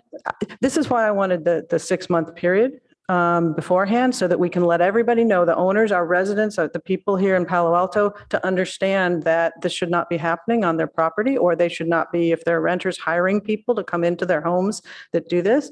And if we give them warnings over the next 6 months, and then we're like, okay, everybody, whether you're the operator, the employer of the operator, or the person who had them come into your property, now we're going to fine you. Yeah, I had spoken about the issue of providing the operators with a written notice, and I didn't realize that was precluded by the way the staff proposal had it. So it's not precluded. I'm sorry to interrupt. It's not precluded. It's just that the city would have the ability to also cite at first violation. Okay, so how do we give enough direction to just not be willy-nilly here? So a couple things. One is, I think, I know you got at least 1 or 2 other items on your agenda that probably deserve some focus. And we don't even have an ordinance before you right now. So I feel like we've received a lot of direction from the council. We understand the equity concern. And we can continue to explore how that might evolve. There's one way where we would write the ordinance, but then we would also get direction on how we might enforce the regulations, and we can do that in a manner that is consistent with the council's interests, to make sure that the folks that are getting cited are the ones that ought to be cited, as opposed to perhaps the operator. So that sounds good. So in the interest of moving it along, if when this returns to us as an ordinance, we can have some opportunity to discuss enforcement at that time. That's right. And we can present some options to help guide that conversation. Okay, so we would have notice, so we would treat similarly both the employer of the operator and the owner of the home, because they would essentially both get constructive We notice. will discuss that when it comes back with the ordinance, a discussion around enforcement. Okay, then my second point, which is very fast, is just that I might suggest that in item 4, where we say refer to PNS, discussion of the ban on gas-powered leaf blowers citywide and evaluate replacement of internal combustion engines for residences and commercial properties maintenance. I don't know if you'd accept the word maintenance, but we might get another vote if we did. That's okay, fine. Thank you. That's all. Thank you. Vice Mayor Stone. Thank you, Madam Mayor. Yeah, just one kind of, I think the process that Director Late described with actually having to mail out a mail notice to the property owner, that's not constructive knowledge, that's actual knowledge. So that's inconsistent with this motion. That was, I mean, my intent was to treat them the same, and that was the idea of constructive knowledge, is you knew or should have known that you were violating this ordinance. And how could you know? You simply ask the landscaper when you hire them, do you use gas powered leaf blowers? They say no. Okay. So that, just wanted to clarify that language there. And yeah, I agree. I was a little confused, as Councilmember Burt, as far as that exchange on the timeline here with the leaf blower enforcement and the public engagement and when these things will happen. So when that can come back to us, that needs to be cleared up. So I just wanted to clarify those two things. Okay, very good. So the point also is that this is going to be returning to us. It's not going to be enacted right now. So it's still coming back to us. So let's call the question and take votes now. Oh, I'm sorry. Councilmember Tanaka. Really quick, on 1A, I think on the second to last line of 1A, it says or both, but I think it should say or all. Maybe that's a better way of, because there's more than just like a whole list of people.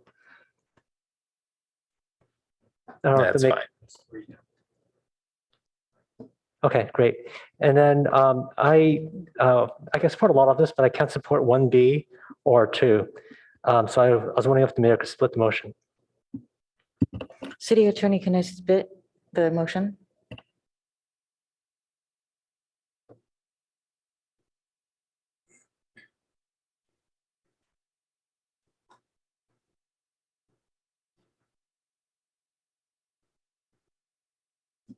Just give me 1 second. I would just not sure they're separable in my own mind in terms of what they fit together as a package. So 1B and 2.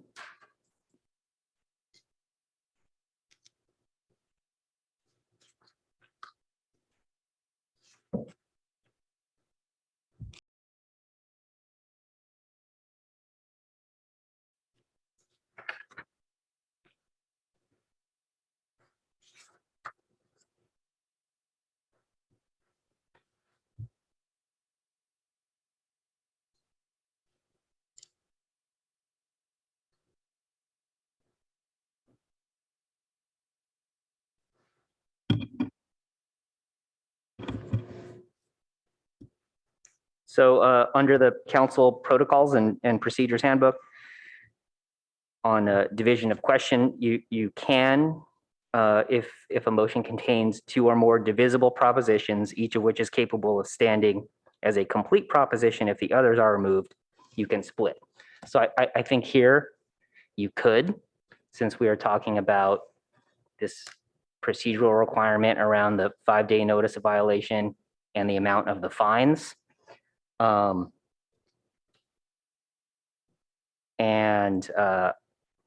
you could vote on them separately. Okay, Madam Clerk. You can vote on them separately. Thank you. Okay. Shall we start off with this one? Take the votes, please. Councilmember Lowing, Yes. Councilmember Tanaka, No. Mayor Ku, Yes. Councilmember Vinker, No. Councilmember Burt, Yes. Do I have this right? Yeah, it says the motion is, the motion's not by Tanaka. Oh, okay, so it's just so the it's separation. split out a separate, okay. So It's really the mayor's decision on Okay. separating. so it's just a motion to approve these items Okay. individually. Okay, got it. Okay, Councilmember Lowing. Oh, sorry, I said Lowing. Councilmember Lithcott Hames Yes. and Councilmember Stone. Yes. Motion carries 5-2. Very good. And then we go back to the rest of the motion.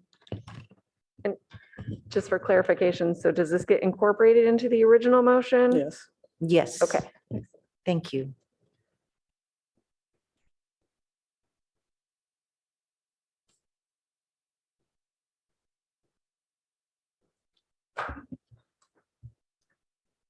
Okay, here's the full motion, including the two elements we just voted on. Councilmember Burt, Yes. Mayor Ku, Councilmember Lowing, Yes. Councilmember Lithcott Hames, Yes. Councilmember Stone, Yes. Councilmember Tanaka, Yes. Councilmember Vinker. Motion carries unanimously. Thank you. Okay, does anybody need a break? Okay, 5 minutes, please. 10:01.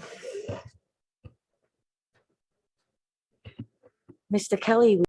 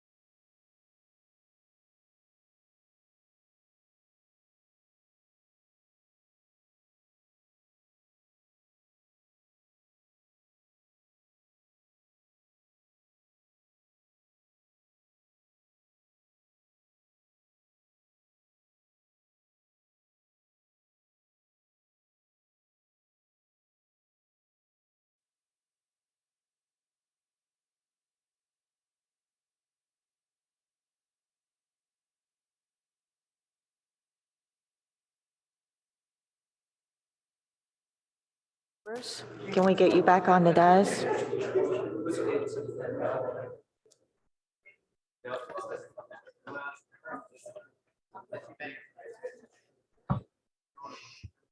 I'm about to use my gavel. Mayor,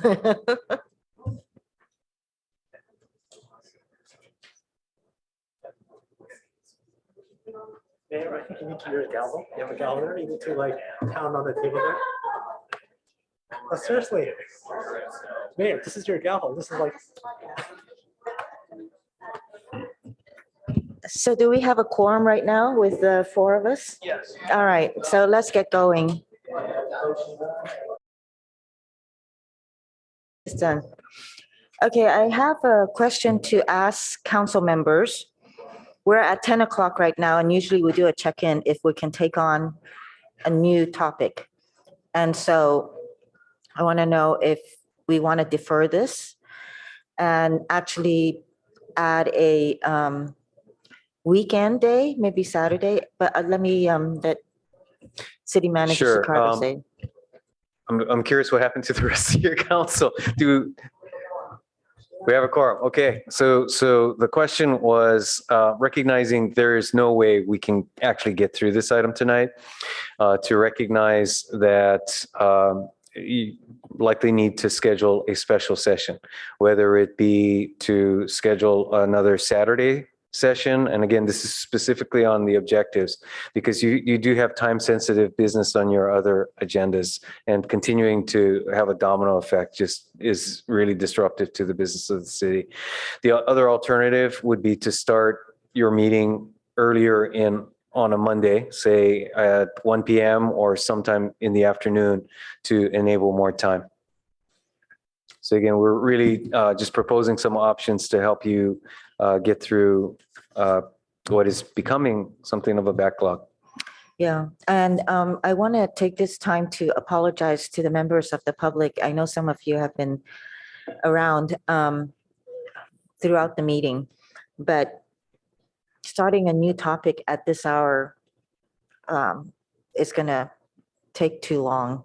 And so we have to kind of think about this logically and practically and think about another day. And I'm sorry, we had three of us who were still out of the room. We didn't realize you were starting.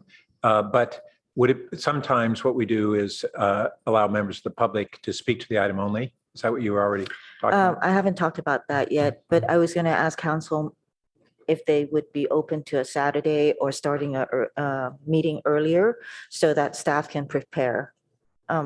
What would be the preference? Council member, Vice Mayor Stone. Thank you, Madam Mayor. Yeah, I prefer either a Saturday session or an earlier start on Monday. Wouldn't be able to do earlier than 3:30, but that'd be my preference. And take public comment tonight. Council member Burt. No? Oh, okay. I'd be game on either one. Okay. Council member Lowing, I'm fine with either one of those. Yeah. Council member Tanaka, I would prefer Saturday. Council member Lethcott Haynes. I would prefer a Monday. Council member Finker. Apologize, I wasn't back. I don't know what the question is.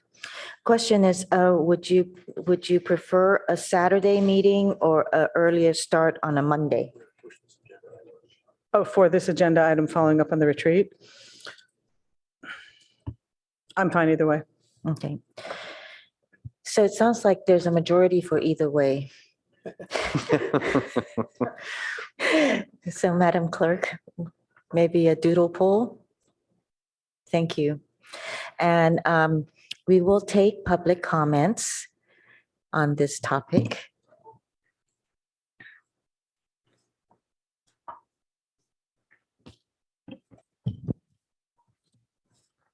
Okay, our first speaker is in person, and it is John Kelly, followed by Jennifer Landisman.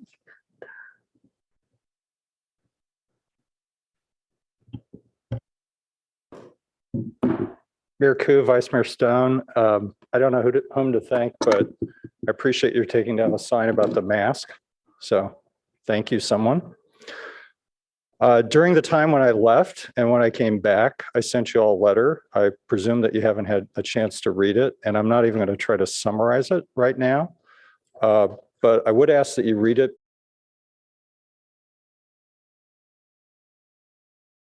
Participation. I personally think it's great that you allow people who want to speak and not come back to speak to you tonight.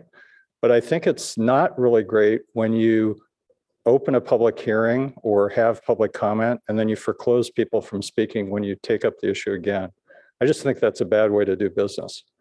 So if you're going to allow me to talk tonight, I'll introduce the topics I want to speak about, but I think it's much more meaningful if you're a member of the public to be able to say something to you at the time when you're functionally making the decision. So on the public participation points, they were really very brief. I think you should let people who are providing care to other people speak at any time during the meeting, during public comments. And I think you should also try to group the issues before the council in the way that you've kind of done with your agenda. I have a number of points that I made in my letter having to do with the topic of global warming. I think the one that's probably least discussed in your proposals, or the two of them, are the whole question of stranded assets, which I think is a terribly complex but still very, very important issue for the city. One sub point on that is I really do think that the city ought to retrain the workforce that's going to be put out of place. And I think those are the people who should be installing the things that we're going to install. I've advocated for a municipal carbon tax for a long time. I want to make it clear that I think it should be progressive, both in terms of income and wealth. I think that should be part of your action plan on climate. I have a number of issues as to housing. Probably in the remaining 50 seconds that I would have, I would say the two most important are that staff should be given leave to enforce state laws the way that staff thinks they should be enforced. I think the council's done a lot of things that are contrary to that. And while I support 100% the ability of all of you to advocate for changes in state law, I don't think it's appropriate for the council to, in way, shape, or form, tell the staff, bring us proposals that don't comply with state law. I think if you particularly look at the kind of the round robin cycles we've gone through, especially on ADUs, it's been, excuse my language, a joke. So let's follow state law. I'm sure you're all committed to doing that. I have a lot more to say if I'm allowed to say more the next time you meet. Thank you. Okay, our next speaker is Jennifer Landisman, followed by Carrie Yavkin. Mayor Koo, Vice Mayor Stone, Council, thank you for all you do and staying up late and having these long meetings. I applaud the item for the establishment of an airplane noise committee. It would be very welcome news and very meaningful step to many of your constituents. It was confusing to me, and so maybe it could be clarified for when you actually discuss the item, that the mini packet also has new items added to a 2023 work plan for airplane noise, and how that connects to the Airplane Noise Committee is unclear. The work plan item says just to work with the SFO Roundtable and GBAS, which are actually not new items. So they're under a headline as new, and so that should be clarified. And the issue itself was best described by Vice Mayor Stone at the retreat when he mentioned that the need is to engage SFO and federal regulators. Engaging with SFO and the FAA on the FAA's implementation of next-gen technologies, of which GBAS is one of them, would also better reflect the city's resolution 9543 on airplane noise. In the work plan or committee objectives or focus to the SFO round, if the work plan committee or the objective is limited to the SFO roundtable, please note that the SFO roundtable only has resources to pay attention to nighttime noise or other noise for San Mateo and San Francisco. And we need attention for Palo Alto and the Mid-Peninsula. They also focus on the loudness of flights and not on the number of flights from concentrated routes. So I hope that you will not narrow the objective, focus, or work plan for 2023 solely to the SFO Roundtable and GBAS. I realize that the work plan item states other opportunities, but including the appropriate agencies in charge of noise in the language for your efforts to inform you, it just would be better. Thank you. Okay, and our next speaker is Carrie Yarkin, followed by Mark Schul online. Good evening, Mayor Koo and council members. I was listening to all the gas blower information and your motion, and I think a lot of this noisy and noxious fumes could be related to airplanes and what SFO has done with NextGen, making us the arrivals route over going into SFO. Palo Alto is the arrivals route for overland. So I hope that you can form an airplane noise committee, which I think would be great. And that would help to formalize all these ad hoc little committees or meetings or get-togethers. And then it just seems like it's been sporadic, and that would help citywide, and it would show the citizens like myself who've been kind of involved with airplane noise that you're actually doing something, that you have a committee that you've formed, that you're going to have meetings, regular meetings, and get something done or show some progress. You need to hold the FAA and SFO to be accountable to our city, to our citizens, because they dumped those very spread out routes to one line, mostly one line over Palo Alto. And for those of us who may not be so concerned about leaf blowers, if we're under that line of the Congo line of planes or jets, and especially the loaded jets from Europe, the big heavy ones, we're inundated. There's no escape. I mean, the leaf blower, it's like one day, Tuesday, Thursday, it's over here, and Friday. So I have 3 different, like half an hour, that's it. But the planes, that's, I sometimes 5:30, or as soon as they start in the morning, 6 a.m., you can get one from Iceland coming in. They've never measured particulate matter, which I think might help us in our work to get something done. I also wanted to bring up noisy, noxious fumes. Caltrain, I don't know if you know that they use diesel, gasoline, and compressed natural gas. That is very noxious, and they're very loud. Palo Alto Airport, another leader here, they use leaded fuel. A lot of the small planes are running on leaded fuel. So that will be coming up when you deal with the Palo Alto Airport.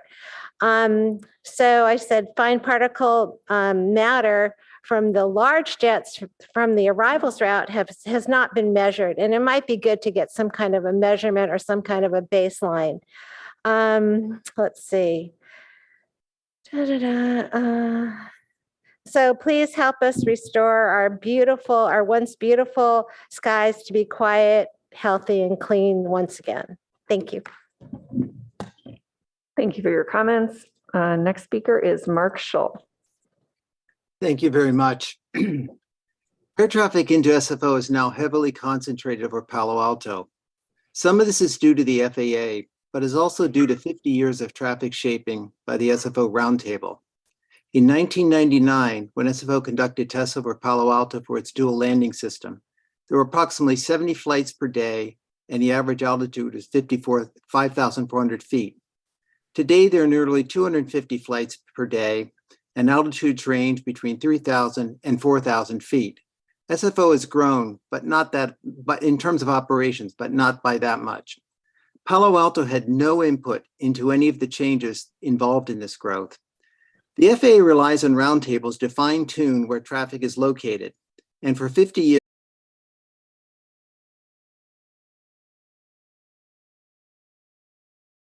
reliance on the SFO roundtable for direction is particularly problematic because it's operated by San Mateo County, not the airport itself, which is the norm.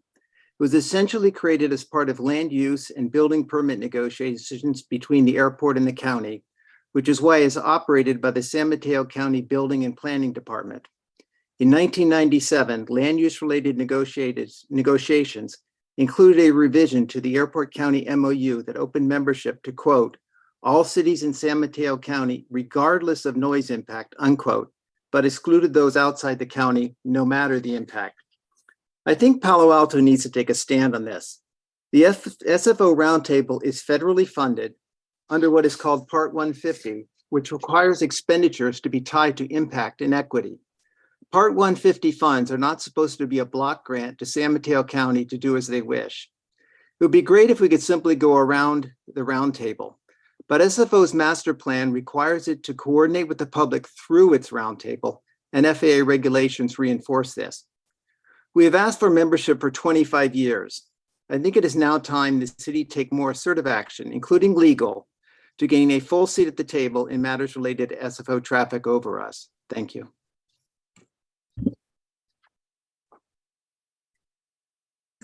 Thank you for your comments. Our next speaker is Rebecca Ward. Good evening, council members.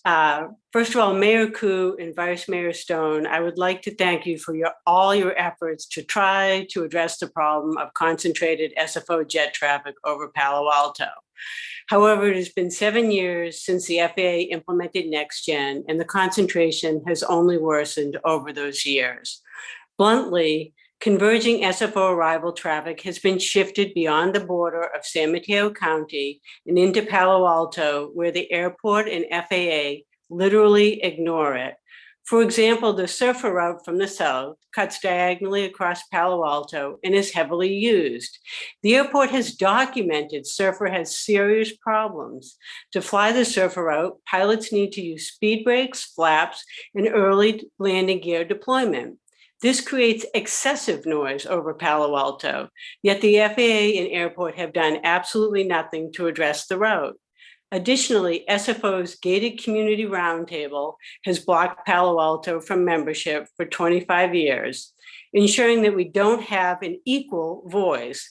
So it's no surprise SFO's arriving traffic has moved south over Palo Alto. For too long, the FAA and SFO have been allowed to ignore the severe concentration of SFO arrivals in Palo Alto. Jet noise and ultrafine particulate matter emitted by planes are both harmful. You don't see particulate matter, but it gets trapped in the air we breathe. Ultrafines are especially dangerous. Further, many studies have demonstrated the adverse effects of exposure to aircraft noise on health, such as annoyance, sleep disturbance, cardiovascular disease, and alteration of cognitive performances among children. Concentrated jet traffic is not one of those things that if you ignore it, it's not harmful. I sincerely appreciate that you are looking to take steps to mitigate the problem. The city has depended on residents for their advocacy, knowledge, and proposals. That only goes so far. The city needs its own expertise, legal, technical, lobbying. You also need an overarching plan to deal with the problem on multiple fronts. Please treat this as the serious health and safety issue it is and apply the needed resources to remediate it. Thank you very much for your time. Our next speaker is Karen P. Hi, this is Karen Porter. I appreciate that one of the proposed objectives under the community health and safety priority is the implementation of a quote strategy for the provision and promotion of unleaded fuel at Palo Alto Airport. The major project update for tonight's meeting does include a description of the city's effort to encourage use of unleaded fuel by piston engine aircraft, as well as a progress report. It shows significant steps in a positive direction. While I commend the city for this action, ongoing lead emissions from incoming and outgoing flights at Palo Alto Airport are continuing to harm people and the environment. East Palo Alto bears much of this burden as flights typically take off over that community. Everyone knows that lead is bad, especially for children's health. The language of the proposed objective leaves open the possibility that aircraft operators could simply decline to switch to unleaded. California's Attorney General recently weighed in on this subject. In a comment letter to the Environmental Protection Agency, the AG states that lead aviation fuel poses serious public health and environmental justice concerns. Therefore, actually stopping the availability of lead fuel in the very near future is critical, as Santa Clara County has already done for its general aviation airports. Accordingly, I ask that the proposed objective on this topic be amended to specify a definitive plan and timeline for ending the sale of lead fuel at Palo Alto Airport. Short of that, the city should report the registration numbers and owners of all aircraft that continue to operate on leaded fuel and thereby pose a serious health threat to the community, in the words of the AG. I would also add that if a committee is formed to address jet noise and emissions, which I support, its scope should include Palo Alto Airport. Thanks. Our next speaker is Dashiell Leeds. Hello, my name is Dashiell Leeds. I'm the conservation organizer for the Sierra Club Loma Prieta chapter, also speaking tonight on behalf of Sierra Club's Bay Alive campaign. Thank you for adding the natural environment to your 2023 priorities. Protecting, maintaining, and enhancing the health and longevity of the city's vital biodiversity and natural assets is a fundamental stewardship obligation, and it is all the more crucial in the face of climate change and as the community's human footprint grows. We ask you to consider the following clarifying objectives for the 2023 climate change and natural environment priority that advance concrete action in the following issue areas. Number 1, sea level rise and groundwater rise adaptation plan. Work on this important chapter of the SCAP, which has not begun yet, and there is currently no mention of it in the staff report on the 2023 work plan items. Number 2, strong creek corridor protections in open space and citywide. This objective should include both flood protection and riparian habitat protection. A key action would be adopting an ordinance implementing the comprehensive plan policy and programs on creek setbacks. Number 3, stewardship of habitat and biodiversity in the baylands and other open space.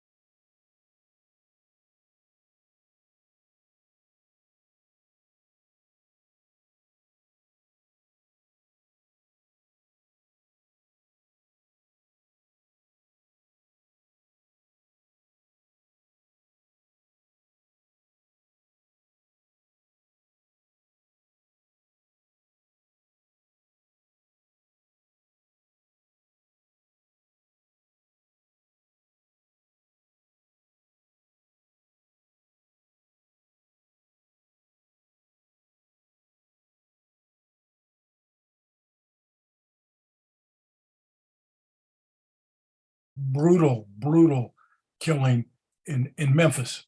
We are far from any kind of meaningful police reform in this country. There was pushback and we went back, and we've got to make this issue a number one priority again this year. The Palo Alto Police Department, as I've said repeatedly, has a systemic history of racism. We have the Black Lives Matter lawsuit folks. We've got, we have the problem that the police chief thumbs his nose at the RIPA data that's come out. He doesn't believe there's racism in the police department, doesn't want to root it out. And we have Captain Zach Pavone, who's now been 10 years. It's been almost 10 years, 9 years to be exact, and we still carry him, and nothing's been done with his racist statement to Marcus Barbour. Appalling. What are we going to do? We've got to keep that issue as a priority. Secondly, we have lots of pronouncements throughout the years about anti-Semitism, stands that we have to take on that, Holocaust Remembrance Days. I'm a Jew. My grandfather was the youngest of 19 Ukrainian Jews graduated from Cornell in 1930. You can come over and see the scrapbook. My father was born Daniel Benezer Fink and changed his name to Stephen D. James. So you can figure it out for yourself.